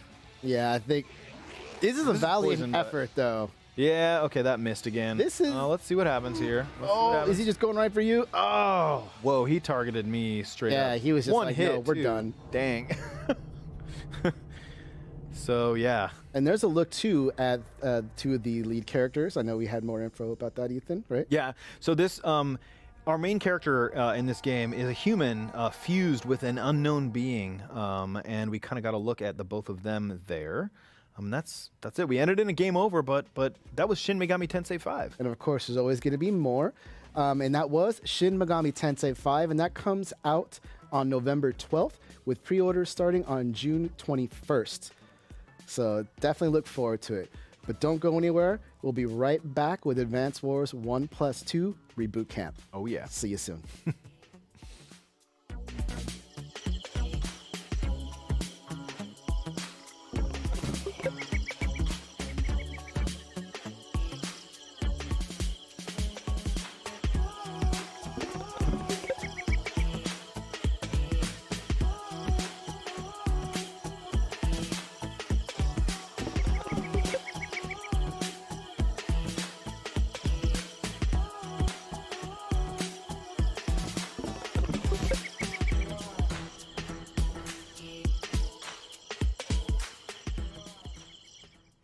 Hey everyone, welcome back to Nintendo Treehouse Live. I'm Audrey. I'm here with my good friends Demetrius and Kay, and we're very excited to show you Advance Wars 1+2 Reboot Camp. Now this is a complete remake from the ground up of Advance Wars 1 and 2. It's been since the original game came out on Game Boy Advance, so I think we've waited long enough. Dee, why don't you show us how it's done? Yeah. All right, so what we're going to do is show you 2 different missions today, and right now I'm actually playing the very first mission in the game, and we're just going to start right off and kind of just jump right into it. So for those who've never played Advance Wars before, all the units I control are right here on the left-hand side, and the opposing team is going to be, or enemies, is on the right-hand side. My goal is going to be to capture this base over here, but let's kind of get started. So what I want to do is I'm going to start by moving my tank over here. All right. This is looking good. Brave little tank. I only got one, so I gotta make sure to take care of it. When I see damage like that, Eep!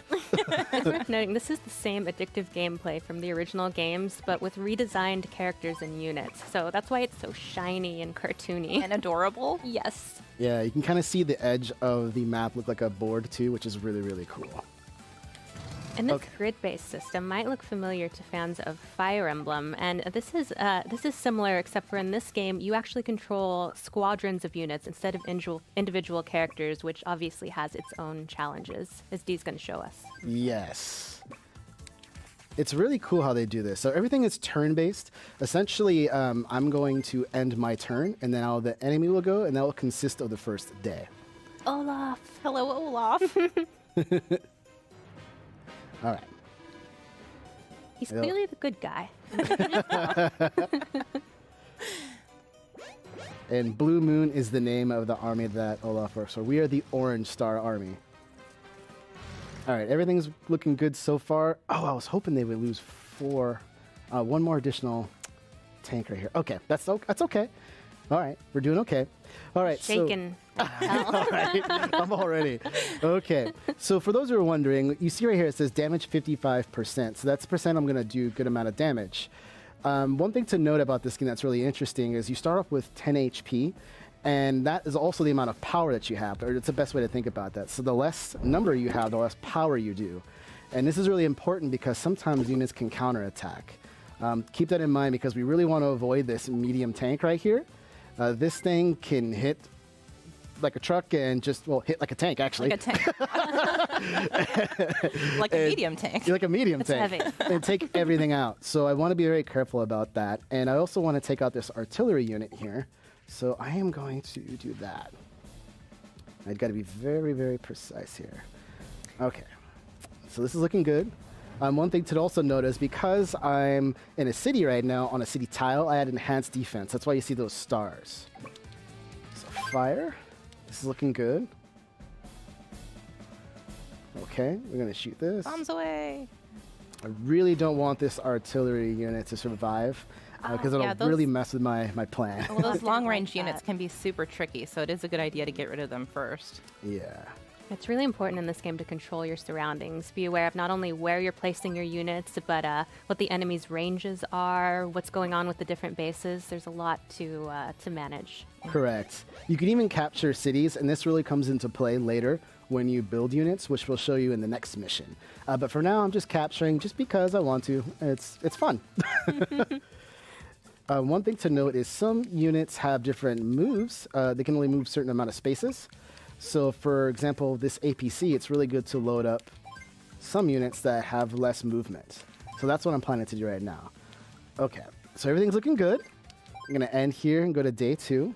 So what's your overall plan for dealing with this medium tank, Dee? I am going to kind of create a diversion. My goal is to first move all of my APCs, all of my troops over, and then I'm going to use my APC and my tank to block the medium tank from moving while I try to capture the base. So, or headquarters, rather. All right, now this part's a little, let's speed this up just a little bit, but I'm a little worried. Okay, not too much damage. So you can see them actually go through the water because they were placed on the water. Yeah, different tiles have different backgrounds or different effects, and it's really cool. Now, it's the beginning of day 3, so that means we can talk a little bit beginning here about our CO powers. Wait, but first we have to worship Nell. Hi, Nell. Hello, okay, now we can move on. Now, for those who are wondering, CO powers are essentially unique powers for each additional CO or commanding officer. For Nell, she's going to be able to essentially increase her chance and have a little bit more power, so that's going to be wonderful to do. Yeah, Nell's a lucky lady, so when she increases her luck, good things happen. Exactly. Now, the way CO powers increase is just through battle. It's not just that it randomly builds up, so that's just one thing to keep in mind. I'm going to activate it right now. All right. You're going to need the luck. Here we go. So cute in this animation. Go, Nell. Aww. Okay, this is good. This is working out great. What I need to do here, let's see. They have greater chance of dealing high damage in battle. But everyone's different. Even Olaf has a really good CO power, but I want to make sure to try to avoid that because it's going to slow me down. Yeah, Olaf's CO power is really cool. He actually allows him. I'm sorry, I had see to. what you did there. I so appreciate that. It allows him to make it snow, which changes the battlefield because his units aren't affected. Their mobility and range aren't affected by snow, but your units are. So you really want to try and avoid that, Dee. Good luck with that. I know. One other thing you might see me do. Oh gosh, do I want to take that out? Actually, you know, I'm gonna. Ooh, I don't know. What you gonna do, Dee? Actually, here we go. One of the new features as well to this is I can actually hold down a button and I can speed up the animations, which is a great new feature. You can also just turn the battle animations off if you want to go even faster. But if you're like Why would me, you want to do that? Yeah, exactly. You want to see those They're animations. so cute. Yeah, if you really hate delightful things, just turn them off. But otherwise, you can just fast forward through if you're short on time. So we're going to go through that. All right, so this is looking great. Now we're going to see these mech units. That's these guys who carry missiles. They're really good against tanks, so I want to be very careful. But everything's looking good here. I'm going to probably, you know what, I'm just going to stay here and end my turn. This is looking good. What I really love about this game is each time you approach a map, it's basically brand new. There are so many different ways you can go about winning or trying to win. And so, like this time, you said you're capturing bases for fun. You don't have to capture all of the bases in some maps. So it's really up to you how much you want to go for it. Yeah. Well, and even on this map, if you were feeling extra lucky or maybe extra reckless, you could try to take out that medium tank and win by taking out all the units on the map. And Why does that feel like a challenge, Kay? If you were feeling great, I didn't say that's what you should valiant do. or something, I guess you could. Wink, wink. Nah, we ain't going there. It's too smart for that one. No. Not gonna happen. I promise I'm not on Olaf's side. Uh-huh. I'm on Olaf's side, but I do support you. It's a battle on two fronts it is. All right, so now we're looking really good. So this is where it gets a little tricky. I really want to pay attention to the tile work because you can see this is the enemy range of attack. You'll see there's one little spot here that I can move my APC and not get attacked. So that's what I'm going to do. That APC is carrying precious cargo. Yeah, That's it the really key to your is. victory right there, little Henry. Yeah. Be so gentle with little Henry. I just cancel that out of fear. All right, want to triple check? Yeah, okay. Really, a mistake of just one tile can ruin your whole game. For real? Yeah, I'm a little worried. All right. Don't be worried, though. Yeah, you know, I'll capture Maybe right be here. a little worried. He's a little worried. A little That medium worried. tank is pretty scary right It now. really is. It really The is. medium tank will destroy my regular tank in one shot because I'm at 9. If I was at 10, it would take it down to 1. But since it was damaged a little bit, See how feisty Nell got? She did not like that. okay, we're going to capture here. All right, things are looking good. So this is at 9. I'm going to go ahead and park it right here because I can actually get a repair on any cities that I own or have taken over. And don't forget, you can actually capture cities that are taken over by the opposing side as well. I won't do that right now, but just in case if those are wondering. All right, so here we go, Kay. I'm going to bring this right here. Are you sure? This one's for you. The timing is right, though? Yeah. Can you make it all the way over to the HQ? Yeah, I can. Okay. You messing with me? Got to keep you on your toes, man. That's right. I appreciate it. He's got plans. I do got plans. I got good plans. We've seen those plans crumble many times.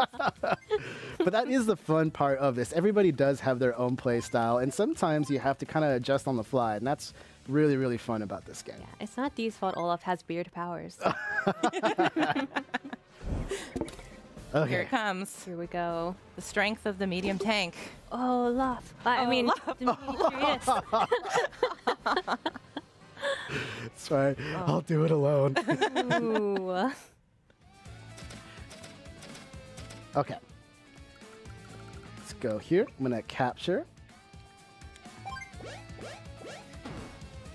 And I'm going to capture. I really should be attacking, Capturing but a I'm lot just... of cities here, actually. Yeah, I'm being a little gluttonous here, but I'm going to move this there to protect, and then I still don't want that medium tank to move. And this is pretty much... That APC has been the MVP of this map. Yeah, it really is. Now going to a valiant sacrificial death. I'm just going to end my turn. I'm not even worried, you know? We just got this. Mm-hmm. No, this will survive by one. You can do it. Oh, no! Wiped out. I was wrong. Oh, Dee. Oh. What have you done? Henry, no. I was not expecting that, but it's all right, because, see, you got to protect your base. You got to protect your headquarters. You got through that by the skin of your teeth. I got it. Yeah. So that's a victory. Perfect. Nice work. All right, so everything's looking good. All right, No now time for celebration, though.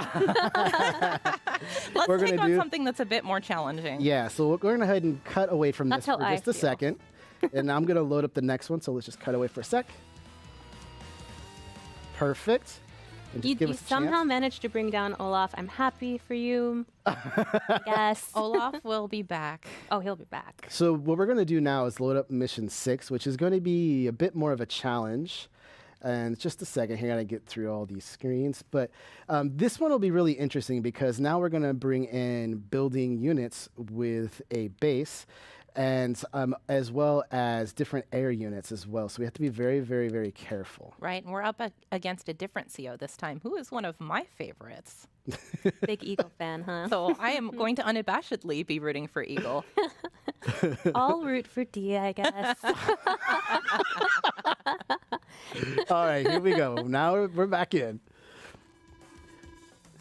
Okay, so The little animations are so cute. yeah, they really do emote very well. It's super, super cool.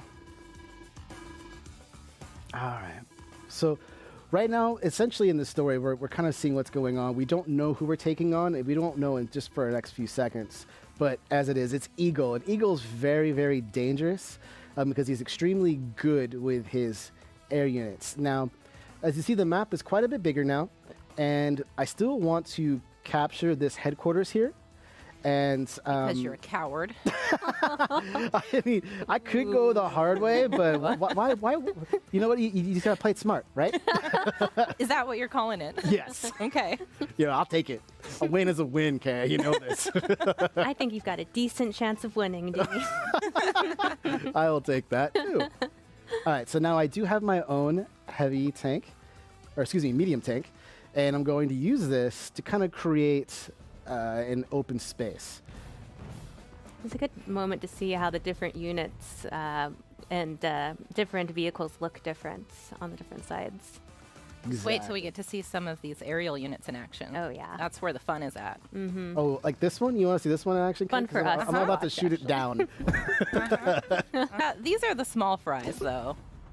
Like, we'll see how big you talk when you have to go up against the jets. I'm a little worried about the jets. No way.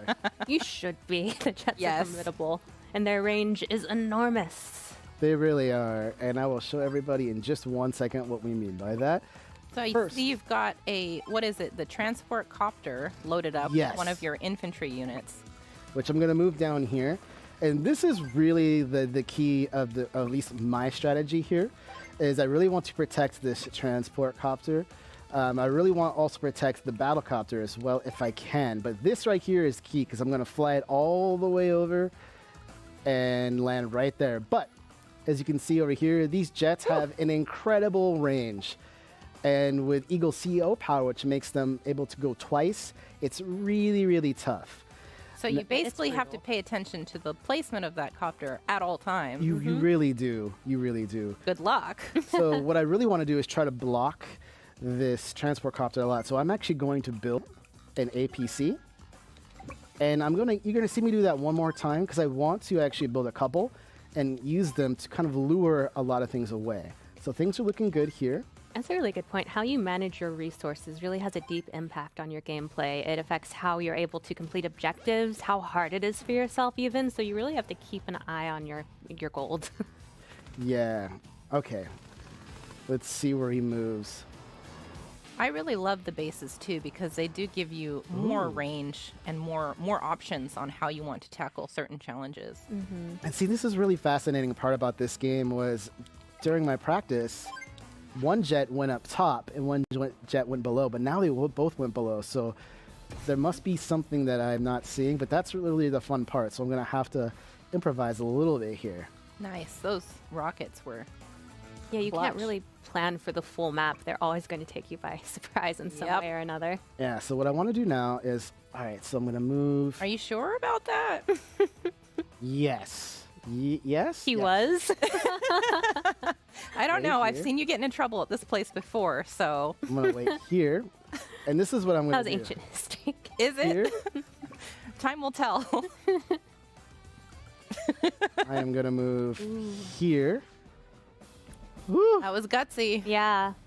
Let's see. I'm going to be honest. Yeah, I'm a little nervous. My plan is working. All right, so I do want to keep that there. All right, shoo. Now, the jets cannot attack things on the ground. They only go air to air. So as you see now, I'm boxing everything in. The only thing I'm worried about is if a jet goes from behind and takes out my battlecopter, so I got to be very careful. But so far, we in there. I'm going to move right here. Move this here. I think people call this the turtle technique. It's called winning.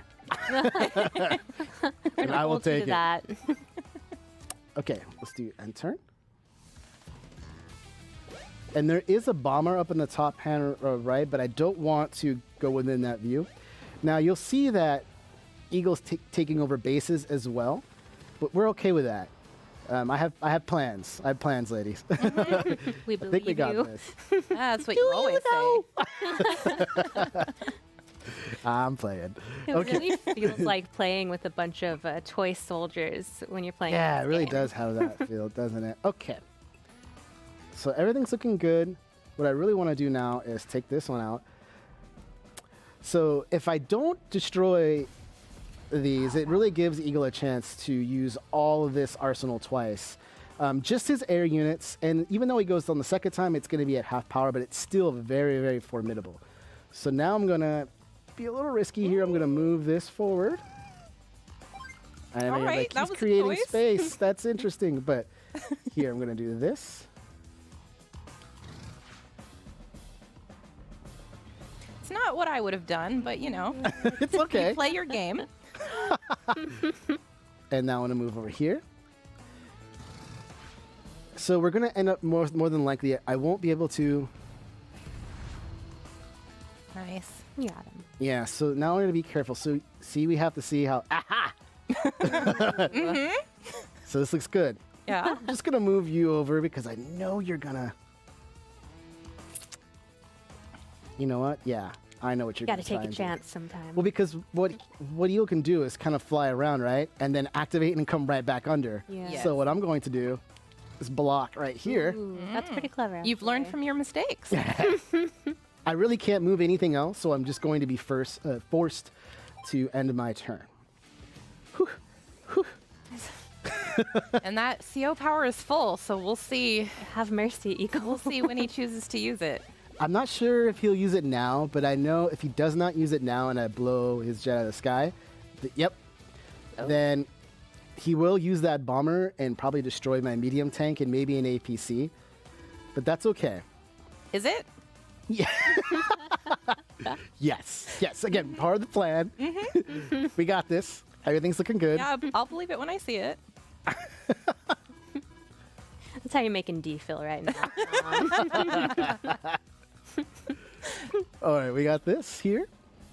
I'm going to speed things up again. This'll finish it, yes. All right, now I can safely start moving all of my troops over. Now life can resume again.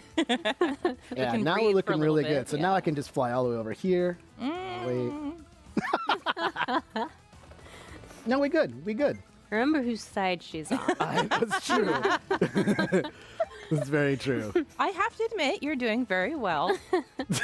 For Pains now. her to say it. Don't believe you. No, you are. You do still have that bomber to worry about. I do. And I still have to make sure I don't draw too much attention. And I think I'm going to be able to move this right. Yeah, you really don't want them to come for you until you're quite ready for it. Oh, man, I really can't move very far. Okay, here. I don't think you'll be able to relax until Eagle uses that CO power. So I still have... Okay, I should be all right. I'm going to try to move right here. You know what? I'm going for it. Oh. Well, we'll see. We'll see if this is the start of your downfall. So we definitely just lost this medium tank, and I think we might lose my anti-air unit as well, but that's okay. It's always hard to predict Speed what that up a Eagle's little going to go for next. Here it comes. He might actually go for an APC.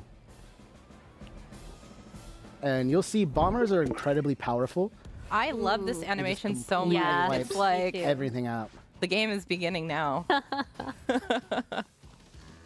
Here it comes.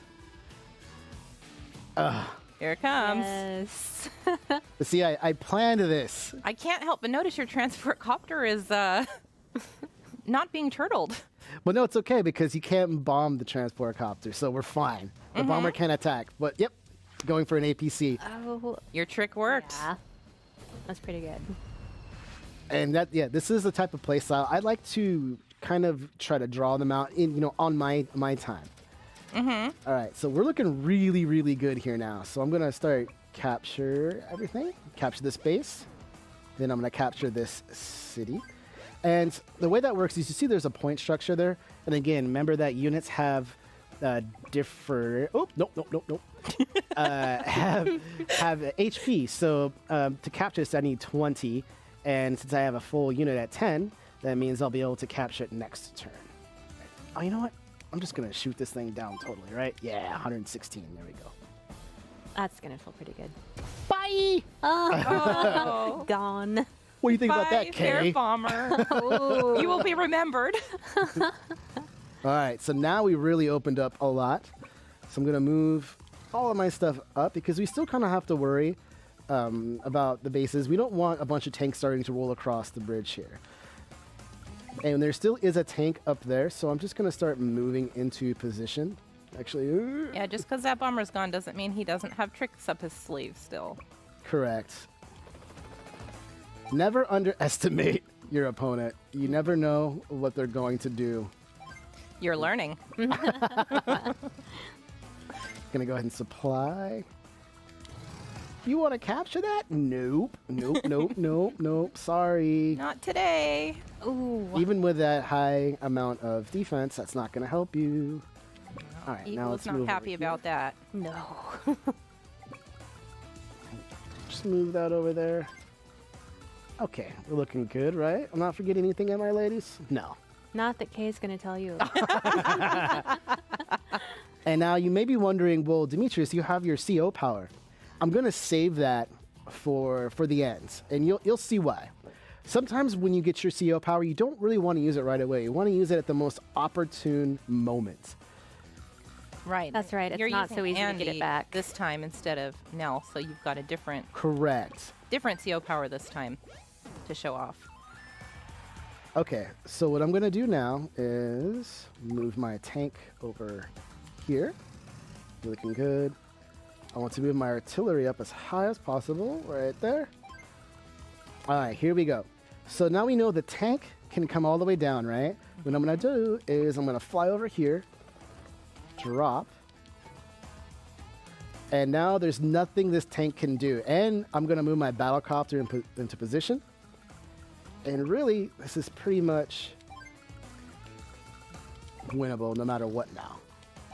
And actually in a really good spot here. Yeah, I don't think I've seen you do this well before. He's capturing so many cities. He's feeling cozy. Yeah. I practiced. We won't ask you how many times. Let's say more than one. Replay value. Now this will do some significant damage, but we're okay. All right, here comes all the tanks and all that, but we're not worried about that. Now, if for some reason things did go south, you can just, just as a little bit of advice, you can always start to build something down here like rockets. And now you see I have the bridge covered. So I can just start piling things on, going over here. I can move over here. See, now I have so many things covered. Let's go ahead and use this battlecopter just to take this down. All right, it's not going to do much damage.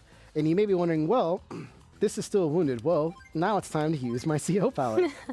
Yeah. So Andy has what's called hyper repair, and remember now every unit has about 10 HP. With hyper repair, you get 2 HP back for every unit you have. Oh, nice. It's really, really wonderful. That can really save your neck sometimes too. Yeah, I've won many missions just repairing and getting through it. Mm-hmm. All right, so we're looking good here. We have it captured. Can I move? Oh, it's out of the way. I can't help it. I got to capture more. One thing to know, too, is the more cities you have captured, the more amount of gold or in-game currency you're going to get per turn, and that's what helps you build everything. Okay, so you know what? I think we're good. I'm not even going to worry. I'm just going to end my turn. We got this. You're doing pretty great resource management here, I have to say. Capturing cities, building at bases. You're owning. You're so a far. worthy opponent. He's trying. But look, that does nothing. That does nothing. You can move all over here. That's fine. That's fine. I'm just going to hold fast forward here. You can't even take out my regular tank. You got nothing. Uh-oh. Now you're mocking Eagle. you better yeah, it's not be gonna careful fly. how confident you are. Oh, It's not over till it's over. Should I capture everything I just want? I'm just going to skip it all. Captured. You're going to make him so Boom, mad. and that's it. That's mission accomplished. Ooh. Very well done. No, that seems possible because I was playing. We never doubted you for a second, either of us. So there is a lot more to show in the future. Don't forget, this was just from the first campaign of Advance Wars 1. There is also the second campaign, Advance Wars 2, Black Hole Rising. And also, I'd like to say real quickly that there is online gameplay. So there is more going to be about that coming in the future as well. That's right. We've got a 4-player co-op that supports up to 4 players and all kinds of commanding officers, weather, fog of war, different units. We haven't even taken a look at Advance Wars 2, so there's still a lot to discover, but we were so happy to be able to show you this. And please stay tuned. Next, we're going to take a look at WarioWare Get It Together, so stick around.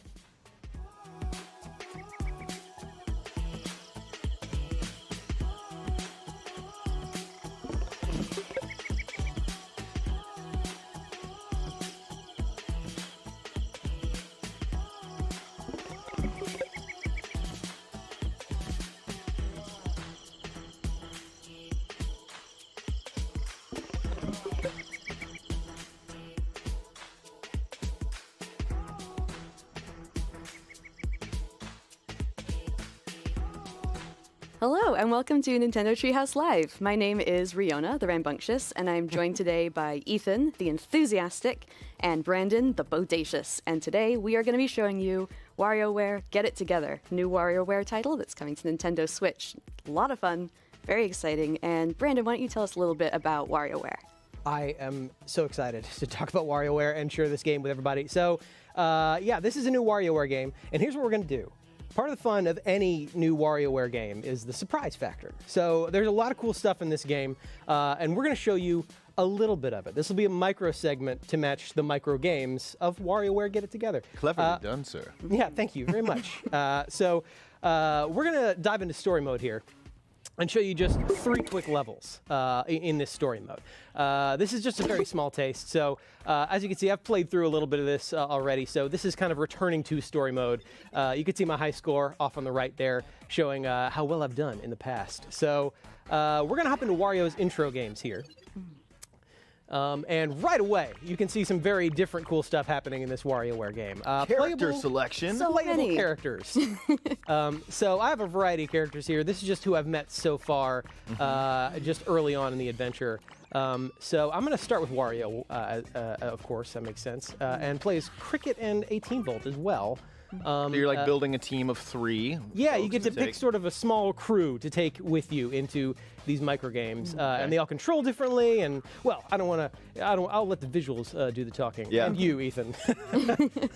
And for anyone who's not familiar with micro games, they're basically these little bite-sized games, really fast, really hectic, really chaotic, and the goal is to finish them as quickly as possible before the time runs out. Yep. But part of the fun is figuring out what exactly you have to do. So Right. hypnotize here. Yep. And each micro game has a way to succeed, and if you don't do that specific thing, you will lose one of your little life bars down below, as you can see. But we're already seeing, though, the different characters, and this is new to the WarioWare series, the different characters behave and act differently. And young Cricket there we just saw has the ability to jump high. We've got 18 Volt here throwing these discs from his head. And that's going to change the way that you play the same micro games. Right. Different characters are going to play them differently. And you never know who you're going to get. So it's always, completely random. Maybe you are really familiar with the game, you're used to playing with a certain character, but now you have a completely different character. Right. So you pick the 3, but then you don't really have control over which character is going to play which stage. Indeed. I knew it.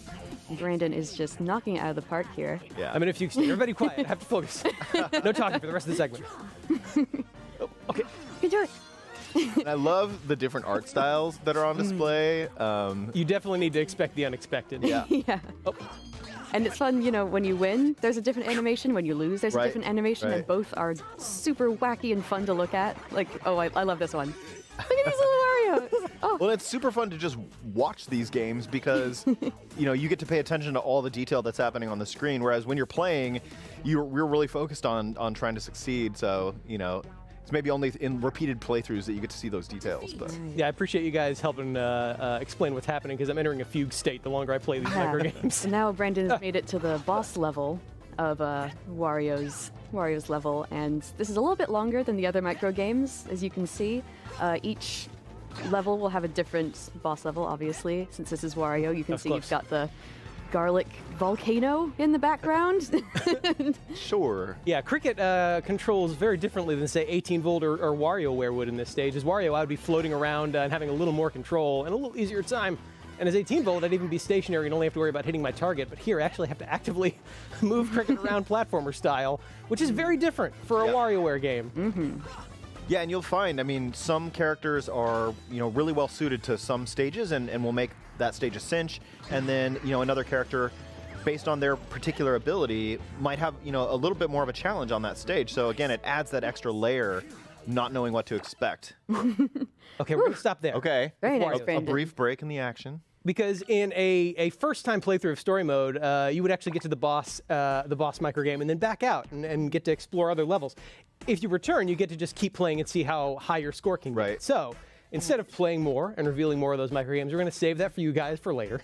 And we're going to hop into a different level here. We'll play Mona's I love games. Mona. Mona. Actually, Brandon, I don't want you to have all the fun yourself. So do you mind if I hop in here as well? Would not mind at all. In fact, that's one of the other cool features of this WarioWare game, is that 2-player has been added. So there's co-op mode where you and I can both play together. So I'm going to turn on 2 players here. Awesome. And so right now we're playing on one system with 2 Joy-Cons, but we could also play together local co-op. If I had my Nintendo Switch Lite with me, I could connect to you, we could play together. And dibs on Mona. Yes. I think that's fine. I'm going to play as Wario again. Yeah. Okay. And one other cool thing about two-player mode is there are some characters that are built for two players, like Dribble and Spitz. Right. So we can each control Dribble and Spitz, who have very similar moves, Right. but are two completely different characters for player 1 and player 2. So I'm going to pick 18 Volt again. Yeah, so We'll Dribble start him. will always shoot to the right, and Spitz will always shoot to the left. Riona, are you ready? I am so ready. I don't know if you guys are ready. We'll see though. Oh, There's ready. And this adds, even another layer. Kind of. There's going to be two players on screen at the same time, each with their own abilities. And you have to. It's hard, here because you have to work together and make sure you're not at cross purposes. Talking, communicating is important. Stay away from those dust bunnies. Oh God. So we can see Wario's got his. Well, he's got a jetpack, I guess, and he's got his dash he can do. Meanwhile, Krygor can kind of swim through the screen like you saw. Now we've got 18 Volt, and Mona can ride her scooter and then throw a boomerang. So there's again lots of differences in the way the characters behave. You guys are acing Such quick this. work. Yeah, wow. Nicely done. Yeah, it's there's so much variety in how these games are presented. The normal loop is completely different now that there's playable characters. And you'll see the Mona's level, the theme is kind of everyday life. Yep. So she's got, just gotta get that away. Yeah. Nicely done, guys. I love that guy. Yeah, we've got little dusters down below that represent our lives. Yep. Some craziness going on in the background. Yeah, so much detail to Oh notice. God. Oh God. Oh God. Okay, I use my boomerang. Yeah. Well done. Very nice. And I love the different options there are to play two-player, right? So you can be doing this via your same system like you guys are doing, sharing two Joy-Cons, or you can be doing local wirelessly, on two different systems. Artist forbidden. Watch out. Watch out. Oh God. Oh, Nice. I claim this Nice. one. Don't get chomped. This hole was made for me. Yeah, you can see Mona's constantly moving there, so puzzles like that can be a little tricky if you're supposed to get in one specific spot. Oh, Tiny, get rid of the spider. We did. Wow. Oh. Nicely done. Okay, we're gonna stop there. We're gonna stop there. Okay. That's enough. Again, there's a lot of really cool stuff in here. We do not want to spoil too much. It's hard to stop though. You get in such a rhythm. I know. really Yeah, is. like I said, you enter the WarioWare fugue state, which there is no known treatment for, unfortunately. Just more you just have to keep WarioWare. playing more WarioWare. Yeah. So there's one more thing we want to show you here. It is a very cool returning element to WarioWare, and that is 9 Volt's level. Yes. 9 Volt is the Nintendo fan of WarioWare's crew. Yep. And in this game, like in other WarioWare games, 9 Volt has built some games based on Nintendo classics. Mm-hmm. These are very, very cool, and we do not want to spoil all those. So we're going to show 3 of these, just to give you a taste, to give you an idea of what these are like. I don't know which 3 they're going to be because the game likes to shuffle them. I know which ones I want them to be. Yeah, we'll see. Well, we'll see if we get them. So Riona and I will hop in here and tackle 3 of these Nintendo classic All microphones right. So you're together. gonna I will play. pick your 3 characters again. I will play as 9 Volt since this is his level. Nice. Right. And do I Dribble will- and Spitz? Yeah, let's do Dribble and Spitz again, and 18 Volt. And one thing I like got about his, co-op. oh, go ahead. Oh, sorry. One thing I like about co-op is that, even if one of us fails or loses, the other one, as long as the other one wins, then Yep, that's right. it's a success. That's a You good can see point. we're skipping the cutscenes as well. We don't want to ruin any of those cool character moments Yeah. for you guys. Find a ghost. Find God. Ghost. Where's Ghost? Yes. Got him. Yeah, you can see his 9 Volt. I'm always Yeah. moving on a skateboard. Deliver. Oh God. Oh, this one's always. Oh, You got this. Come on. Yes! Nice. Nicely you're welcome, done. Fauna. Okay, what's the last one? What's the last Okay, one? what's Oh, what is it our gonna last one gonna be? Oh man, God. okay, Okay. Ice climber. Come on, get up there. You can do it. Woo. Oh yeah. Oh, nicely done. That's all we're going to show of the Nintendo games in 9 Volt's level. I for want now. to play more. I know. Yeah. There's a lot here. There's a lot to do, So but much I don't more. want to spoil a surprise for everybody. So that's it for this quick look at this micro segment to match the micro games of WarioWare. Get it together. Cannot wait for everybody to get their hands on this and play it later. It's going to be very, very cool. So A lot of fun. Yeah. So thank you so much for joining us today. Wait. And one more thing. I can't let us end this segment until all of us have given our best. No. Wah. yes. We're doing this for We real? are doing Yes, I it. mean this. I'm not letting anybody leave. I will Brandon. hold you down in your chair until you do this. So I'm going to kick it off, right? Okay. Please do. Wah! Wah. Wow. It's very satisfying. That was Thank great. You. Thank you. Not going to forgive you for that. Now we can end the segment. Okay. WarioWare Get It Together is coming out on September 10th and is going to be a lot of fun.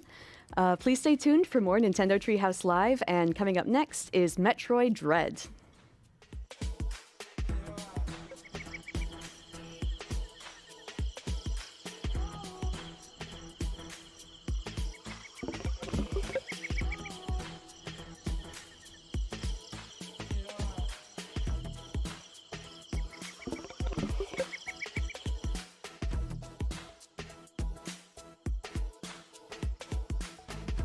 Hi, welcome back to Nintendo Treehouse Live. I'm Dan, back with Audrey and Teresa again. We're going to go into a little bit more Metroid Dread, deeper into the planet, into this work-in-progress game, and see more of Samus's abilities, and maybe see a couple more tough battles.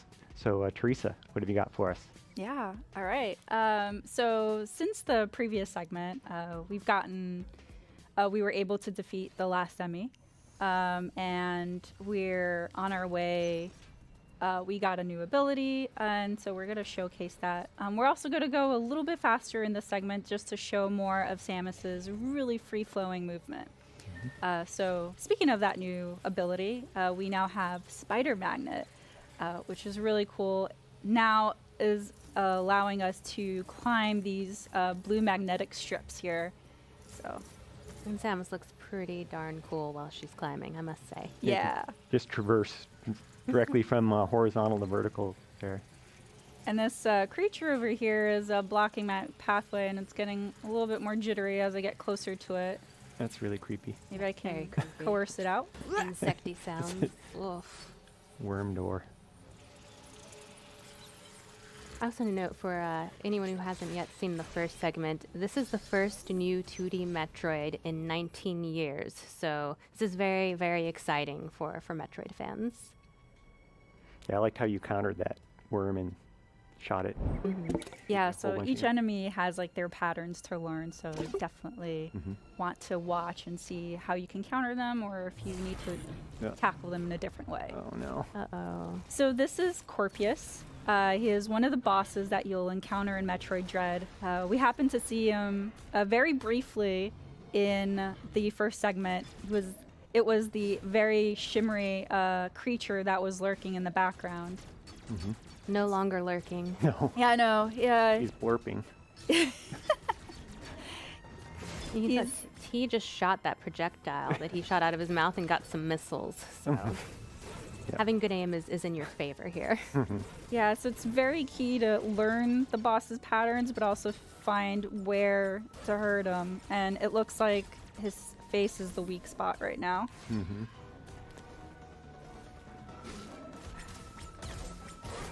Yeah, that tail is pretty deadly, so you want to keep your distance.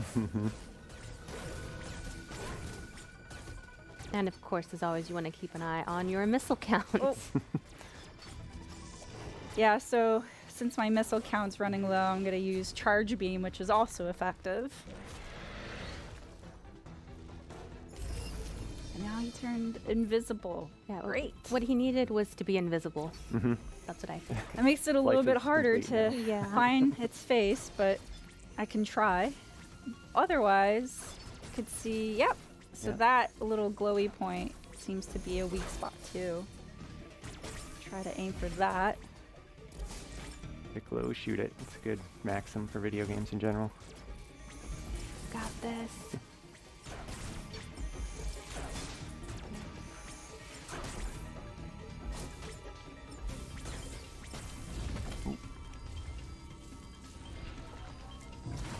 And now it's throwing a tantrum, so it broke some of the environment. And I see some blue magnetic strips there, which I could probably use to my advantage. Oh. And now it reared its ugly head and turned to its backside, which is probably its best side. It's also rearing for something. I don't... Ow! Okay. No. All right. Oh, nice slide. So we're turning here to a cinematic, but I am effectively throwing missiles at Corpius's face here. Yeah, it's another one of those really dynamic camera angles there. Yeah, jumping right into a boss fight is a Why are really you good back? way to show. Okay. Yep. So those magnetic strips were very handy there. Yep, you have to use all of your abilities if you're going to be. Oops. No. And that poison gas doesn't look too healthy.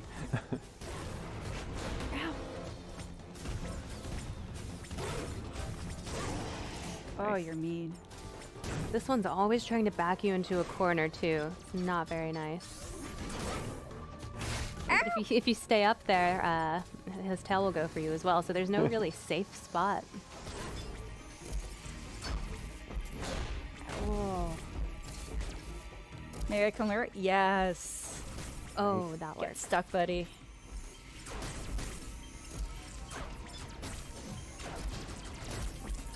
Nope. Missiles, yay. Okay, where are you again? Oh. Tricked me. Yep. What are you doing?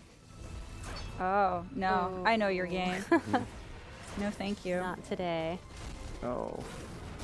I don't think he's gonna like this. Ah. Eat missiles. One last charge beam for effect. I think you got him. This is it. Look at Samus. Mhm. That beautiful pose. Yep. Nothing scares So Samus. good.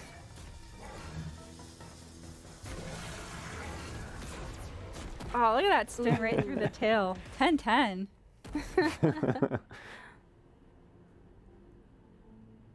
Get a really good look at her suit here. Yeah, I'd be watching for a moment too. Like, are you gonna stay down? Yeah. Hold that pose. Yeah.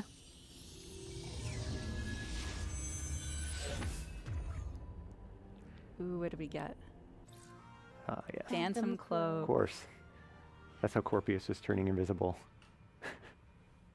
So the Phantom Cloak was previewed and mentioned by Sakamoto-san in his video earlier this morning. It is an Aeon ability. And for some of you at home who have played Metroid Samus Returns may recognize Aeon abilities, but these are brand new and they play very differently in Metroid Dread. Yeah, you find new Aeon abilities, and this one actually, it's more of an endurance gauge, so it fills up over time. But you really, really want to keep a close eye on it, because the last thing you want is for your Phantom Cloak to disappear when you really need it. Yeah, so let's actually showcase it here. So before I wasn't able to go through these doors. They're called presence doors, but now with the Phantom Cloak, I'm able to progress through them. I am moving a lot slower with the Phantom Cloak, and as you can see, the energy gauge right underneath is slowly decreasing, but as I move, it decreases even faster, and once it's depleted, it starts taking away from my health. So I have to deactivate it. I can replenish it really quickly by moving, and then only then can I reactivate it again.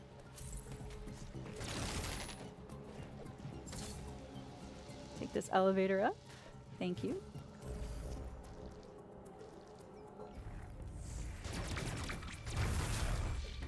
Yeah, just like the other abilities, this opens up new areas that you can go and explore, being able to go through those presence doors. So a whole lot more adventure to unravel here. Love this view. That background is so beautiful. Yeah, this is a new section of this world filled with magma.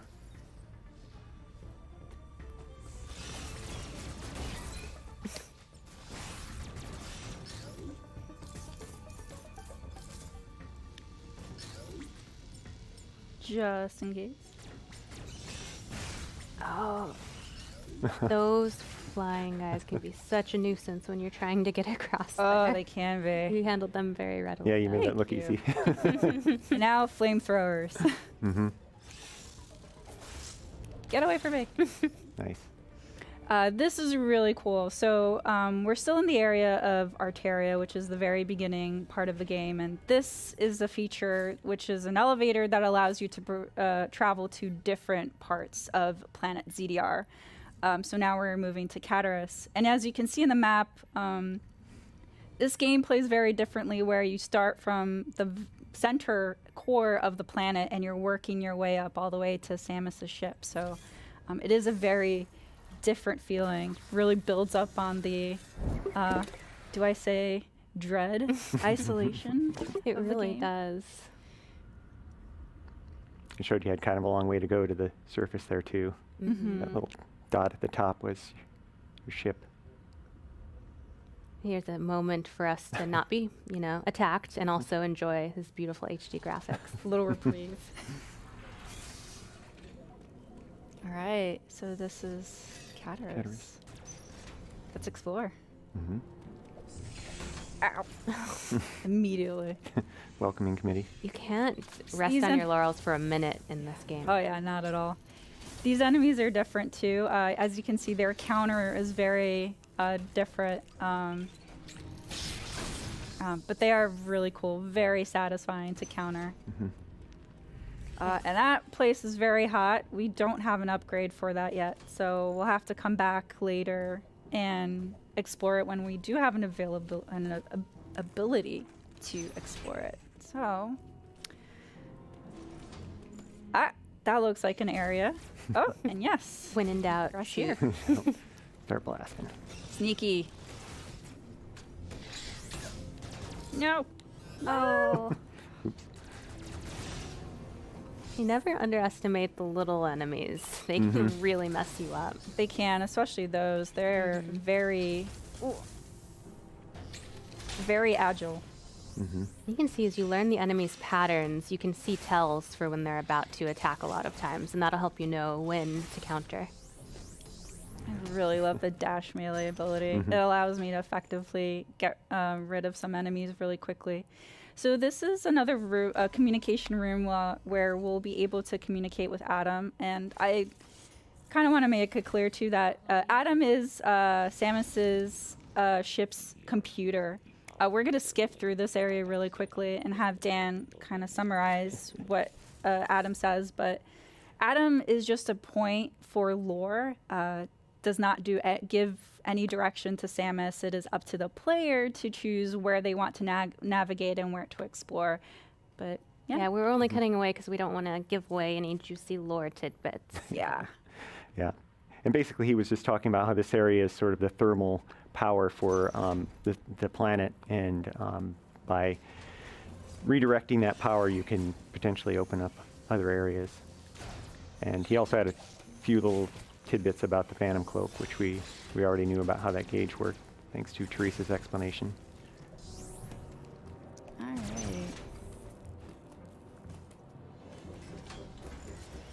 Oh. You look in the background, you can see magma flowing through some of those pipes, but not the others. Yeah, all of these pipes are very interesting, and this mysterious door opened up too.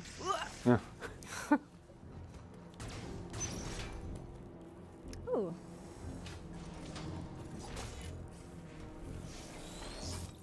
Here's an interactable, which allows, so this area of Cataris controls the magma flow of the planet. And so we're able, through these interactables, change the flow to access other areas. So now because we changed the thermal flow, we're not able to backtrack to where we were. So find a different path. It's such a niche touch that something we were just talking about in the background actually has a gameplay component. Mm-hmm.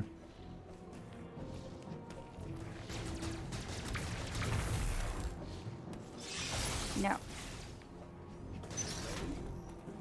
And there we can see that magma flowing through those pipes. Yep.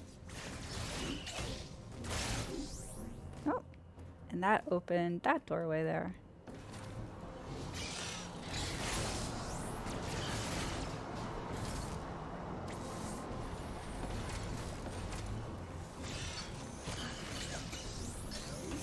As Teresa is very well aware, there's such a diverse amount of life in in this world. So many different kinds of alien creatures that maybe not when they're mercilessly attacking you, but it's really neat otherwise to see such different alien creatures.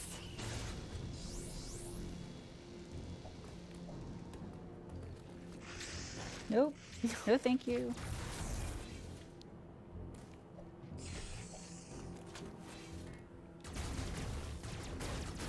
Look at that background. It's just beautiful. Ooh. Oh, watch out for him. These enemies are pretty gnarly. They throw little balls of hurt that I don't particularly enjoy. Ow. Maybe not stay in the spawning point of the enemy. That would be good. A pixelated door. Familiar I don't door. know what that means. Oh, I'm so nervous. Okay, here we go. Yep. So this door leads to another Emmy zone. Mm-hmm. So I believe we're gonna. That sense of Meet dread the you're enemy. feeling is very warranted. Well, I feel it. I feel it. Palms They have their little beeping. Ah, those. It's blue though. Look. Yeah, so Samus has been able to use the Phantom Cloak to her advantage by escaping this Emmy. And this Emmy can crawl through tight spaces, so it's pretty formidable. Yeah, really liking that Phantom Cloak about now.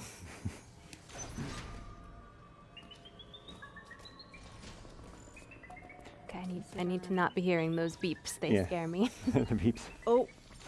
Ooh. Oh, It's watch out. Oh, see, it heard that noise, and so it's now in yellow mode. Ooh. Please don't notice me. Well used Phantom Cloak there. That saved your tail. So you can see in the mini map, the little red dot is the Emmy. It is still nearby. Making sure that it doesn't hear me. Okay, we're good. Oh, Auto Tool, why would you do this to me? Because it wanted to give you some items. No. Okay. Maybe I didn't call the Emmy to my. No. Oh, why? This one's Oh. blend in with the background. Yeah, I need these guys to just go away. Getting some good missiles though. Mm-hmm. Let's see. All right. I have the spider magnet ability. I should just use it.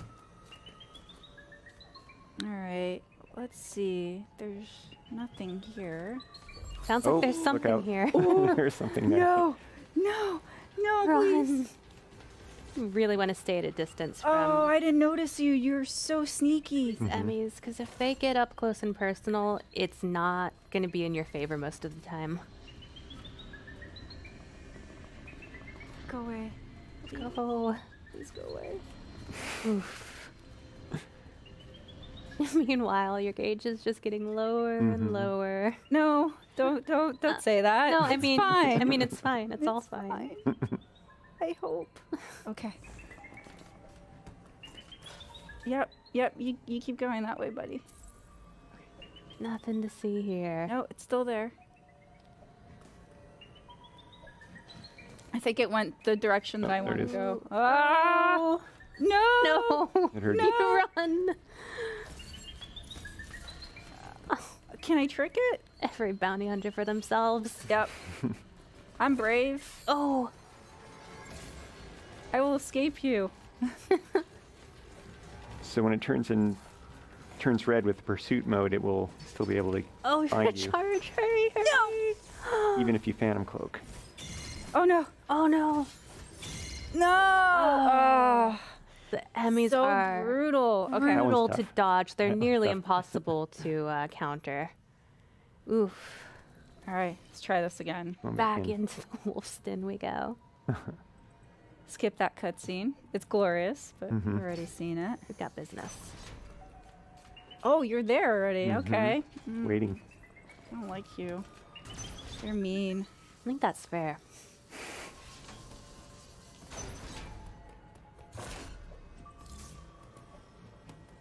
Maybe I can outrun it.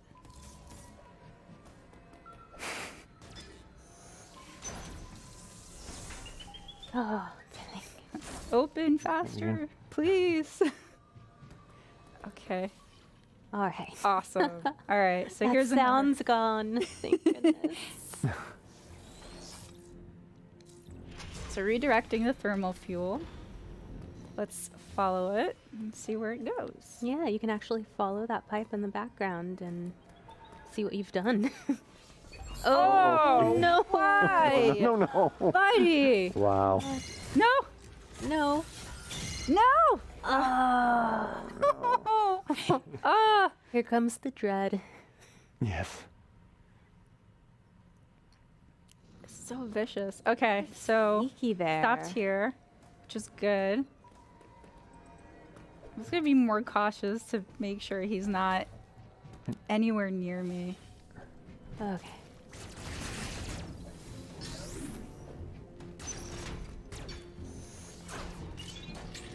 When you finally get out of the Emmy room, you feel so safe, but then it's deceiving. It's deceiving, yes. And you're going to have to go back in there several times. I don't wanna. It's not a linear progression.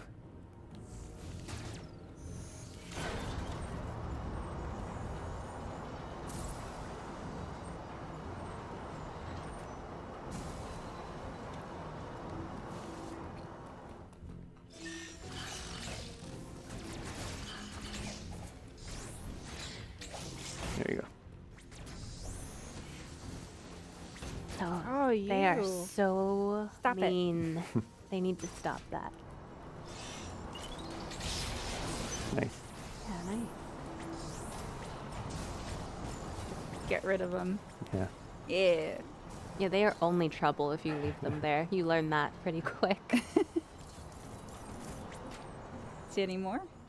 No. Oh, you. There's that guy. Oh, nice. Yeah.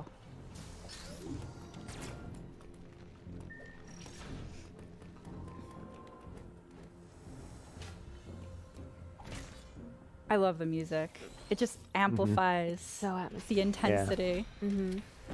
And it's worth noting for anybody who's new to the Metroid series that this is Samus, of course, and she's the protagonist in all of the games. So this might be terribly frightening to us, but this is just a matter of due course for Samus. She has been through a lot, and it's just a testament to how amazing she is that she's survived all of it. Yeah, and even if you may be new to the franchise, it's totally okay because the game does a really great job at giving you a summary of what has transpired before. So it's really, it's pretty good, easy to pick up, especially if this is your first game in the series. And also, if you don't know who Samus is, but you know maybe Samus the fighter in Super Smash Bros. Ultimate, same character. Yeah, find out how she earned her stripes. Oh. Oh, no. Mm-mm.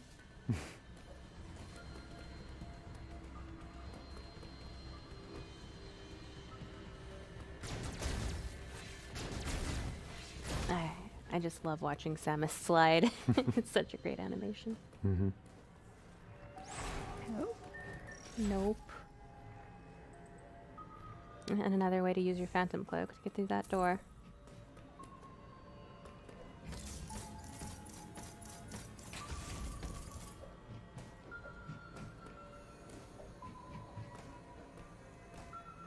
I don't know if anyone else is forgetting to breathe, but remember to breathe. I did. All right. Well, this statue looks really mysterious, but this is the cliffhanger. We're going to stop here because, again, we don't really want to spoil too much of the story, but we wanted to give you at home a sneak peek of Metroid Dread. We're really excited to play it. We're really excited for you guys at home to also get your hands on when it comes out on October 10th or 8th? October 8th.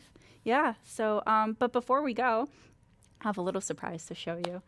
It is the special edition version of this game, and there it is in its glory. Yeah, in all of its glory. You get a steel book with the game included, of course, and 5 art cards and an art book, which is really exciting. They chronicle Samus's adventures in the 2D games. So, like we said, whether you are a longtime fan of Samus and her adventures in Metroid, or you're new to the series, this is a great way to either celebrate your fandom or kind of get up to speed before you play the game. So it's really neat, and here it is.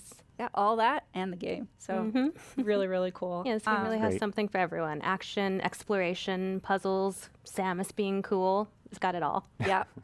So, just wanted to thank again for the fans for tuning in, and thanks for sticking with us this entire time. Yeah, if you missed any of the previous segments, they're all up on YouTube, along with one more segment of a game that we haven't shown previously on the stream, so be sure to check that out. Yeah, on behalf of everyone at Nintendo, thanks for watching, and keep smiling.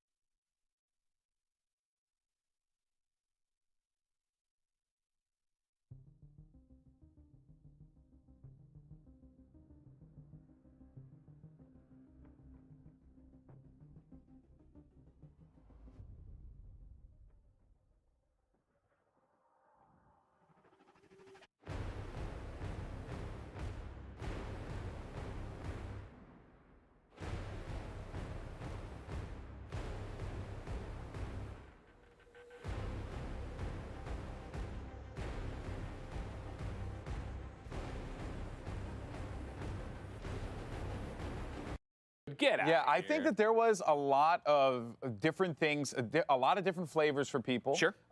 If you enjoy, tactical games, you got a little bit of that with Advance Wars. Don't even get me started. Which I'm so excited about. Oh, do I want to talk about Advance Wars? It was nice that Metroid fans got acknowledged. You got a little Breath of the Wild 2 at the end there. Michael lost his marbles when they showed Shin Megami Tensei, because I'm sure he's going to dive I'm not looking forward when we can go. It's going to get loud in here when they go back to the media couch to find out what Michael thought. It's going to be insane. But yeah, man, I thought that it was really good. So I thought so too. I'm glad that it was like a good way to kind of cap things off. Right now, ladies and gentlemen, of course, we are asking you, as you can see, what was your favorite Nintendo announcement? You can vote in no matter what channel you're watching us on, no matter what platform. If you put it into the chat, it'll be there. And you see it right now. A dead heat between Breath of the Wild 2 and Metroid Dread. Michael got his phone out. He's out there. Michael got he's out there. He's out there voting for Shin Megami Tensei 5. He's hitting 2 in the chat so hard right now, it's ridiculous. That was my thing, Golden Boy, is that I loved this conference. I thought it started so strong with the Smash reveal, right? Of course, having the Tekken guy, Kazuya. I have to look at it. All right, we'll get it wrong, and I will be Tekken, like Michelle Rodriguez at Game Awards. But starting, she's a huge fan. Starting with the Smash reveal, right? And then going all the way till you get to Breath of the Wild 2. In there were still so many different things that spoke to me, right? Where it's like you have these high moments, these peaks for me and and everybody has something to jump on, right? So for me, I wrote down Mario Party Superstars, Metroid Dread, Mario Golf Super Rush. Yes, they're getting free updates. I can't wait. So good. WarioWare, Get It Together, Fatal Frame, of course, a Wii U port, but I'll take it. Advance Wars 1+2, Reboot Camp. I can't believe it. Yeah. I didn't think I was. I am an Advance Wars fan, ladies and gentlemen, and that is something I gave up the ghost on a long time ago. We talk about so much this weekend, these 4 days of indies, right? And indies being if you're not going to do it, we'll do it ourselves kind of thing. And I've played so many Advance War clones. Now to have 1+2 bundled together, rebuilt from the ground up, super stoked for that. And then ending on Breath of the Wild. I thought this was such a great conference. And I also do want to say, because I said this on Twitter, but I also think it's important to say here for anyone who's watching, for anyone who's paying attention, let's not forget that 2020 was a really tough year for game development. Of course. People don't realize that game development, if you've never worked in that space, and I haven't, but I know people who have, it's a very collaborative experience, right? You being together, and creating together, that's what creates these incredible worlds, right? So there has been a lot of, kind of pushing the calendar back on a few titles, which is completely understandable. It just means that we have even more goodness to come. Like, I'm looking forward to 2022. A lot of great games are coming out, but also, you said it best, Greg. This is like, take advantage of this year to try something new. Oh, of course. Because there are some great games that have been announced. Like, if you've never played Advance Wars 1 and 2, What is wrong with you? please check it out. It is Except for the fact, sobering for both me and Dan Casey back there when the Nintendo Treehouse was like, yeah, it came out 20 years ago. Yeah.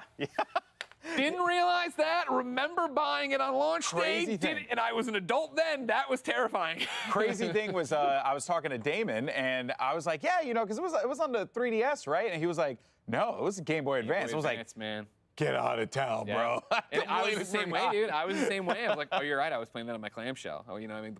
Yeah. I mean, so that's what I'm saying. Like, guys, there's a lot to look forward to. There's a lot of great games, especially coming out of Nintendo. One thing that I'm very happy about, Monkey Ball 20th anniversary, heck yeah. That's great. But Life is Strange. We have talked about it a lot.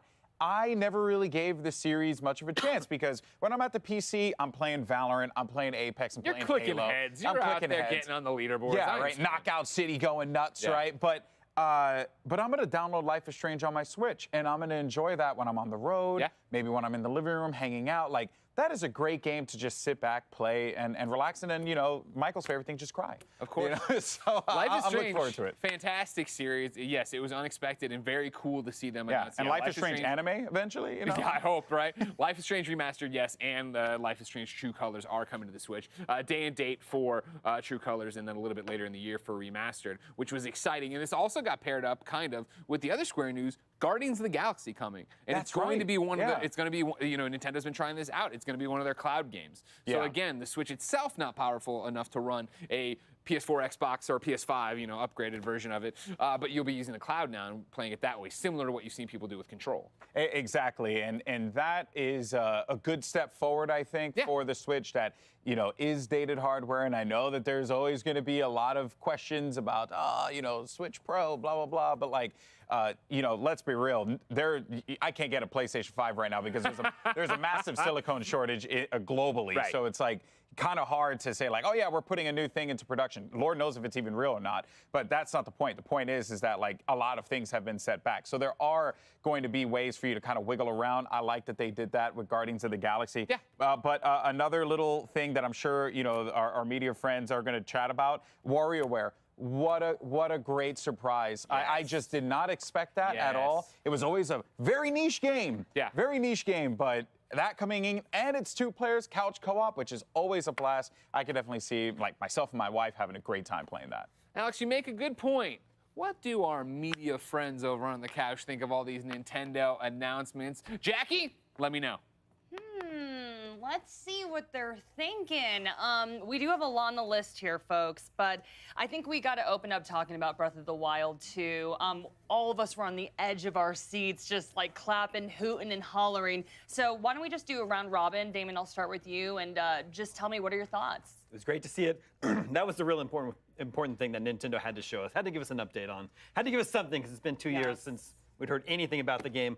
Maybe not as long a look as I would have wanted, but it was enough. And the show had been so good up to that point. As we near the end, I almost think, even if they don't show Breath of the Wild 2, I don't think I'm going to be that mad because the conference was that strong. Michael? Breath of the Wild 2 looks sweet. You get that extra verticality going in the sky, and I think like Link's arm is going to be like an important. If I understand correctly, it's going to be sort of that new element that that Breath of the Wild is going to bring to Zelda. And I know that like all kinds of powers were so fun to play with because Breath of the Wild was almost like an immersive sim in many respects, and you can toy around with the world and do whatever you want. So this added element, I want to dig into that. But just visually, it looks like it's intimidating. It's dark, but it's also that whimsical vibe that you want out of a Breath of the Wild, a sense of adventure, if you will. This is enough for me to be like, all right, I'll wait till 2022. They said they're aiming for 22. Who knows if they have to push it back? But like Golden Boy said, things have been rough. So if they do, it's all good. I just, Breath of the Wild 2. Like, I can't believe that's real. Like, I know. yeah. Avi-chan, we were sitting next to each other. I know that sorry, my otaku right here, but you lit up in particular when that rock monster stood up, and you're like, the Gami's on top of it. Oh, So, exactly. yeah. Well, I mean, Jackie, I got to be honest with you. I was trying to manifest some other news. I went to bed in high heels last night. I tried, me and Golden Boy were twerking in front of the Nintendo logo, but seeing Link fly through the sky and look up at all the mountains, and as you said, seeing Big Rock Guy come up and all the little hobgoblins are on top of him. I forgot, bokoblins are on top of him. I'm like, oh my gosh, we're taking this to the next level, and I'm so excited for Breath of the Wild 2. Take your time. Take your time in making it. I will not be mad if it gets delayed. Make it Take your time. perfect. Yes. Dan, what about you? What were your thoughts? Yeah, there was a split second there where you see Link flying through the air, and my first thought was, where are we dropping, boys? I thought they were doing a Legend of Zelda Battle Royale for a moment. Thankfully, that is not the case, although maybe down the line, who knows? But I'm just excited to see more of this rich universe, more of what they were able to establish with Breath of the Wild. And like we're talking about, not till 2022, some things are worth waiting for. This looks like it's going to be well worth the wait. And I'm wondering if, you hear all those rumors online about people talking about maybe a newer model of a Switch. What better way to launch a console like that than with an upgraded version of this launch title for the previous one? So it's the sequel to Breath of the Wild. I can't wait to see it. I can't wait to experience it, especially with this new verticality element too, because that was one of the best parts about the original game is you can climb anything, you can then glide to anything, unless your arms give out because you didn't eat enough food, like I did, like I experienced firsthand. Like in real life? Use bombs. Yes. Yeah, no upper body strength. So obviously a lot of hype for Breath of the Wild 2, but tons of titles on here. Damon, I kind of wanted to pick your brain about Metroid Dread. Yeah. So I know you were sporting your Metroid t-shirt this morning. I guess maybe I manifested that. yeah, right? I rolled up in a Super Metroid shirt and had no idea that we were going to get a new 2D Metroid game today. Yeah, they mentioned Metroid Prime 4, reassured us it's still in development. But then a complete surprise to bring back Metroid Dread, a game that we were covering at IGN in like the mid-2000s. We thought was completely dead. I never expected to see it again. But it's back. Really, it's bold of Nintendo to keep it in a 2D sort of, to make another 2D Metroid game, and then to introduce this dread mechanic that you're being hunted by this robot Emmy, right? I was super surprised to see that, and I can't wait to play it. We don't have to wait very long. It's coming out in October. Yeah, y'all, this is Justin. My producer told me we have our reactions, apparently, during the Nintendo Direct. I'm sure they're understated. I have no idea how this is going to look, so I'm going to see if we can roll the tape on that. And, I mean, obviously, we're going to have Michael here reacting to Shin Megami Tensei 5, Let me break down the game tape here. Okay, let's see what's happening. There's a title screen right here. Yo, Shin Megami Tensei 5. I was like, is there going to be gameplay? Is there going to be gameplay? Because you got an extended cinematic. I'm like, yo, this is how the gameplay works. All sorts of stuff. But listen, Shin Megami Tensei 5. The same way Golden Boy got hyped about Halo Infinite is the same way I got hyped for Shin Megami Tensei 5. I didn't expect it. So y'all ever just watch the press conference and be like, yo, that's the game I've been looking for. I've been looking forward to Shin Megami Tensei 5 for so long. And I kind of put it off because Atlas is a little, they were a bit kind of cryptic about what the status of the game, where it's at. And I was like, oh, maybe that's a 2022 thing. I'll wait for them to call us shots. But I didn't expect it to come through. And they showed a lot. It was on Treehouse, too. Yeah. Okay, yeah. Oh, boy. All right. Take a breath. You know. I'm fanning you. You're okay. Yeah, I know. Oh, it's going to be okay. Y'all know I'm a Persona stan. So if you have any love for Persona, give Shin Megami Tensei a shot. What's missing? What's missing? So here's the thing. If y'all don't know about SMT, SMT doesn't have the social sim element to it. It's dark though. It's got demons. They're not personas. They're demons. And the main protagonist. Oh my God, the protagonist looks so sick. Of course, they pull up and they're like in the school uniform. And then how SMT usually goes, the Tokyo becomes an apocalyptic state. And then boom, you make a deal with the devil and you look sick. Yo, the laser sword arm. Yo, the long flowing blue hair. You almost look like a Fire Emblem character, and you got like a Tron sword over here. Oh my God. And you see all the demons that you love and the personas you love from the games. Y'all should check it out. I know we're not getting a new Persona anytime soon, but SMT 5 is here. Yo, oh my God. SMT 5. Oh, and it's coming this year. Breathe. You gotta breathe. You gotta breathe, Michael. Greg. Yeah, I know. We're very excited. Greg, it's coming this year. I know. November 12th. I can't wait, champ. I can't wait. November 12th. This is the thing I've been waiting for. Oh my God. Yes. SMT 5. You know the vibes. We get the vibes for sure. See, Jackie, that's how I would talk about Bayonetta 3 news. Yeah. If I had many. 4 years. 4 years. You know what though? Fatal Frame. WarioWare, yeah. You both of you were going nuts about that. So. Yeah, I brought my cell phone today, so in a way, I manifested Fatal Frame, a game where you take photographs. So yeah, I'm just excited to see this game. It's coming to multiple platforms as well, but it's going to be, I think, you really get that feeling of like you are the photographer when you're playing on the Switch, because if you're playing in handheld mode, it's going to feel really immersive in a way it might not otherwise if you're just playing on your couch. So I'm excited to see what they can do there. It's going to be nice to revisit it for people that haven't played it. Nice survival horror out there. So, you know, a little bit of the darker side of Pokemon Snap.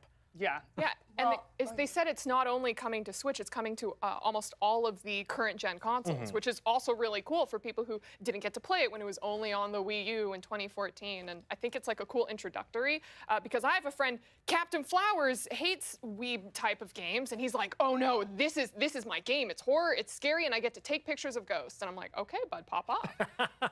This game looks absolutely horrifying. I haven't played Fatal Frame, but okay, I'm bored for it. But honestly, some of the other things that I was excited about, Danganronpa, Decadence, Doom Eternal, DBZ Kakarot, these were games that I was forced to play on my PC, and I was just like, man, I wish I could just like grab my Switch and just hop in my bed and play this and relax. So I don't know, were there any titles that you were like, oh, I'm so happy this is on Switch now? Yeah, Danganronpa is that. For sure. So shouts out to my homegirl, Callie Plaguey. She's been wanting people to play, and she's a big Danganronpa stan. And I played the first one. I haven't gotten to 2 or V3, but now it's on Switch. I think that's a perfect fit for Switch too, because that's another game where you don't necessarily want to sit down and like solve a murder mystery or go through all of Hope's Peak Academy and figure out who murdered who. But you can do that on Switch now, and I think those games are really special, man. Like the plot twists, even though I only played one, the plot twists are wild. There's no other. I don't think there's any other kind of murder mystery game quite like it. And Monokuma, oh my God, I hate Monokuma so much. And y'all should find out why you should hate Monokuma as well. Monokuma is like adorable and the scariest villain I've ever met. Also, I've cosplayed as Junko Inoshima a few times. I'm a big fan of the collection. Damon, I'm going to put you in the hot seat here. Here we go. You got to be a Tekken fan, so I'm sure you got pretty excited I have today. to be? I mean, you like Legally, retro for games. legal purposes, yes. You have to. I mean, maybe I was being a little presumptuous there. Tekken 3 on the PlayStation was the last Tekken game I played. But I mean, that was a cool announcement for Smash Brothers. Yeah, Smash Brothers cross Tekken. Right. Anyone else hyped about that? I'm hyped about having Kazuya from Tekken. Yeah. Like because everyone has those lists of characters that they kind of expect to come to Smash because like, oh, that's easy money. I didn't expect a Tekken character, so Kazuya Mishima from Tekken, that's pretty good. I'm a little heated though because I wanted Kazuma Kiryu from Yakuza, but you know what? I get it. We've been asking for too long, but this is a good fit because the thing about when they bring over characters for Smash is that they always incorporate elements from their game. And the same thing with bringing Ryu to Smash, where he plays like a fighting game character. It's the same thing. Like a lot of these animations and movesets remind me of how Kazuya plays in Tekken. So that's dope. That's really cool to see. All right, Dan, I see you nodding your head over there. Yeah, I love Tekken. I'm excited to see him join the roster. I was just a little affronted as a Kirby main, one of the proud, the few, to see him do my little marshmallow boy dirty like that. And for everyone out there being like, well, he floated back up. Yeah, I know he floated back up. I know how to play Kirby. That's why I main him. It's the principle of it. Leave me alone. Oh, you're talking about the memes. Oh, the memes are good. Go to his memes Twitter. Go to, there have been some great memes Those out fan there. artists are fast. I saw someone already, they did an illustration of what Kirby would look like if he were to inhale Kazuya, and it looks pretty great. Oh, I think the best one I've seen is the Breath of the Wild 2, Link going right into Lady D. Can you share that with me? Wow. That was Greg. Who shared that? Was it Greg? Okay, I assumed it was Avi. I'm so sorry. It's like, where are we dropping from? Yeah, I was like, who would have shared that with me? Okay, it was Greg, my bad. But let's just go down the line really quickly, and I just would like everyone to just break down what was your favorite part about the Nintendo Directs. Metroid Dread for me. That was a really nice surprise. We don't have to wait very long. It's coming later on this year. It's just so cool to get another mainline entry in the Metroid series. Metroid 5, basically, actually continuing Samus' story and apparently concluding it. Emmy. Horrifying. Yeah. Horrifying. Why was she scaring me so much? It's because it's like this contrast of like you expect it to be this like gnarly alien planet, but it is this really crisp, clean, technological horror where it's this unrelenting robot that is apparently used to be something to extract your DNA to hunt you down. So it is. I was reading the lore in between this, so that's apparently what it used to do. So now it's just like this tyrant-esque monster that just follows you around relentlessly. And yeah, it's super spooky. I love the sound design, that like gentle beeping. It's really creepy. Beep. Absolutely. Obvious. Beep, beep, beep, beep. Okay, do I even need to ask? Hey, Shin Megami Tensei 5. If y'all play Persona, You're cut off. go Thank through the you. origins. The origins of Persona is in SMT. Y'all should peep it. That's it? Oh, I thought you were going to go Oh, on. no, I Okay. respect y'all time. Okay. Yeah. Well, I mean, you did have the spotlight for Thank just you. a little bit Thank there. you. I'll be fast so Dan can get his in. Breath of the Wild 2, super excited for. WarioWare, I live in the chaos. That's why G4 picked me up. So all those mini games look good. And then, of course, Calamity expansion, DLC. That's going to be cool. I'm going to do what Greg so eloquently teed up, Advance Wars 1 and 2 Reboot Camp for some strategy RPG gaming that really reminds me of my own mortality. All right, I'm going to pick Breath of the Wild 2 and Metroid as well. I don't know. I can't wait to meet Emmy, but hopefully she doesn't suck my DNA out. But anyway, more here from E3 2021, including Bandai Namco presents House of Ashes. That and a whole lot more as E3 rolls on. I am rather in love with the Nintendo Switch. It's a good throwback for me as someone who, you know, took her Game Boy everywhere she went. Now I can, and here it is, right? Now I can just take my Switch everywhere I go. I can play it wherever I am. It's such an easy thing to just pick up and put down, you know, like you're not as committed as when I'm sitting down to play something on a PC or a console, like there's a bigger time investment. With the Switch, I just start it up. Like, how many Pokemon have I photographed whilst being on the toilet? I can't even tell you.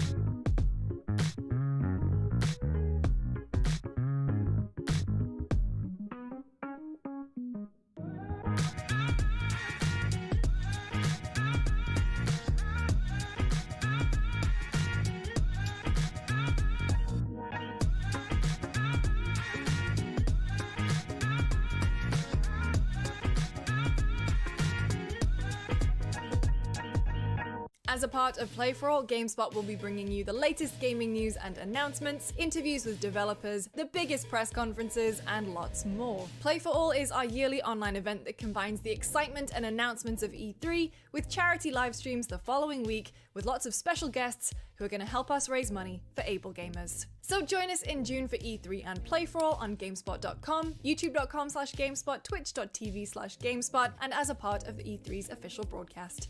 See you then. 篝火营地是中国领先的游戏媒体，创立于2018年，致力于为全世界的中文游戏玩家提供专业、精准、迅速的资讯情报。篝火营地立足于中国，与多家国际一流游戏媒体同行达成正式内容合作关系，源源不断地将最新鲜的游戏资讯第一时间带给全球中文游戏玩家。自成立以来，篝火营地在全网的内容浏览量已经超过5亿，服务了数百万的读者和玩家。我们的愿景是做游戏文化传播者。您可以在全球各大手机应用市场下载篝火营地 APP， 或者访问3w.gamebonfire.com 来加入游戏传播者的行列。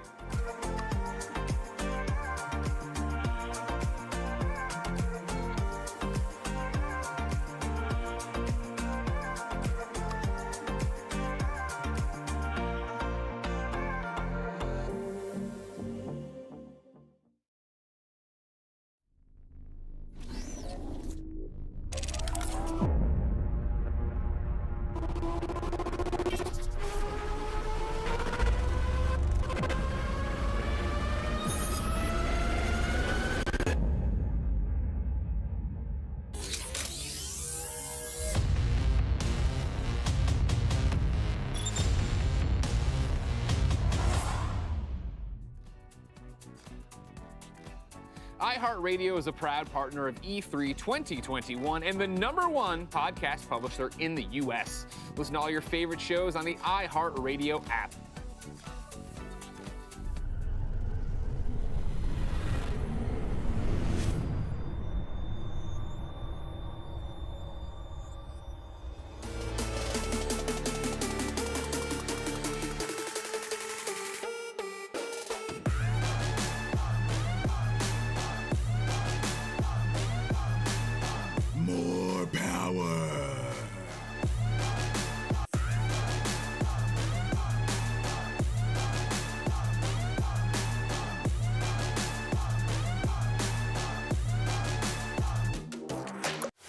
IGN Summer of Gaming has officially partnered with the ESA for E3 2021. IGN Summer of Gaming is now all summer long.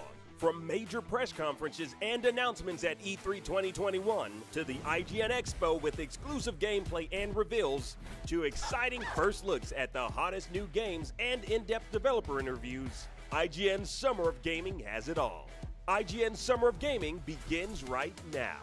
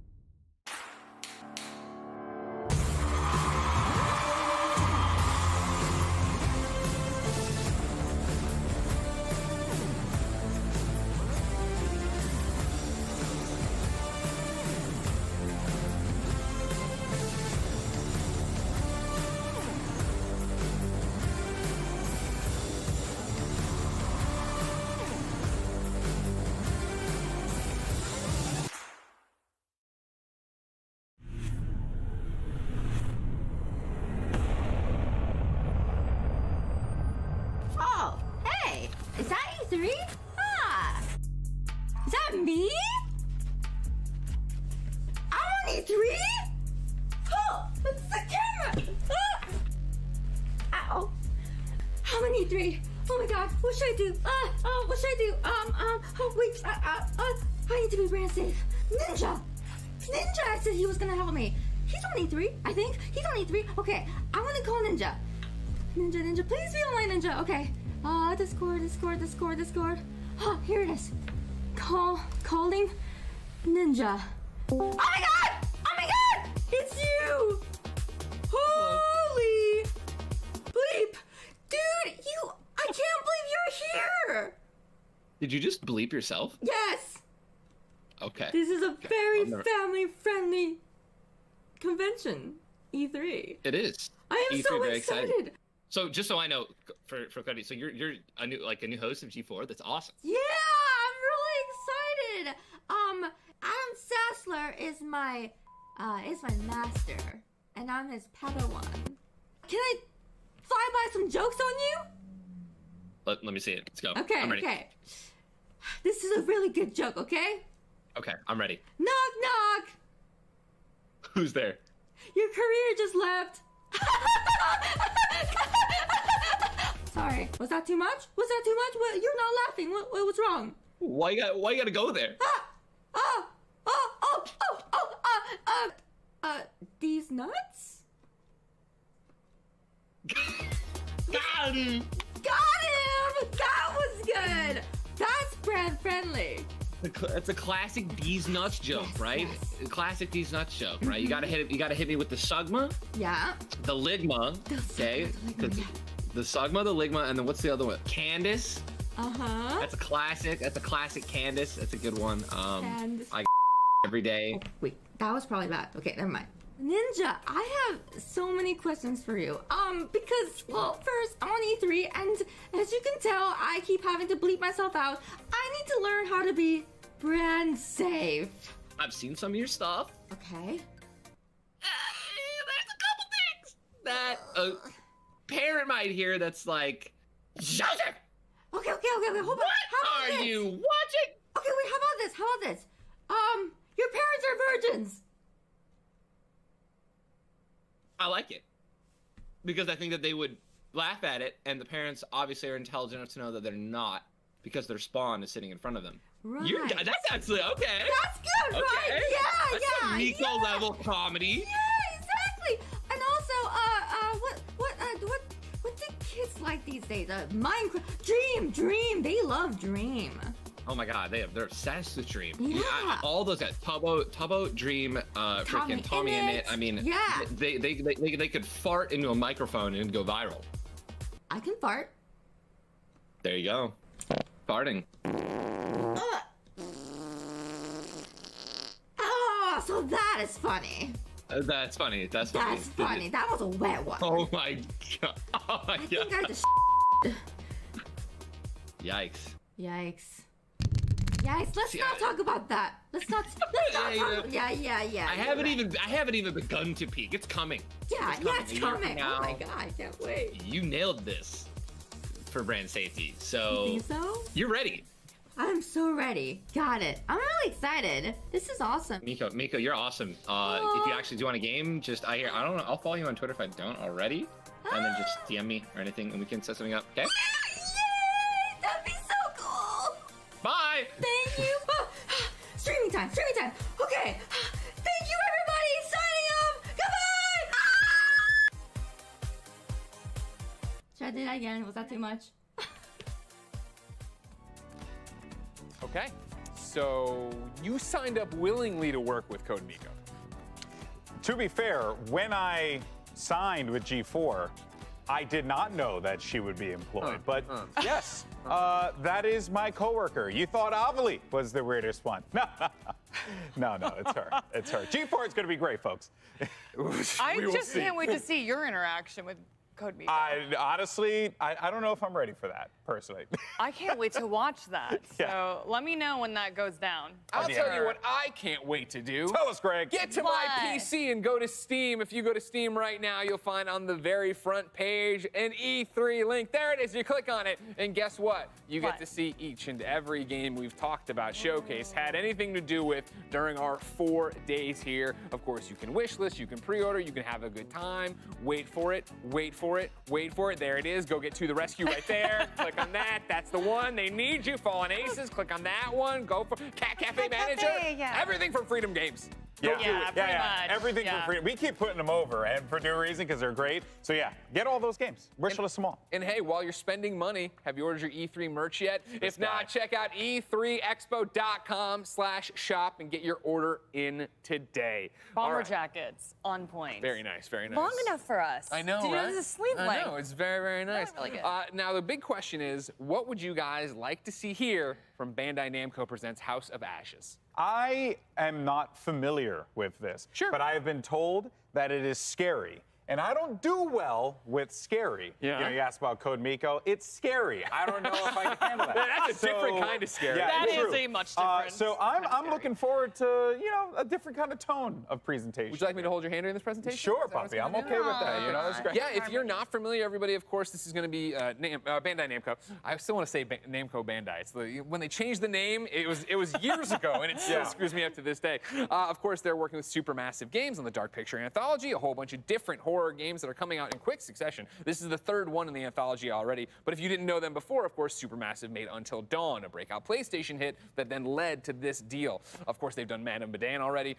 Now they did Little Hope, and now it's time to see more of House of Ashes. And so, yeah, this one's an exciting, different thing, right, Jackie? Well, I have been closely monitoring every trailer, any gameplay that has dropped on this, and it is so scary. I really cannot emphasize that enough. But for me, it has to be more than scary, and it has to be more than these terrifying aliens. For some reason, the story really hits with me, and you can also tell that they've invested so much time into this project, and I'm really hoping we get more of an inside look here, because I am on board, and it is bloody and gory and aliens, and I'm here for it. Yeah, of course. Not your cup of tea, but 100% mine. You know what? Hey, I'm here for it, Drink though. I'm it going to up, watch it. I'm going to watch it all. Opposing forces get dropped into a Sumerian temple, right? And all sorts of supernatural elements start popping out. We'll see what's going on here. So, Golden Boy, we need you to get psyched up. We need you to get ready for the skits. I'm excited to watch it. I'm going to be very scared. I'm looking forward to it. I'm going to go over to the media area, and I'm going to, I'm going to be horrified because it's going to be great. It's time, though, for our next presenter. And here, with their 2021 E3 presentation, is Bandai Namco Presents House of Ashes.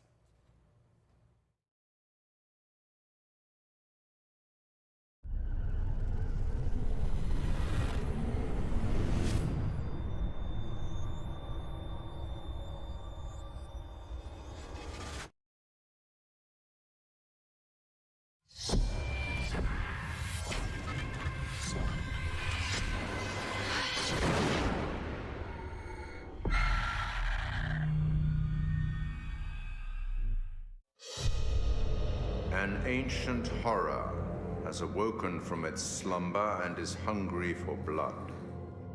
Shall we see how many have fallen into shadow? Satellite sweeps of the war zone have uncovered what appears to be an underground storage facility. But I strongly suspect it's where chemical weapons are hidden, so we need to move fast. Ready to go dark. To descend into the unknown alone is extremely brave. Man out, hold fire. Or extremely foolish. We're gonna psyop this shit. Brothers in arms, or will it be a case of each man for himself? Down, get down! They're up on the ridge! Return fire! You teeter on the edge of an abyss. Your survival depends on the choices you make. They will be as a compass, guiding you through the unknown. Where on God's green earth have we landed? What nightmare have these luckless souls fallen into? You keep lookout. Look out? Look out for what? One by one, their lights will be snuffed out. Unless you can find the means to save them. Trapped beneath the earth, swallowed Let's go. by the void. Will you find the path to salvation? Or be lost in the darkness forever?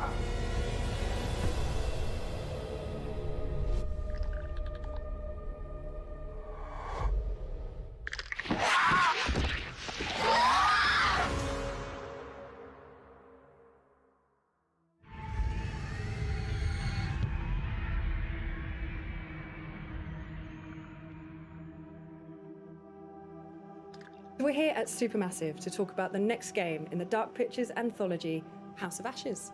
And I'm joined by exec producer Dan. How you doing?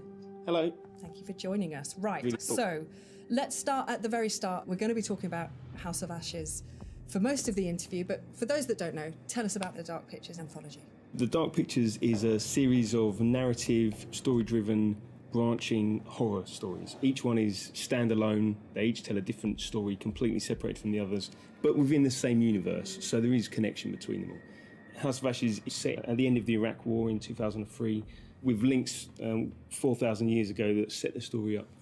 So tell us more about the theme and themes, I suppose, within House of Ashes. It starts off with a military unit. They've got some new technology that can look for weapons of mass destruction underground.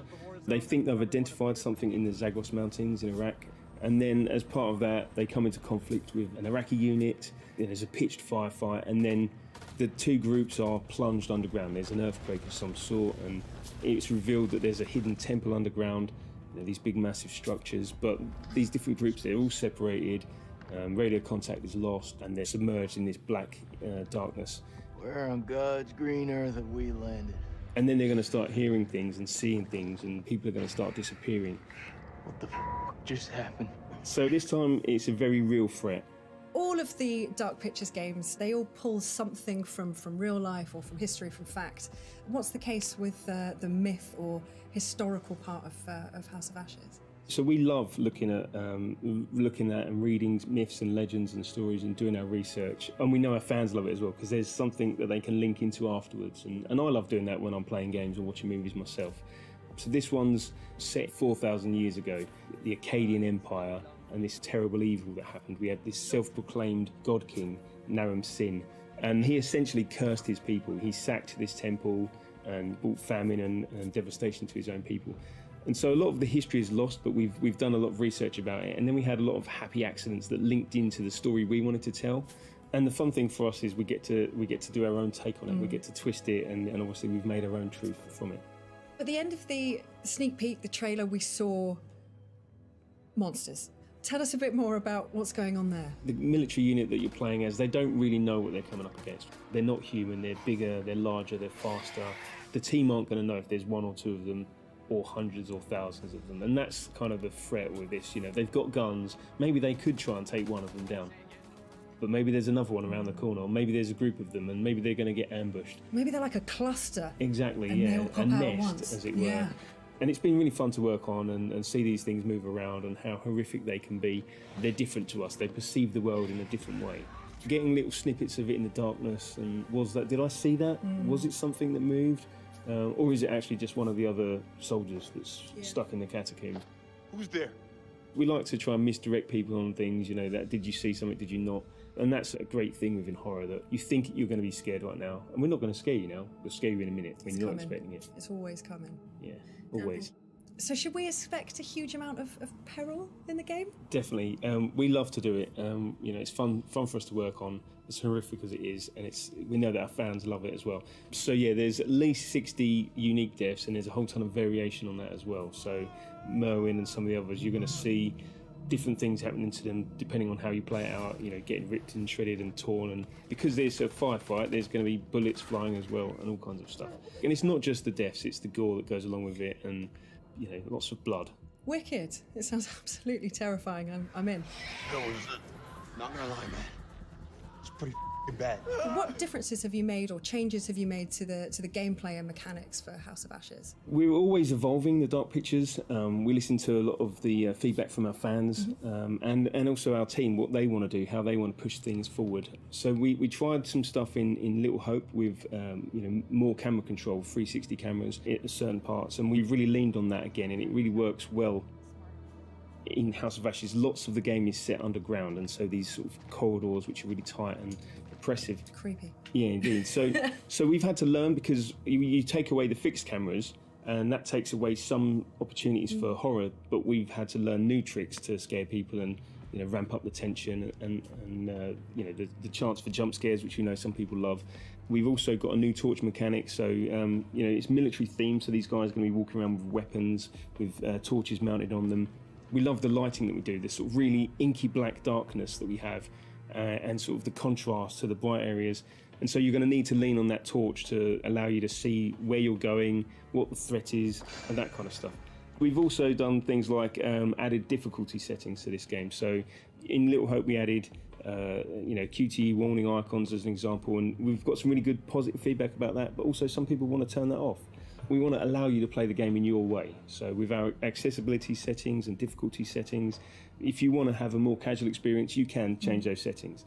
Still, most of your characters are going to end up dead, but that's spoilers, what happens, yeah, indeed. but that's what we come here for. That's okay, we can deal with it. So I've got to ask, what was it like working with Ashley? So Ashley was fantastic. She researched Rachel. She understood her when she came on the set, which is so refreshing. She knew her inside out. And Rachel is a flawed character, so she brought that through so fantastically. The rest of the cast were fantastic as well. When we were looking for Joey, Salim helped me. You didn't tell me this because... He'd flip your shit. We want you to connect to these characters and understand them as humans. We want them to seem real because they're real to us. We spend a long time designing them, and I don't mind if you hate any one individual character, because you don't like everyone in real life. But maybe you'll like them when you see the journey they go on. Maybe you'll like them once they're dead and you feel bad about it. and you feel bad about it, definitely. Yeah. But also we want you to save them. We want you to try and save them. We know that some people want to get everyone killed straight away, and that's fine. That's their playthrough, cool. That's what they want to do. But, can you get everyone out alive and save as many as you can? There's a lot of replayability there. Indeed, Goes on forever. I like that. So, last question. Favourite scene? Favourite scene? So, Salim, our Iraqi soldier, and Jason Kolchak, one of the Marines that's there. There's a way that can play out, and a sort of contest between them, and you can make it go in a number of different ways. The enemy of my enemy is my friend. It's really emotional. Seeing them film it, I was lucky enough to be there, and then seeing that come through in game, I think we've got something there. I think that's gold. And then, of course, I love scaring people, so I love the jump scares. I love the moments of tension that we bring. We can't hold you in that moment, so we've got some fantastic jokes in there as well to allow you to relax for a moment before we scare you again. To take your mind off the imminent threat. I like that. Dan, thank you so much. This has been really cool to talk about, and I'm sure, I'm excited and terrified in equal part, and everyone else is just excited, I'm sure of it. And it's been a real pleasure to speak to you, and I can't wait to get it into people's hands. It's going to happen.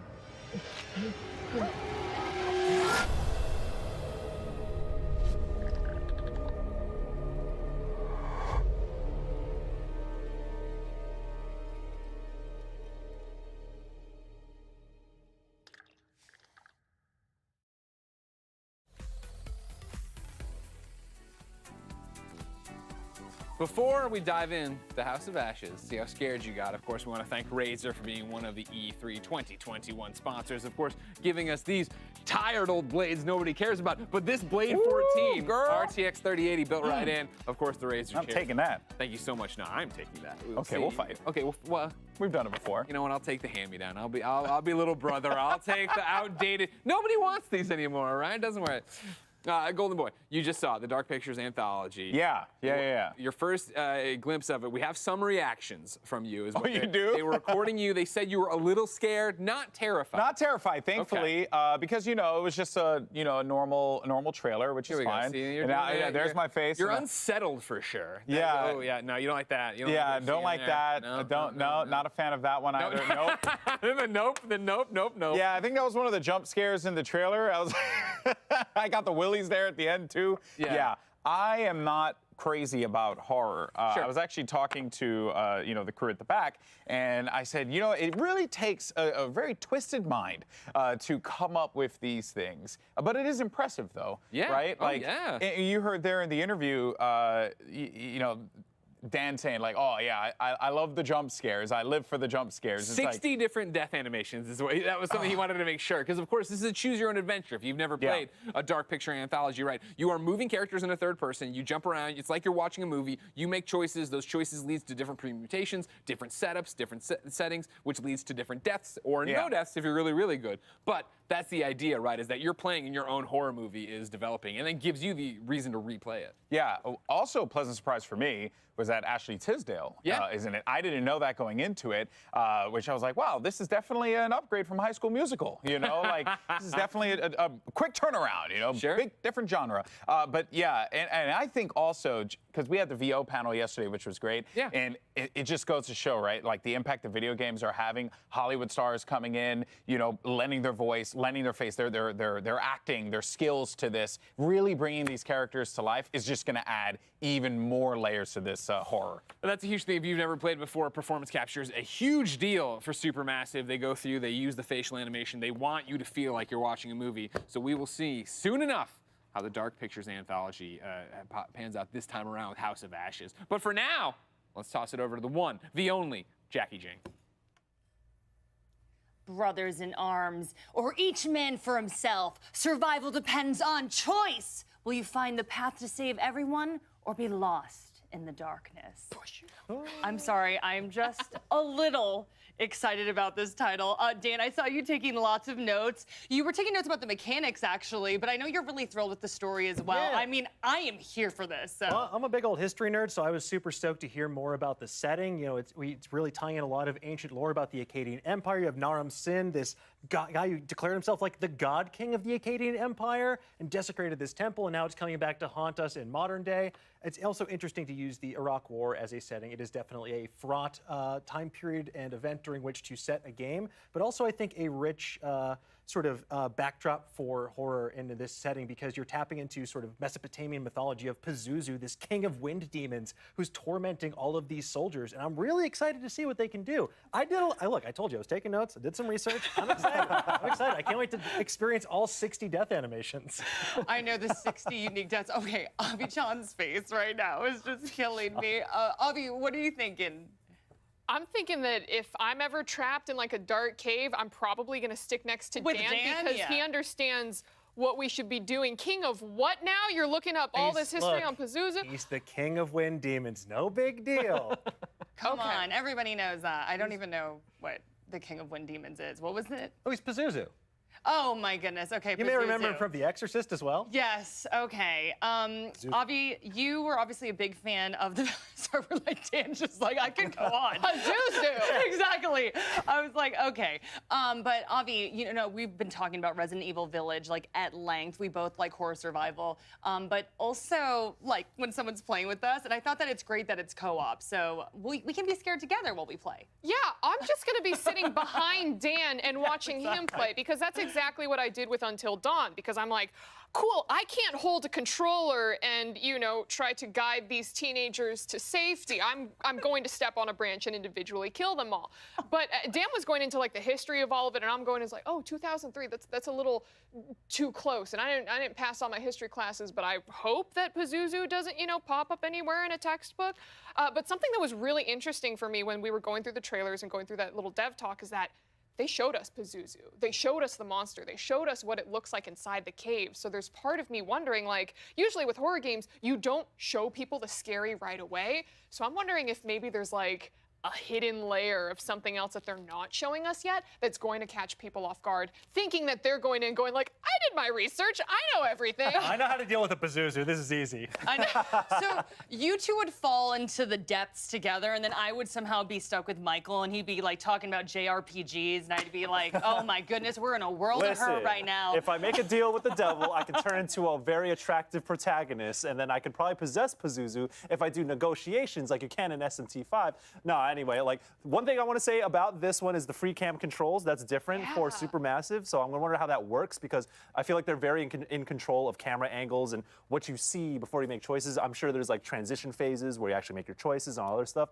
It's just something new from them, so I just want to see how that plays out, especially when I'm with a bunch of other people trying to get very skilled. And Damon, I know you're all about retro games, but I also know you love a good story. I know for me, I felt like this had a lot of heart. There was dialogue that we saw, and it really hit me to my core. Yeah, and they showed the actors doing the motion capture. I love horror movies. I love horror games. I'm a kind of a gore hound. I love blood and guts, and I love kill gags. Whoa. So like, I'm looking forward to see all the inventive and clever ways that Pazuzu is going to kill our soldier friends. Oh boy. Oh boy. I just like saying Pazuzu, even though it's absolutely horrifying. Yes.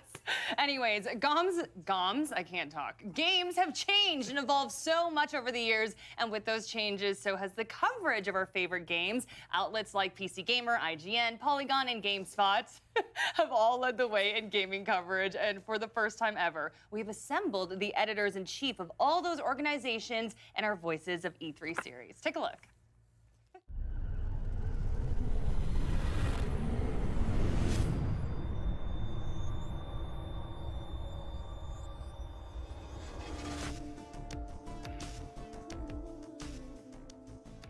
Hello, welcome back to E3 2021. My name is Chris String. I run GamesIndustry.biz, which is one of the world's biggest video games business websites. And joining me today to talk about E3 and the future of games in general are some of the biggest names in the video games media, from IGN, GameSpot, Polygon, and PC Gamer. But rather than me do the introductions, I like to pass over to the panel. Hello, everybody. Who are you? Hello. Sorry, I'm cutting in here because, our program for this evening is done. We've seen what Nintendo brought to the table in a very lengthy Treehouse, and of course an excellent Direct. And we've gotten to learn a little bit more about the next game in the Dark Pictures anthology. But we're ending in here tonight, but make sure to tune in tomorrow at 1 o'clock Central European Time, where we assemble all the editors and we discuss our thoughts on this year's E3. It's going to be interesting. I know a couple of people that will disagree with me, and I will do my very best to convince them, because of course, my opinion is the correct opinion. That's why I have that opinion.